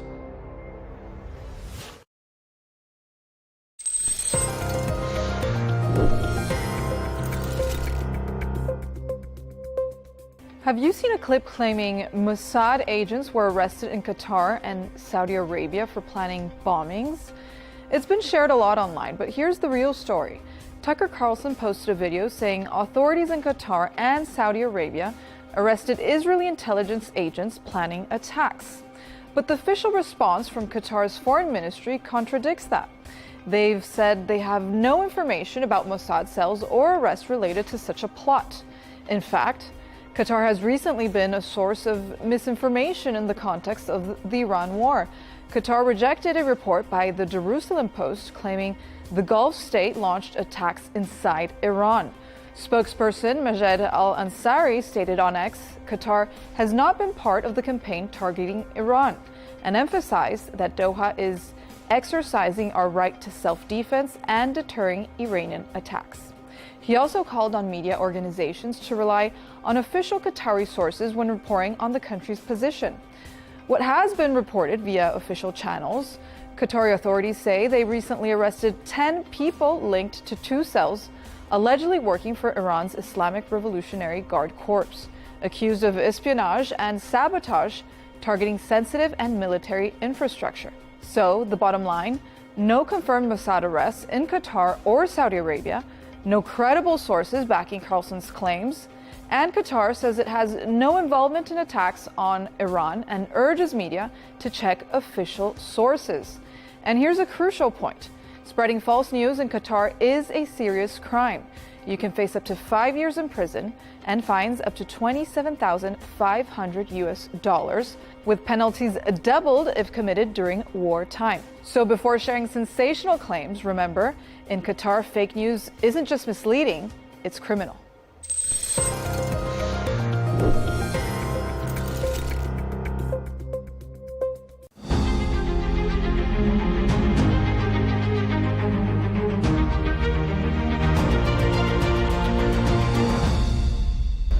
Welcome to this special coverage from Al Arabiya English. I'm Melinda Nucifora, coming to you from the World Defence Show in Riyadh.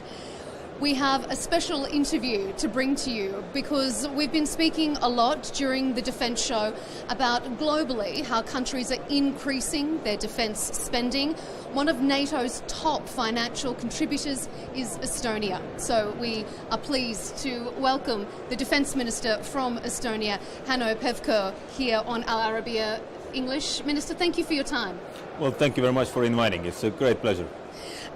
First of all, the Estonian delegation has quite a presence here at the World Defence Show 2026. A strong focus on digital resilience and cybersecurity, intelligence systems. Can you talk me through the role that Estonia is playing in contributing to defence and security, particularly in the cyberspace? Well, first of all, we, as a small nation, we cannot afford to build like airplanes or something like that, but what we can afford is that we are making those, let's say, legacy systems smarter. So this is why our strength has always been cyber, we mentioned already, but automation, robotics, AI, drones, all this what actually, brings a change to the battlefield, what we see in Ukraine. And this is why, also this focus here has been on this, but not only. Estonian defense sector has grown rapidly. So the turnovers have grown like in a couple of years, like threefolds. Our Defense Industry and Space Association has grown to 200 companies. So we are growing, and you know, the most important is that we try to explain to our partners why it is important to focus on the AI, on the cyber, and this is our strength. And then, of course, you know, when we talk about the ammunition production, although we are also doing that, this where old European countries and many other countries in Europe have, or in the world, have a lot of experience. So we will bring this new understanding, those, let's say, cutting-edge technologies to the battlefield. I mean, those grey zone tactics in warfare are becoming ever present. As you say, we see it a lot in Ukraine. We've been seeing cyber security, cyber attacks being much more of a focus. I mean, the battlefield is a very different place. The battlefield is often online. So does Estonia consider itself really at the cutting edge? And do you think perhaps other European partners, it's an area that hasn't been focused on enough until now? Well, 4 years ago, when the full-scale war started in Ukraine, nobody believed that we will see today what we see on the battlefield. So it still started as a blitzkrieg, then it evolved to the mass army fight, tanks, troops, all that, a bit of fighter jets. So then the Bayraktars games, then the FPVs game, and now when you take all this evolution of the battlefield, then probably what we need to do is the first understanding is that the next conflict, wherever it will be, or it will be a war or not, will be a bit different what we see in Ukraine. But the main understanding from Ukraine war is that you need to be agile and you need to be ready to change your approach very quickly. So even with drones, the Ukrainian experience says that they are changing the configuration and many things basically in every week, every 2 weeks. So this is what we have to consider, this is what we have to take into account. Before we get on to a Saudi-specific partnerships, let's continue on with NATO and European defence. I understand that Estonia, Latvia and Lithuania have established a joint military sort of mobility area, I suppose. Can you talk me through the importance of that, why that's so necessary now? Well, again, one of the things we see that, yes, in Europe we have a lot of countries. It's not like it is in the United States, it's one country. Or in Ukraine, you have a massive territory, but you have one country. In Europe, when you take also the battlefield comparing to Ukraine, so the Ukrainian battlefield is at the moment like 1,200 kilometers. So this 1,200 kilometers is from Estonia to Lithuania. And this is why we clearly understand that we need to redefine also how we look at the military mobility. So we have a clear understanding that it's not only the question of the Baltics, but there has to be a military Schengen in Europe, that when you bring something from Portugal to Estonia, then this has to be very quick. When you want to launch it, then this has to be interoperable and interchangeable. So these are the changes we need to see and we need to make. And then this is why we established that, let's say, small circle of countries with military mobility and then digital military mobility. We have even already the software for that, it's a DMSS. But the point is that all the countries have to understand that, as I said, you need to be agile. To be agile and to be quick and flexible, you have to take away all the burdens, all the bureaucratic obstacles what you have in your systems. Do you consider it, do you think it will expand then in that case? Yes, absolutely. Absolutely, I see that. So we have a clear understanding also. I will meet later this week also with the European Commissioner, Defense Commissioner Kubilius, and we will go specifically into the details with military mobility. Airspace violations have been a risk for Estonia, not only in 2025, but recently again in January. How much of a concern is that for you and for the citizens in Estonia? Well, the reality is that we cannot change our geography. So our neighbor in the east is very hostile. So Russia is very hostile, not only towards us, but towards the European Union, towards Ukraine. There is no question. So the war is still ongoing. And we have to address that. And the only way to address that is to deter Russia. When you want to deter Russia, you need to have credible deterrence. To have the credible deterrence, you have to show the force. So this is why we have allies in Estonia. This is why we are investing more than 5% into our own defense. This is why we have NATO. But when we take also these airspace violations, then my suggestion has always been that please take it calmly. We know that we can react if necessary. We cannot overreact, because this is exactly what Russia wants to see, that we will overreact. You're not calling for the planes to be shot down or drones to be dramatically... When there is a need for that, or if there is a need for that, then NATO as an alliance is ready for that, of course, to defend. But as I said, you need to be very calculative, and you need to assess the situation. You cannot go just to shoot down everything what flies into your territory. You have to see that is it a threat or not. So and we have very good measures for the threat assessment and also air policing to understand, to define whether it is a real threat or just a show off by Russians. Staying on Estonian border threats, I suppose, Estonia has announced that it is closing 2 of its border crossings with Russia during the evening hours because of, and I quote, irrational behaviour, is what is being alleged towards border guards. Can you explain your concerns there, and do you consider that particular region to be a particular border threat? Well, it goes, let's say, it's the next step from the airspace violations, that Russia doesn't respect the international law. So it all starts from this, because we have the international law, we have the regulations, we have the border line or control line with Russia. So when Russia is violating that, then we need to react to that. And obviously we will take some of the border guards from the border stations to put onto the border line. And this is our reaction to that. When Russia doesn't make any stupidities, then of course we can revise that. But this was our response at the moment. And obviously we are ready to do more if necessary. But as I said, we are not escalating. So the only one who is escalating everywhere, in Ukraine, in Europe, even further inside of Europe, this is Russia. So we need to show that we are responding to that, and this was our response. Mm-hmm. If we focus now on the region, if we can, before I need to let you go, talk me through the cooperation between Estonia and Saudi Arabia specifically. I know there are some long-term collaborations and partnerships. Talk me through how that is developing and where you see that going into the future. Well, yes, in numbers, the cooperation has not been extremely big at the moment, but it is growing steadily. And it's good to see. I had very good meetings today also with the GAMI and SAMI, and we already also signed some of the MOUs with some of the companies. So what I see, business-to-business relations are growing, and we have more companies as ever here. Business-to-government is growing, and today we spoke also, and then I will leave from here to see the minister, that how we can bring it also to the more strategic level, because at the end of the day we all want to see better technologies helping us to defend ourselves. Mm-hmm.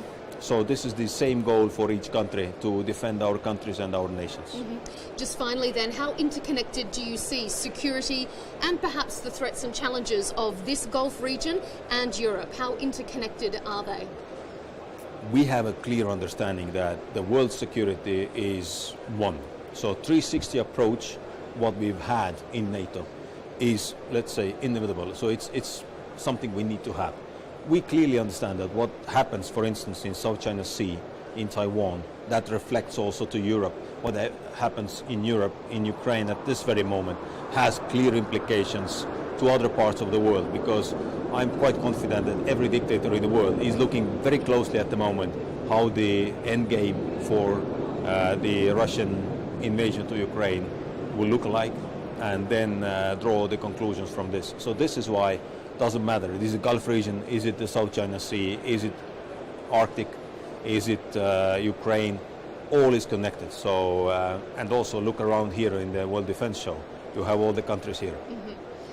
Defence Minister of Estonia, Hanno Pevkur, thank you so much for joining us for this special interview here on Al Arabiya English. Thank you very much. Thanks, Minister. I appreciate your time.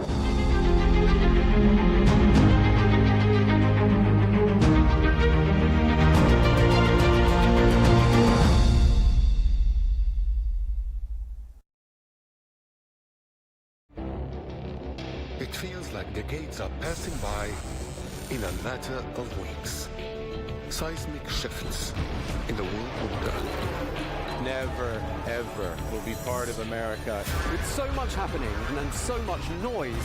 Whether it's political upheaval, Canada has been ripping us off for years. economic shifts, or social movements, And no one wins from tariffs. I think America can be more friendly to the rest of the world.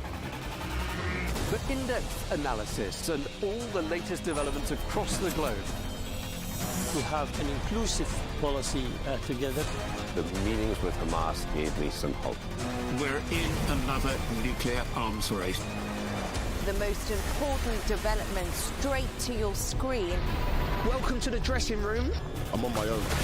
I need backup. And an insightful look at the issues shaping our world today. It was not going to happen, that war, and it happened. Join us on Arabiya News, where the world talks.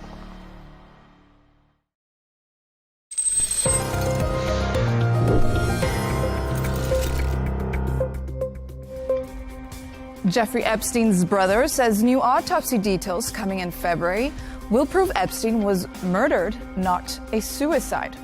Epstein, the convicted sex offender, died in his New York jail cell on August 10, 2019, while awaiting trial.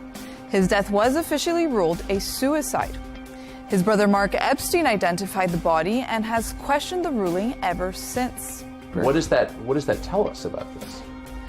Oh, it's a scary thought that you could be killed in prison by the government. Mark claims there's evidence of murder.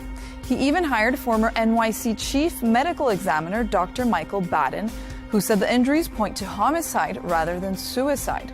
Never seen 3 fractures like this in a suicidal hanging. Going over 1,000 jail hangings, suicides, in the New York City state prisons over the past 40, 50 years, no one had 3 fractures. Despite Mark's claims, the FBI and DOJ reported in June 2023 that there was no credible evidence of foul play. Still, Mark doubled down in a January 9th interview with News Nation, saying more autopsy facts will be released in February that prove it, insisting the injuries didn't match the way his brother was found hanging. Mark has also claimed Jeffrey told him he had compromising information on powerful figures, including Donald Trump during the 2016 election, allegedly enough to cancel the election. In a recent December 2025 interview with Chris Como, Mark went even further, suggesting Trump could have been involved in his brother's death. You really believe that Donald Trump is capable of having your brother murdered to spare himself embarrassment? Absolutely. Based on what? From meeting him years ago and just watching his performance the last 20 years. He doesn't seem to have a limit on what he would do to help himself. Now, a vocal critic of the Justice Department's investigation, Mark says he won't show his face publicly due to safety concerns. His continued claims and the promised new autopsy details are reigniting debate and conspiracy theories surrounding one of the most controversial deaths in recent history.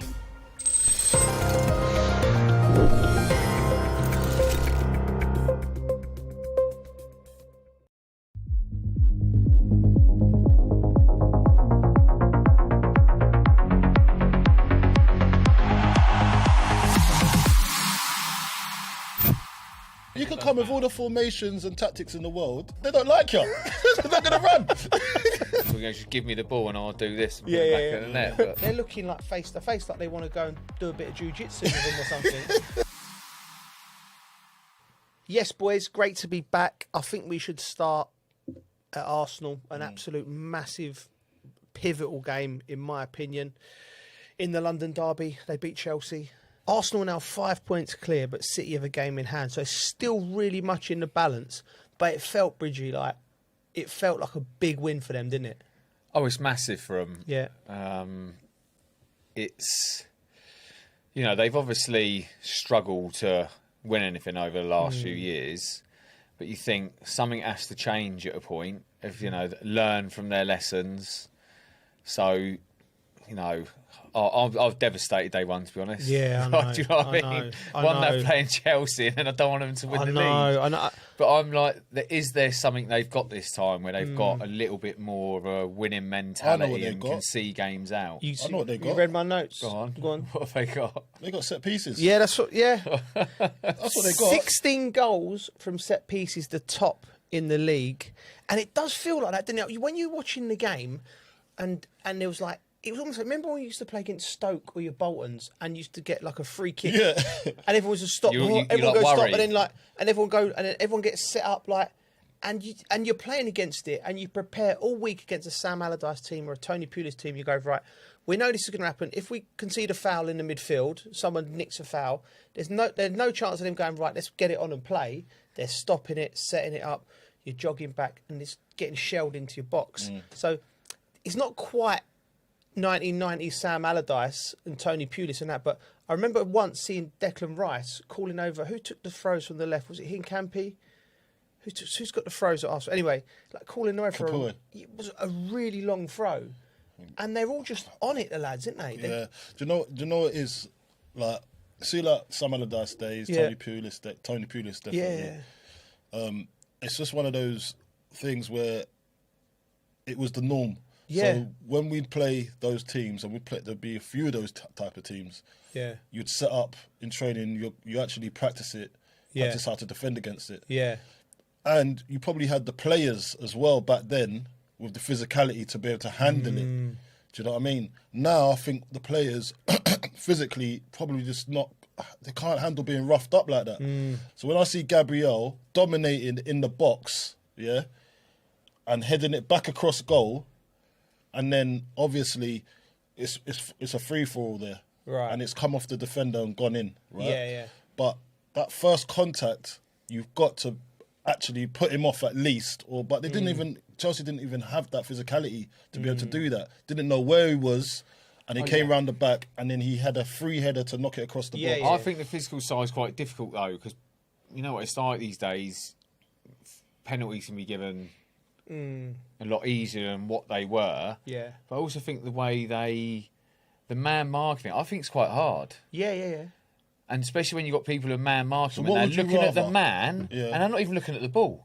Yeah. So I'm like, it's so if you were looking at No, me, but it's so the easy to just do a side Arsenal and do that more than Chelsea weren't doing that. Chelsea were trying to play the ball. So is that There's a couple of times that they didn't know. Yeah. But that is for me. Like let's go back to our era, right?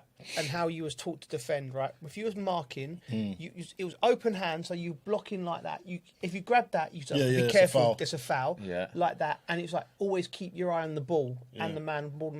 So I think the big change now is referees are allowing. They're not looking at the ball. They're looking like face to face, like they want to go and do a bit of jiu-jitsu with them or something. So and it's the martial arts. The comedy, but the comedy and the ridiculousness of it, right? The referee, you see him coming over to and he's like, none of this, and they're all like going, yeah. As soon as the ref walks out the box, they're just looking at him like, and they're like, grab it, and he's fighting. And the ref we saw the example with Rice when he was just grappling.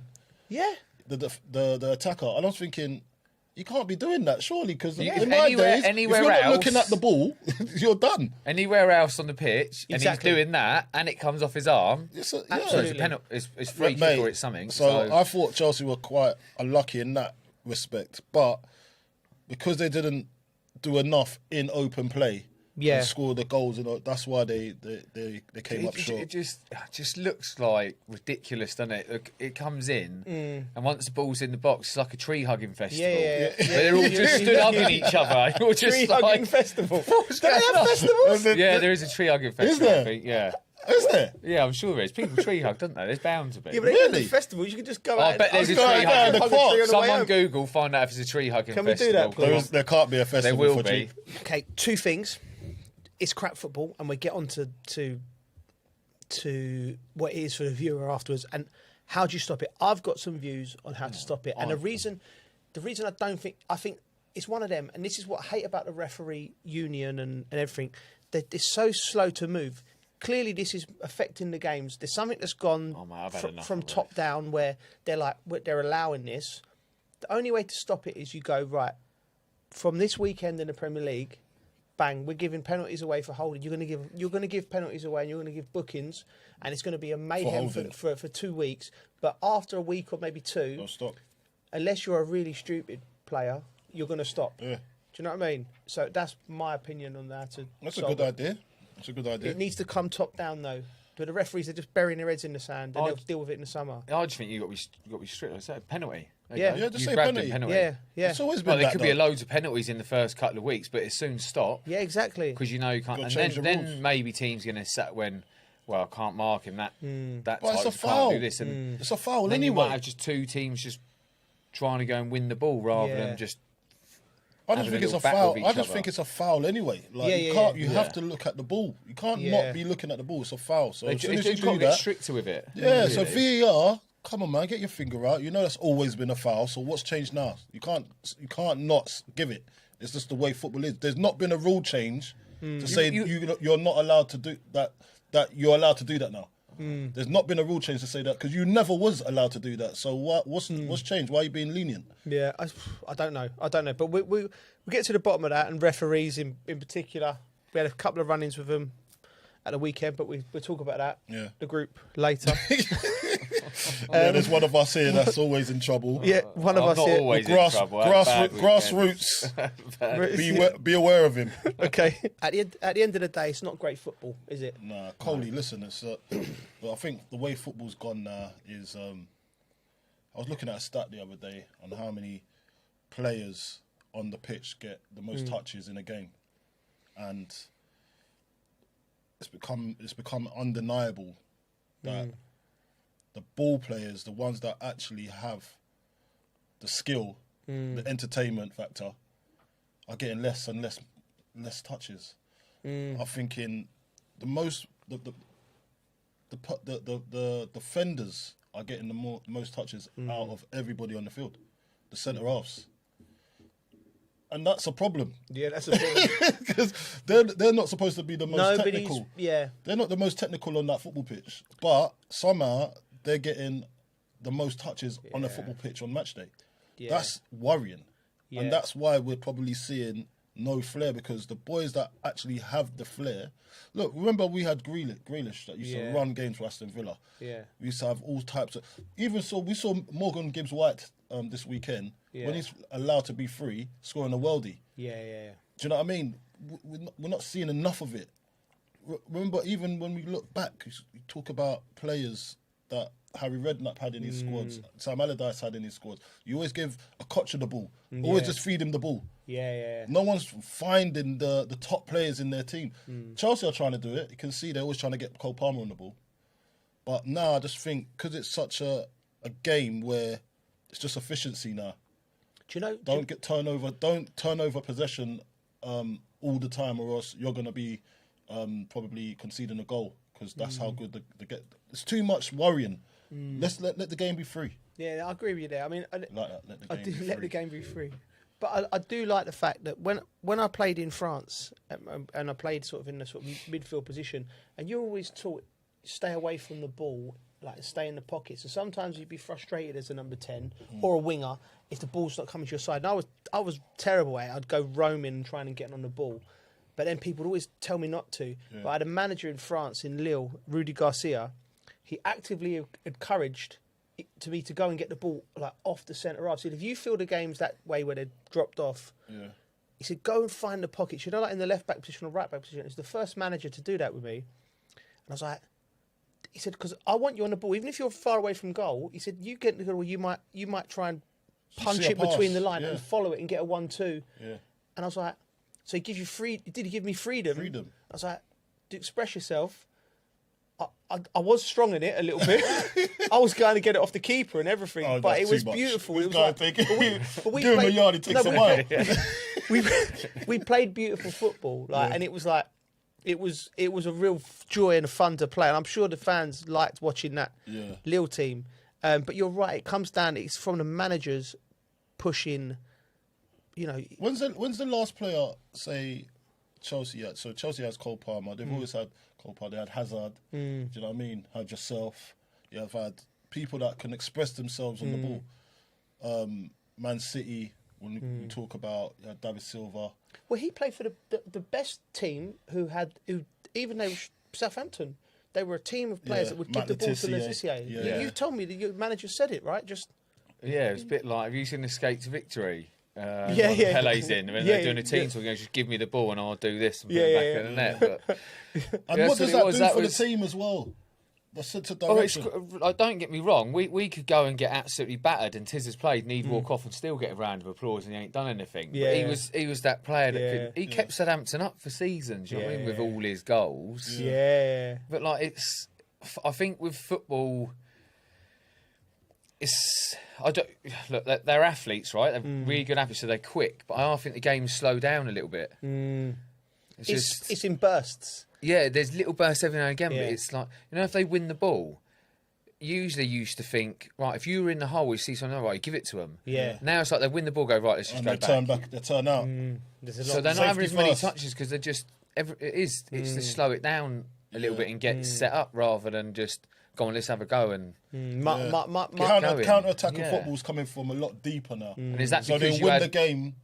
Were players more attack-minded? Like the attackers you had, they're ready to just go. Like if the ball breaks, go. You have Lamptey breaking forward. Or is the defending really good now and positioning? Like, you can look at it. We'll have a look at it. We'll work it out next week. We need some. We've got one eye on it. Listeners, we'll come back to you. We're trying to work it out on the job. It's not happening. We're just trying to think, what's going on? We want to make the game more exciting. We do want to make the game more exciting. And I just want to say, what do you think Chelsea is showing signs of improvement under Rossini? What do you make, Bridgie, of this Chelsea? He's had, 10 games? Just over 10 games 13 games. 13 games, yeah. Well, they've got some good results. Yeah. Which is the most important thing. Yeah. Which is the most They've important. lost 3. Lost 3, yeah. 13 games. Lost 3. He's won the games he should win. It's all been against Arsenal. Yeah, I think... It's all been, and I 3 think, games against Arsenal. I think that's... You want to see something from them against that Arsenal team, don't you? I didn't feel like... I didn't feel like they're going to get a result. No, that's my thing. I never felt it. You said I didn't feel it, but I just want to go and ask you. And I wanted. Do you know what? And it's not me. I really wanted to. Yeah. I was trying to, but I just couldn't see it. Right. This is a problem for Chelsea now. Discipline. It's a hard one. Discipline. Listen, they've got the most red cards in the Premier League this season, so you can't say that there isn't an issue. There is clearly an issue, and I thought Neto's tackle was first of all the tackle of a winger, because I've been it myself, but also the tackle of somebody who was frustrated because he got about paced, and I think it's worse. Yeah, I think you're giving him grace. I think it was laziness. Really? I think he was lazy. He knew he had to run some yards back. Yeah. So I think he's forgotten that he was on a yellow already because it happened so soon. So discipline, right? Yeah. So discipline. He was like, nah, I'm gonna just try and win it now. Yeah. And doing that, he's gone and taken the guy out. No one in your right mind, Anyway, I gotta be with him. I don't want to run that far. It's me and him on a horse race. I can't do it. Yeah. So I would have to go early, but I think he made his decision because he didn't want to do that. But he's quick as well, so he should want to run back. So I think it's laziness. Okay, you think it's laziness? I think it's laziness. But the team as a whole, the disciplinary problems, where do you think that comes from? Well, it comes from the manager, but it comes from the team as well. Comes from all of you. All you're doing is and you're just letting each other down. Yeah, but again, there's no maturity there. Maturity. Again, if you're a senior player and you're going in there, you look at some of the ones where it's been like that, soft ones, and then you're going, boys, like, are we going to be this petulant consistently and kill ourselves by having a player sent off? Do you know what I mean? Like, I want fire and I want, a little bit of that into the game, but boys, it has to come from, I think it's the culture and it gets set by the senior players, but we'll move on with that anyway. So, in summary, Arsenal were good for their win. Very good. Chelsea, they're still performing. They've won ugly. And look, if that was a Mourinho team, when Mourinho was at Chelsea, you'd say, so what? And everyone would say, he parked the bus, or he done this, or he done. Like, there's ways of winning, and they've won ugly, and they've won with. That's what you need to do if you want to win the league. Yeah, they've won with set pieces, and fair play to them. This is their style. If they win the league, and you're not going to remember that game. You're going to say, "Well, they won the game." True. To bed. Very, very true. We're going to go up to Old Trafford again. A massive win, 2-1 for Manchester United. They started the game really poorly. They really did. But first of all, I think Michael Carrick's he's producing. It's been a masterclass on how to revitalise a team, and surely they've got to give him the job now. 6 wins and a draw from his 7 matches. Gary Neville, interestingly, says Carrick is in the box seat, but they should look for the best class of manager available. And I don't know what that means, and I'm going to say that because when Amorim come in, Coley, I thought I was the only sane person in the building. Everyone was going, we got this wizard from Portugal who's done this with Sporting Lisbon, and he's got the way his team plays and everything. I'm like hold on, boys. He's a young manager. Sporting Lisbon, Manchester United. It was like everyone forgot that there's a risk in anybody. You could go and get best. He was best in class in terms of results and achievement to what his budget was in European football. Then they've gone and got that, put him in, give him everything. You can't say he wasn't given everything.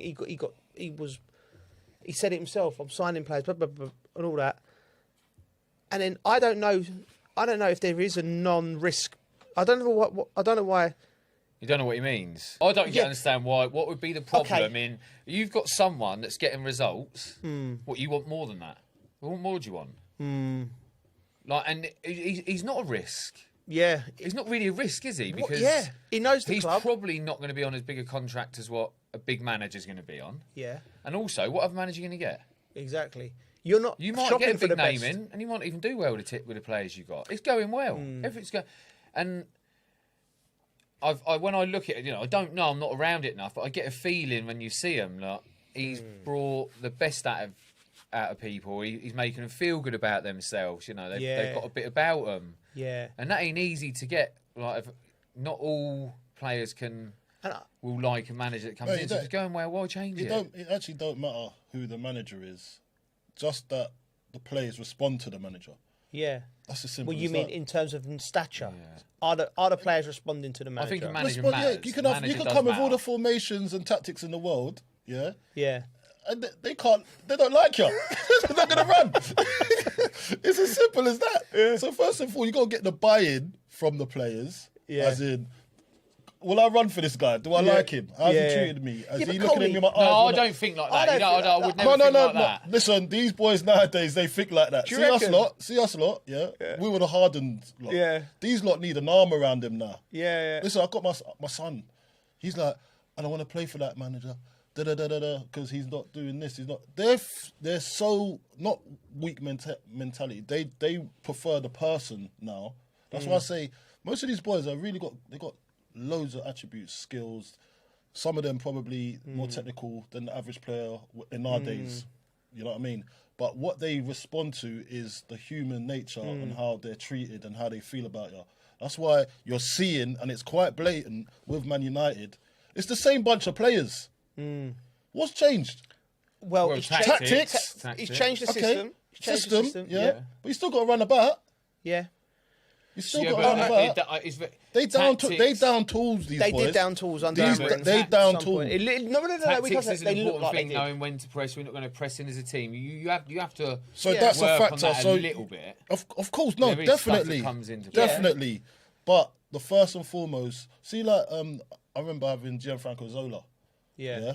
He come in, and the way he made people feel at West Ham, the way he made people feel, and even though it wasn't going great, we still wanted him there. Yeah. And we're still trying, although sometimes probably tactically set up wasn't right for what he had at his disposal, and he probably wanted to change things.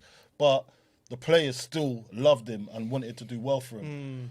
Now, when you're seeing a manager that's going on saying, well, he's got to do better, he's got to do better, he's got to do better, and berating the team, that creeps in eventually, and then you're going to lose the team. Michael Carrick has come in and is given that good feel factor first. Then the players will try that tactic that he's trying to employ. Do you know what I mean? And it's just the way it is. It's the human nature so of it. I agree with you, right? And I think you're saying the same thing. The tactical switch he's gone to go over back four, playing Mainu and Fernandez and getting players in their correct position that they've made. You know, like Luke Shaw at left back and Harry Maguire with playing in the two and da-da-da. So that's become a factor. The fact that he's got the players on board, I think we said it last week, but I think bringing Johnny Evans in, who knows the group because he was with them, I think that was genius. Jonathan Woodgate, who by all accounts is a fantastic coach as well and a good person. Yeah. Darren Fletcher, so there's a core that understand the group. So there is all of that. And then on the flip side is like, from the perception of the media, like if Michael... How can I explain this? Right, so Michael Carrick, there's a lot of Manchester United voices in the media. Like I think Roy Keane said, even if he wins every game, he wouldn't give him the job. So I don't know where the land lies in where you go. Well, so you'd give it to then? Yeah, well, that's someone that's qualified. He's saying, but like, what makes you qualified nowadays? Because they've had all the managers already. Van Gaal, Mourinho, like, David Moyes. They've run out of managers. Ten Hag, Chelsea run out of managers. Do you know what they're all going to say? Well, it's too soon. It's too soon. So you get 3 games in, it's too soon. You get 6 games in, it's too soon. You get 10 games in. Because even if you get to 15, 20 games, it's never going to be enough for them, is it? Can I ask? This is my. I think, like, and I always have to check my bias here a little bit because he's my mate and we all want him to do well, but. For me, if I'm Manchester United, I'm looking at the 2 other great clubs in Spain. They've brought players in through their B team, so less experienced in management than Michael Carrick when they took over at Real Madrid and Barcelona. One was Pep Guardiola and one was Zinedine Zidane. And what do they have in common with Michael Carrick? The top players that have played at that club, that knew everything within the club. So Michael's actually in a better position, experience-wise, than when them 2... got the job at their big clubs. And I think you've got to stop applying. You've got to stop applying normal logic to big, huge clubs. Because playing for Manchester United has to have a feel to it, the same way that playing for Liverpool does, that playing for Chelsea is. They're not normal clubs. So having someone in that position who understands the club, I think is an absolute no-brainer. On top of what he's doing at the moment, that he should be getting the job at the end of the season and rebuilding that club properly from the roots. Quick question, yes or no, will he be Manchester United manager in August? He should be. Yeah? Yeah, he will be. Yeah, me too. I think he should be and I think he will be. Right, VAR, another week, another load of nonsense. This time at Burnley.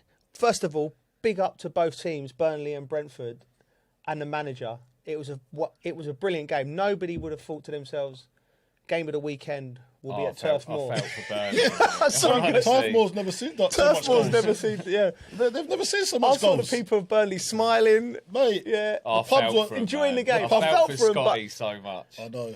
Yeah. The pubs around there must have been like, do you know what? It was a good game. When you go out, you know, when you go to the pub afterwards, you have a little roundup of how it went. Yeah. Do you know what? Yeah. And I love that game. Yeah. It was an entertaining game, one that I'll never forget. So many goals. Was it 9 goals in it? I don't think Burnley was fans it 8 get goals? over it that quickly. There was disallowed goals. There's loads of goals. It's a joke. Yeah. Refereeing and VAR, it's just become a joke. I'll quickly read it out. So Burnley had 2 goals knocked off to unbelievably tight decisions. Then Ashley Barnes' equaliser was not given. VAR deemed there was an accidental handball from Barnes. The decision took nearly 5 minutes. I don't think it hit his hand. I got a lot of heat for saying that these refs looking like they need to get out of the gym, stop lifting weights, and start getting the decisions right. Yeah, nobody needs to see your biceps. Go on, Joe. Go on. Go on. Stop wearing your missus' tops, yeah? You hit them now, then. It's because they look better than me or nothing. Yeah. No, but they're so inconsistent, and it's even worse. The VAR bit. It's just it just annoys me, mate. Yeah, it really annoys me. Mate. So the VAR, it happened this weekend. Yeah. Like, go back to Arsenal game. Yeah. The punch in the head. Yeah. From the back, from the goalkeeper. Yeah. Rewind 3 weeks ago. Yeah. Areola. Yeah. Gets done with a punch. Yeah. And he knocks off someone's head. Yeah. Misses the ball. So it's a penalty for him, but it ain't a penalty for the Arsenal lad. Do you know what I mean? So we've got to have some kind of consistency. So the Barnes one, let's stick with the Barnes one because I think that sums it up lovely, Bridgie. That one hit his hit. Ball's into the box. Yeah. It's not clear it's hip or hand. It doesn't matter. But you can see it's hit his hip. It's definitely hit his Even if hip. it's hit his hand, right? There's no. It's not. Where's his body? Where's his hands supposed to be? His hands are in the right position. Yeah. It's come out of the sky. Yeah. He's clear. Like, if you know football, you know Ashley Barnes. It's either hit him on his hand, right, and which he can't do nothing about. It's dropped and he's put it in the net, or if he's got some awareness because of the way the trajectory of the ball, you're just letting the ball go because it's into a danger. Do you know what I mean? So he hasn't. It's not on purpose. It's hit his hand, and if you flip it. It might have it. Okay. No, it ain't. Well, even benefit of the doubt. I'm trying to give the benefit of the doubt. Play devil's advocate, Don't right? give him the benefit of the doubt, Joe. No, But they're going to start thinking. trying to help him. Right. Yeah. So, but even that. Say, for instance, you're blocking a shot and you're a defender, and your body's down there, and the kid hits the ball against your arm. It's not a penalty. And do you know what I mean? So it's like. No, but they're giving them as well now. They're giving them if it's.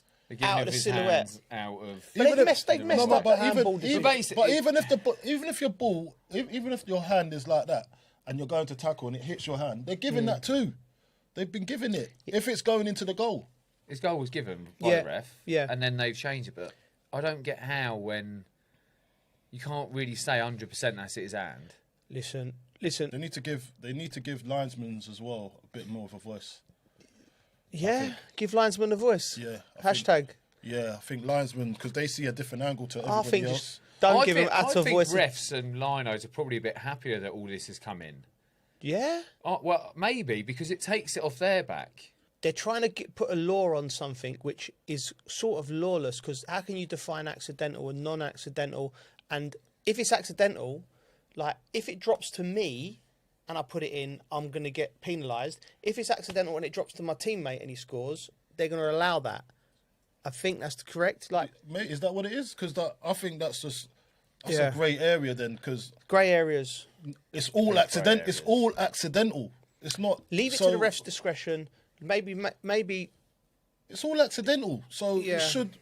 Like, if something comes in my face and hits my face and then hits my arm. Because I've gone like that, it's hit my arm because I've got my natural reaction is to cover my face, isn't it? Like, but it hits my arm and goes. I can understand that's gonna be deemed as not a goal because I've moved my hand towards the ball. But if the ball hits my hand and goes in, that's not my fault.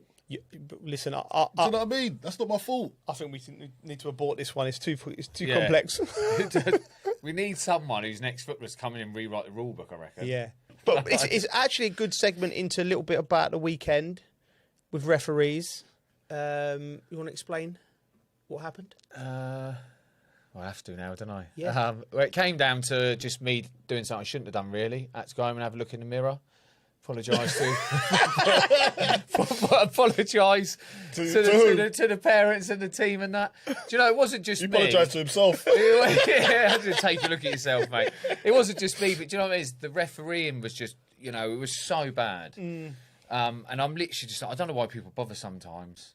So where were you? Who was you watching? It was basically, we should have had 2 penalties, then a throw-in's gone the wrong way. Parents, kids football, under 12. It was under 12s. Oh, okay. And they're a good group of kids as well. Work really hard for each other, and the parents are good. And it's like a top of the table-ish clash. I think they're 4th, but they got 2 games in hand, but we're 9 points clear. Okay. Anyway, the ref's usually really good ref, and I'd had one of them weekends where ref wasn't very good on the Saturday either for the kids' game.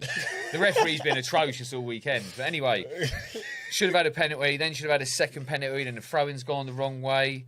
And then another throw-in's gone the wrong way. Then there's like an offside, and I'm very encouraging with the kids. But then I let something out about the ref, which you probably shouldn't do at grassroots football, really. And it kind of created probably a bit more commotion.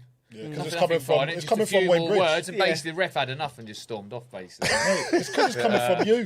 No, it wasn't just you're me. A Premier League. I'm not going to take all of it. I did a little bit. You're an England international. Yeah, I know I should have done it. So your word, and I said sorry. Listen, mate, your word that's means a fair so point, much. though. No, but did you say sorry? I did say sorry, yeah. I haven't managed to say sorry to the ref yet because he stormed off, but I apologise to everyone else and the club because you shouldn't really do it. Do you know what I mean? No, when it's your kids, I think you get emotionally embroiled in it. The unjust part. Do you know what it is? You've got a real strong. What's the word of a feeling of injustice? Like you can't leave injustice. It's one of your endearing things. Like it is because you'll stick up for your people. and you don't like injustice, but then when it's in sport and it comes across really bad. Especially as it's kids football and it's grassroots football. It's I think as you feel a certain something when they're your own kids or when they're kids in general, when there's an when there's an injustice. Do you know what I mean? But it's hard, isn't it? I didn't actually get the blame in the end.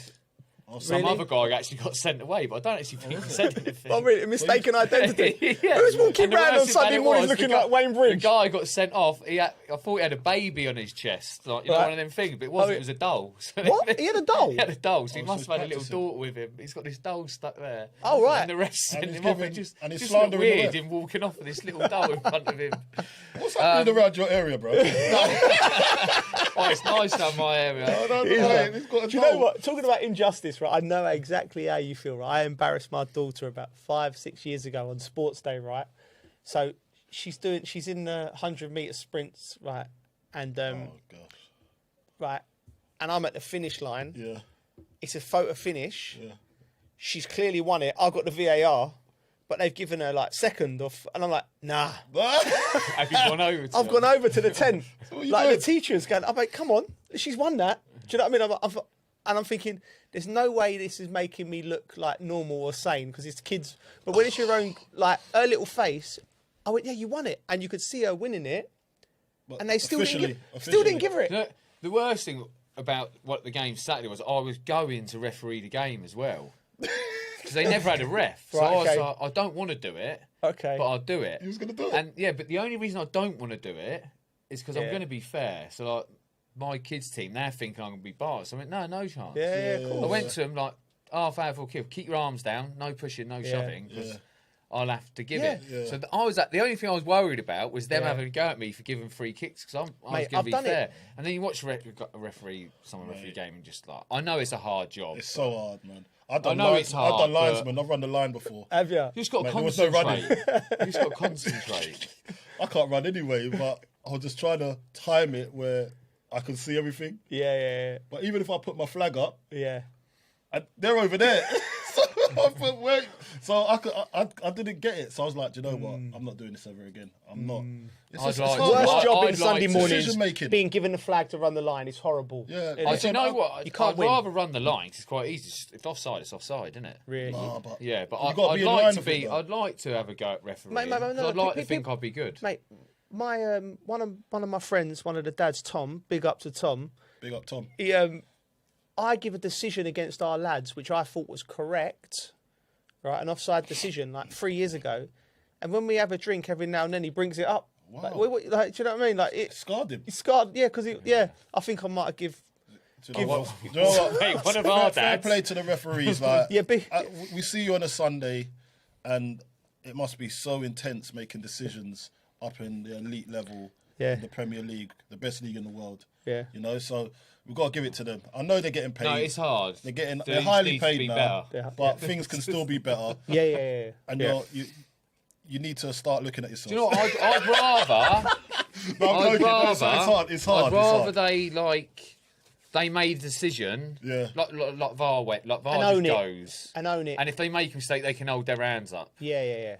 I just think that's better. I'm happy with that. I'd happily go back to that. The refereeing can't get worse with devices and applications now. That's what's going on. That's what's happening. They're making it worse. They're making it worse. Yeah, well, listen, technology's made the world better. That's actually another segment. Worse, I think so anyway. Do you think? Oh, 100%. Yeah, I do, yeah. Social media, worst thing ever. Technology. Amount of time our kids spend outside. I'm lucky with cars. We spend loads of time outside, but I think it's easy for kids and easier to stay in now. Yeah. I reckon it's just. We'll be trying to get on algorithms to get. How have we got to this? Anyway, another thing at the weekend, we didn't go. We went to the pub. Yeah. You couldn't go. Yeah, you couldn't come. You know, I got a lot of heat for choosing the pub at the end of my road. Yeah. But listen, the thing about Coley, right? I wasn't there to lead the crew. We asked what makes a good pub. Yeah, we missed you, man. We did miss you. So basically, let me tell you something about Coley, right? So he likes to be in comfortable surroundings. Yeah. So I like a bit of. If it's anywhere, if it's 25 yards down the road, you'll be there. You've gone to like a posh bar, like nice Scotch eggs, sausage, like a proper was nice eating. food, though, Goldie, wasn't it? Yeah, It's it was nice made in food. Chelsea crew. It's a restaurant, really, isn't it? It's not really made a pub. in Chelsea crew. Yeah. It's not a pub. It's not a boozer. It's not a boozer, is it? It's just a restaurant. Yeah. Stroke. Yeah. Well, were you going for dinner or going for drinks? We went for dinner and drinks. there you We go. ended up having I got you my new drink, mezcal and ginger ale. Smoky mezcal. Smoky. It's You lovely, liked it. Ginger ale. But Ginger beer. You know, Ginger beer. there's going to be no trouble in there. Yeah. There is security there. And no one wants trouble. There is security. Yeah. I think And no one wants trouble. I like a proper dirty pub. Not dirty, but you know what I mean? Proper, just spit and stored. What classifies it as dirty? What's the dirty? Yeah, just dartboard, bit of pool table. Yeah, mate. If you find one with a dartboard and a pool table and jukebox, you fit the jackpot, really. Yeah, jukebox. Yeah, hey, that's the jackpot. You don't get them very much now. They There's don't one get by me jukeboxes. actually. My dad goes to Get a working man's the machine, like the money. Jukeboxes are underrated. Yeah, mate. Where you can choose. Slot machine. That's all you but want. It's also like on a pub, which is more of a you go in there and you're stood at the bar. You don't feel like you're imposing on people sat down eating their dinner. I'll tell you what was a good one. Yeah, the one we went to in Highbury. Was it Highbury we was in or Angel? Yeah, that was a decent pub. They had the slot machines and everything in there. It's finding one that it don't look great. Yeah. But you go in there and the vibe's good. Okay. Do you know what I mean? I know what you mean. You don't want to go in anywhere there's a bit of trouble. You just want a good vibe. You got any in mind? You got any good I went ones? to a great one in King's Cross. We're going to have to come up with a list or something. I'm going to find out the name of it. I can't Let's do remember that. it. Let's give the people some information in the house. Yeah, let's do that. Yeah, it's a great one. I'll find it. Best pubs in London. I think you've We just actually come up with stayed there something. for 8 hours. It was that good. We stayed there for 8 hours. Just the 8? Yeah, Well, okay. we were there How do at you stay in a 12. pub for 8? I don't. Because we were there at 12. But how do you do that? Everyone was just having a good time. There's good music on, and everyone was just happy. So you get there at 12 o'clock in the afternoon. That's lunch and dinner. Jeez, that's a lot, you know. I had the weekend off. I don't think I could do that. No, I do. I think you could. What, a whole day in the I've pub? seen you You've in done your... it with me before. Have I? We went Paris. I had no choice. I had no choice. What else was I Our going to do? last lads trip. I've got the choice. Our last lads night, I was in Paris, and it was an early start. I think we got the train at about 9 o'clock, 9:30, and then we were going into like a gig in the evening. So we've been out early, got the train early. He's gone bed at 5:30. Oh, he come all the way to Paris. He's got to come out. Yeah. I went to wake him up. He said, "Get off me." He gets angry, so I didn't he? tried a second time. Big Bear gets I angry. tried a when he second ain't slept. time. He got angry. I went, I'm done, mate. And then my mate went in and got him up and got him out of bed. Yeah. I You're tried. going to wake me up from my sleep. Mate, I bet you was a nightmare for your mum getting up for school in the morning, wouldn't you? Mate. Because you weren't getting up for nothing. I did. You got up, but it took a lot of... Nah, listen, mate. I controlled the I'd get environment. sick around here if I I wasn't didn't know what it getting is. Nah, so you was trying to wake me up. I wasn't getting angry. No, you weren't angry, but it was like the shove of like, get off me. Yeah. No, I just thought I was pinning someone. That's all it was. No, so what it was like for me is like when you wake me up, you gotta just be soft. Right, okay. Hi, Colin. Excuse the pieces in the rip. I just went You're up. going out to a gig. Get out. I'm not leaving That's you why in I've bed. got to be woken up. You can't wake me up aggressive, or else I get aggressive too. I'm just mirroring energy. That's what I'm doing. Just wake me up. He does wake you up aggressive. He does. That's That's a little shake. All right, yeah. He's coming on. I'm like, oh, bruv. Like, He likes that one. I mean, He likes that one. He's shaking you. What are you doing? What you think? And then laughs and thinks it's funny. I know. It's not funny. Anyway. It's not nice. Anyway, right. Okay, we move on. Before we go, let's go back to football and Tottenham in trouble, losing away at Fulham. And although they had a little huff and a puff, Fulham could have been 3s and 4s ahead. And I looked at both teams, and I don't think Spurs will go down. What? No, but I don't think they will. But I looked at both teams, and on paper, you was like, but in terms of duels, like people like Iwobi run the game, Smith Rowe was popping in. Do you know what I mean? Like, Fulham just looked better. They just did. I think I saw Iwobi's goal. Like, That's a strong side foot from that Yeah, distance. I know. Do you know what I mean? Like, Yeah.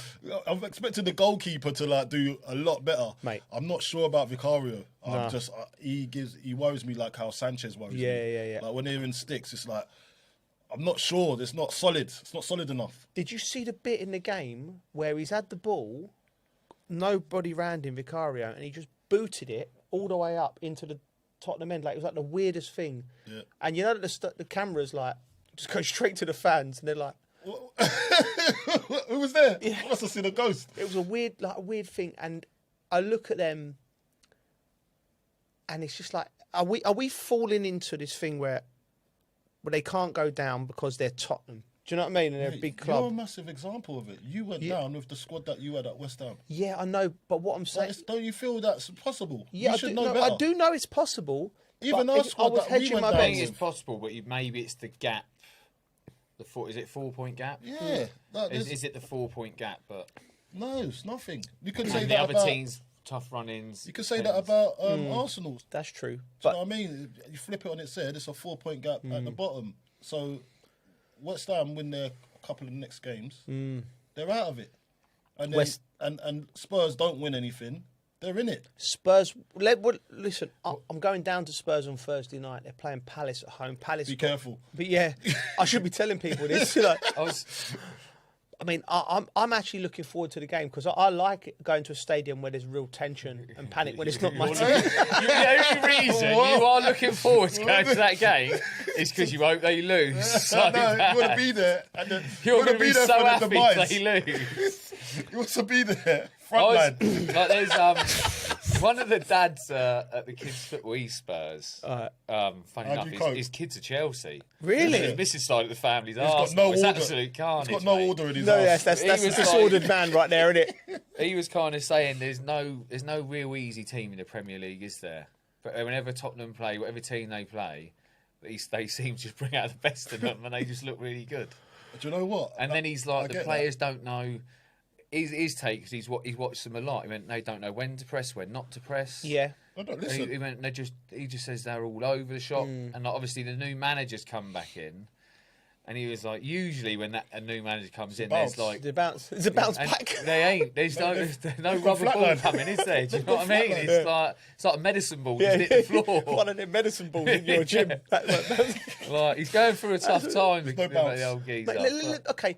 Okay, so Igor Tudor, let's talk about that because Igor Tudor got brought in, and let's one of the commentators who's said to me, he well versed in these situations. He said, and he knows European football inside out. He said, I promise you, if you'd have said to me, give me 100 names, he said, I wouldn't have been able to pick Igor Tudor in the top 100 of what Spurs and you. I'm talking. You take Daniel Levy out of the equation 6 months ago, who've done every decision. So the decision-making process is somewhere else now.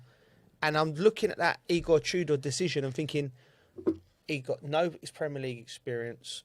He doesn't have a strong relationship with the players. I don't think he's managed many of the players. Premier League, Tottenham, not a massive reputation.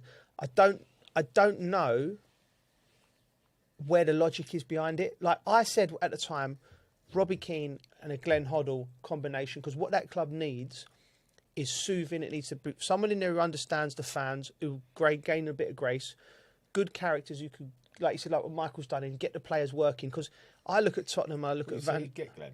I'd get Glenn to come in with Robbie Keane. Robbie Keane, because straight He's away doing well as well, Robbie. Yeah, Robbie's won 2 titles away. When we talk about experience, he's gone to 2 countries, won 2 titles. You know, in 2 different cultures, teams. With Glenn, different makeup straight away. No, but I'm thinking from an interim. They're coming from an interim, right? That makes logical sense to me because it ticks boxes. I'm thinking the fans will be on side. Robbie, you know Robbie's a character. If you do your homework as Robbie is a character, you'll know that he's... Do these players know these legends, though? Mate... I'll tell you, they know them when they start coaching because they're good coaches. Listen, everyone's got YouTube. They'll go, well, Robbie Keane's a player. Glenn Hoddle, the player. I don't think it'll be like the Michael Carrick factor, though. Because I think Robbie Michael Carrick... Carrick... Glenn Hoddle would, honestly, as a coach and training, is brilliant. I get that, but I know Glenn Hoddle would be perfect, but I just don't think... As I was saying about this buy-in with these players, I'm telling you, the culture at that football club, there's a few That's the cultures. Big balls over there, right? And they've got too much. They're in their red and they're having themselves. I'm telling you, these boys are. You can see it. Yeah. Like I saw a clip with Van der Ven. Yeah. I think I saw it last week when Igor Tudor was trying to tell him something saying push up, and he was like, the way he looked at him. Really? Yeah, it's on the side. Like the way he looked at him, I was like, the geezer's telling you to do something, do it. Yeah. And he was like, and he was ignoring him. And I was like, see that for me when I see that, I'm thinking, that you need to root that out first. You need to change that mentality. How do you change that then? Why would? Oh no. Let me reframe the question. Why did they think someone they respect that Igor Tudor was the man? Is he a hard man? Do you know what I mean? But what's the point in that? You know, what can a hard man do? How's he going to get the buy-in? I've heard this word a lot. Baffled. Yeah, baffled. I've heard it so many times. Yeah. So if it's baffling the fans, the players, that filters down to the players. You've got to think when you make a decision as a club, you've got to think of how everything's going to be processed by the players. Straight away, you'd expect to see something in the first game change. Yeah. I'm speaking to some of the Spurs fans. It don't. Yeah. Do you know what was quite cringy? I saw it from one of the Spurs website or the official Spurs website, right? So they release it. They're releasing. Why are you stalking their website? No. You really hate Spurs. What are you doing? I bet you've got one of them secret accounts that you abuse. I'm telling you, you're having up with you. Well, that's Spursy. I know you ain't trolling because you could just about work WhatsApp. That's a good point. Go on. Right. Anyway, I don't know. Someone's shown me this. It's got the players running, right? So like that's just like they're thinking to themselves, "This looks good." The fans are going to go, "Oh, look at us running more." Do you know what I mean? Yeah. Like, so what? So they're showing them stats. No, they're like hard at work for the new manager. Do you know what I mean? Like, and there's images of them running. Because if you think you're a player, you think the answer is they need to be fitter, they need to be stronger, running. If you get to February, you get to March, and your team's not fit. You've got 3 months to go. If you go, right, let's try and get them fit for the last... You're going to probably end up breaking more of the players. Do you know what I mean? So you need a pre-season to get fit. You need to revitalise the spirit of the players. That's the spirit, and you're saying that's the way to go. And the way to do it is with characters and people in the club and everyone coming together.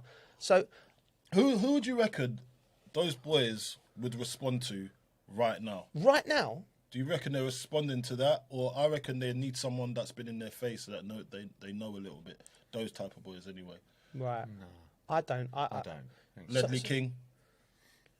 I love Ledley, but I don't think he's. He'd respond to it because I know that he's liked around the club. Ledley won't want that. I don't reckon he. Would he be the type of guy who want that job? I don't think he would he? Maybe. I don't know. Why wouldn't he? They would be responding. Has he done his badges and stuff? I don't know, but why wouldn't he? I think they would respond. I think they would respond to Ledley. You need someone to come in and then they'll respond to the person that. All right, Ledley, Robbie Keane, and Glenn Hoddle. Yeah. If you can't respond to one of them. Yeah. I know that this geezer's only got the job 2 days, but I'm just thinking of why is he really in the job? Yeah. They've made the decision now, so it's like with the Spurs hierarchy have gone. That's our cards on the table. 10 games to go. This is our guy. Yeah. And he's going to do it. So, and he might do it by the skin of his teeth. Yeah. But I think if you'd have gone the other route, it would have been a lot easier for Tottenham. Anyway, I'm there on Thursday. Give him some abuse. Yeah, I'm sure they will. Before we wrap up, the Champions League draw was this week, and it's an interesting one. Basically, Arsenal. You've heard it here first. Go on. Right, so basically, every team that's won it for the last 10 years is on one side of the Man City, Bayern Munich, Real Madrid. Arsenal. I think on one side is like 30 odd titles, isn't it? Yeah. And on the other side's 5. Yeah. I mean, that's all Barca. Yeah. So it is. Listen, it's opened up for Arsenal. I think personally, it's going to be an Arsenal Manchester City final. I think it'll be an epic. Oh, how good would that be? I would think Man City do the treble. Oh, why would you say that? Oh, It'll be wouldn't quadruple. it? Quads. They could do the quad. Yeah, they could do the quad, yeah. Yeah. They could do the quad. They're Nipping still it in all from, competitions. all from under Arsenal's noses, mate. That could be epic. That'd be too much. No, if it goes our way, Mate, if that was to ever happen, yeah, I don't think Arsenal could. Even though that they've done so well, I don't think any Arsenal fan can show their face ever again in London. They'll have to wear their away shirts, so it's less recognisable. Because, mate, I'll tell you what, yeah, because if that was to happen in this, like this peak position they're in, and then Man City do all of that, that's disrespectful to football. I look at it. My only bet would be Arsenal going to the final. I'm not sure on the other side. With Man City, you still don't know because there's too many good teams. Who's on Arsenal's side? Arsenal getting to the final. Who's on Arsenal's side? They're going to be Leverkusen. They ain't no cop. Sporting Lisbon. That's a Glimp. Sporting Lisbon or Glimp, mate. Glimp. Hey, miss it. Bodo Glimp. Yeah. Remember we talked about Bodo Glimp? Yeah. Mate, they cause havoc, you know. Yeah, they are. They can't. They cause havoc. Captain Chaos at Bodo Glimp. I don't know what's going on over there. It's just all sorts going on. I think Arctic Circle. Their record it's warming is up. unbelievable. It's warming up though, the Arctic Circle. So Aina's like, it ain't -10. Oh, it's not Baltic. It's not Baltic. Oh, okay. It'd be, anyway, Barcelona cannot, and they can't win it, Barcelona, not with that high line. Hansi Flick plays a high line, which I think he won the Champions League about 6 or 7 years ago with Bayern Munich when it was COVID, and he played this way football. But I think that was a different. Football was a little bit. COVID, there's an asterisk under it when it was, Anyway, I don't think you can do it again with this Barcelona team. So Arsenal are in the final for me, and I think they can do it. Well, if you look at it, look, PSG, they're going to go all the way again. They even PSG, the league has helped them. As well. It's interesting that the games we against never write off Real Madrid either against Chelsea. No. Is it the games in between? They've moved the league game in between the two Chelsea. You're games. right, Cole. And listen to this, Bridgie. So in between the two Chelsea games, PSG have just gone, we'll cancel that league game you got in between to prepare you for it. So this is equivalent to Premier League. And Chelsea have Ligue 1. Yeah, the Ligue 1. How do you say it? Ligue 1. Go on. Listen. League 1. They've helped PSG. They've helped PSG. They've moved. It's the equivalent of Premier League going, you know what, forget that game. Chelsea have to go to Newcastle. I think maybe play Newcastle at home. In between the two legs. Yeah. It's a massive advantage. So I think Chelsea will find it very difficult to beat PSG under them circumstances. In summary, the Champions League draw, they've opened it up. Yeah. Someone's rolled it across the goal for Arsenal. Yeah. They cannot blow it. Or can they? Arsenal fans, book your tickets for Budapest, in my opinion. Yeah? Yeah. Okay. I'll be over there too. Get insurance. I'll be over there too, mate, just to see it. I know.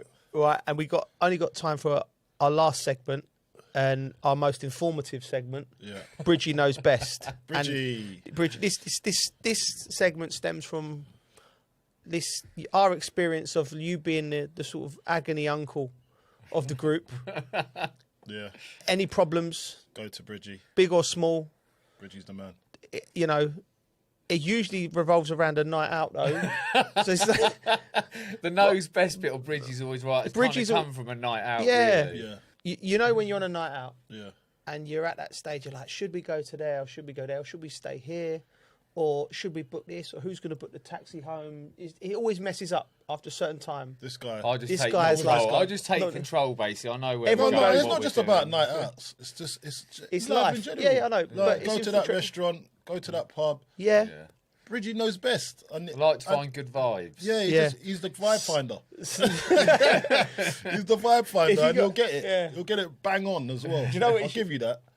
The golf course when you get the range finders for the distance. Yeah, that's him. The vibe finders. Yeah, He'd be like that in the middle of London. That's where we're going over there. You can see there's a smoke signal for him. It's invisible to everybody else, but he knows where we're going. And he's good at sat-nav as well. Yeah, it's true. So, we put it out to the public and we've come back with an anonymous message. Message. This is today's dilemma, and it's Champions League related, so it links in lovely. My 10th wedding anniversary is on the 11th of March, but I've blagged a trip to Paris to watch my beloved Chelsea face PSG. So, football or not. Can you help him with this, Bridgie? It's 10 years. 10 years. That's the kicker for me. Yeah. I think. So what? This is the way I would look at it. Right, you're in a relationship with someone. So what would you do if your wife wanted to go to something she really wanted to go to? I'd probably old man's and go. It's a 10 years anniversary. Like I would as well. I'll see you the next day. We'll wait for the 20 years. And then if she don't see it the way you see it, well, that's your fault, mate. Yeah. You married her. Yeah. Do you know what I mean?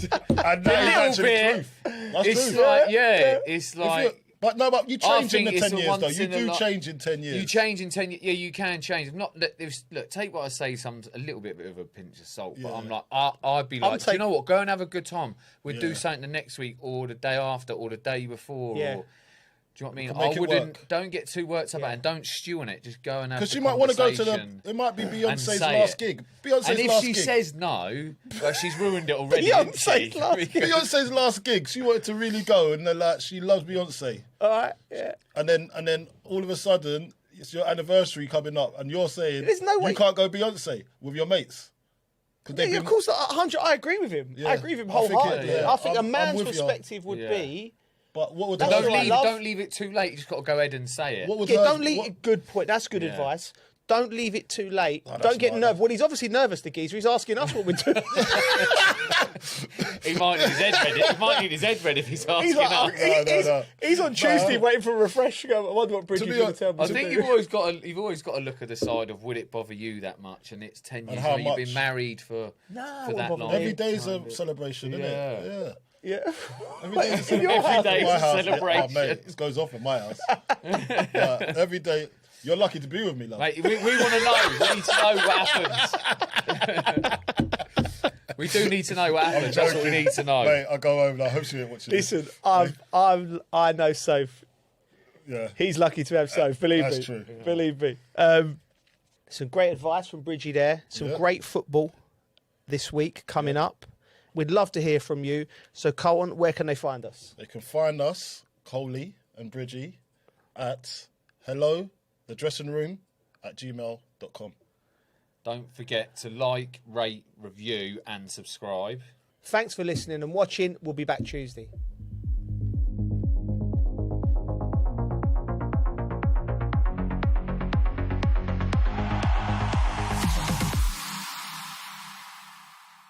Oh, there is a tree hugging. There is a tree hugging festival. Let's have a look at this, please. Yes, please. Bring this in. Yes, please. We've had reports. There's a tree hugging festival. How do you know about this? You've been in there. Listen, this guy, mate.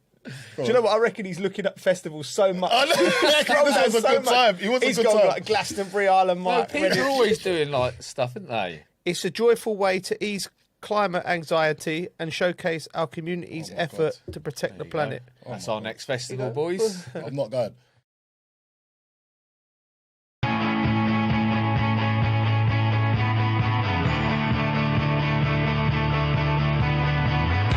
Welcome to the metropolis, the big city.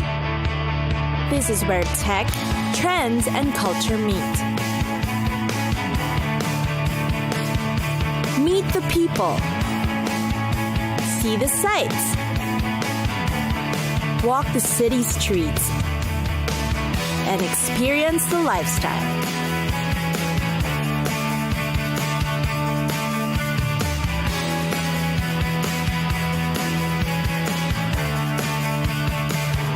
This is your first-class ticket to the cities of the world.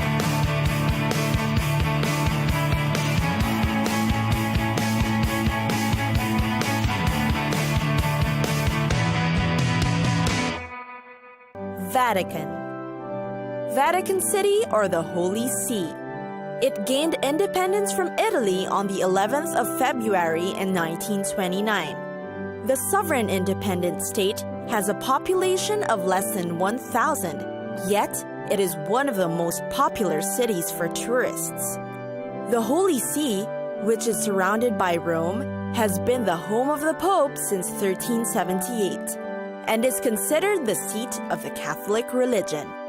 And then, of course, there are the very popular Vatican museums, which is mainly why most people fly in for a visit. There's the Sistine Chapel, which is considered the private chapel of the Pope. This is also where cardinals meet to vote for a new pope. Its ceiling frescoes feature paintings by the great Michelangelo, and the biblical scenes on the wall are by several artists, including Perugino and Botticelli. The gateway to Vatican City is St. Peter's Square and Basilica. It is built on the site that covers St. Peter's tomb. It is considered one of the largest churches in the world. Michelangelo's famous Pieta is also featured in this church. Italian masses are held here every Sunday. Visitors are allowed, but must follow the strict dress code, no bare knees or shoulders. Another attraction unique to the Vatican is the Swiss Guard. They have been guarding the Vatican City since 1506, and today would still dress in the traditional costume. These guards are Roman Catholic Swiss nationals, between 19 to 30 years old, and are high school graduates. On the Tiber River, there's a Castel Sant'Angelo. It was built as a tomb for Emperor Hadrian in the 2nd century. It was built over the Roman walls and has an underground passageway to the Vatican. During summer, concerts and other special events may be held there.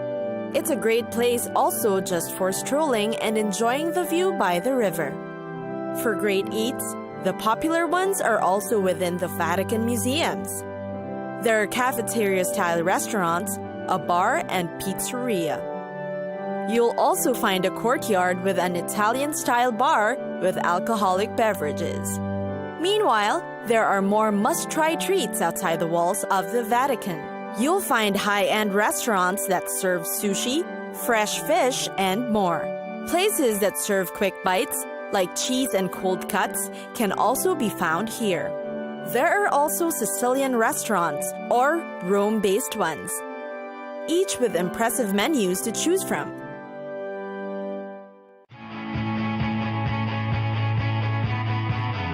It's time for us to go! Pack your bags and get your tickets ready. And we'll see you on the next destination. Catch us again next time on Cities of the World.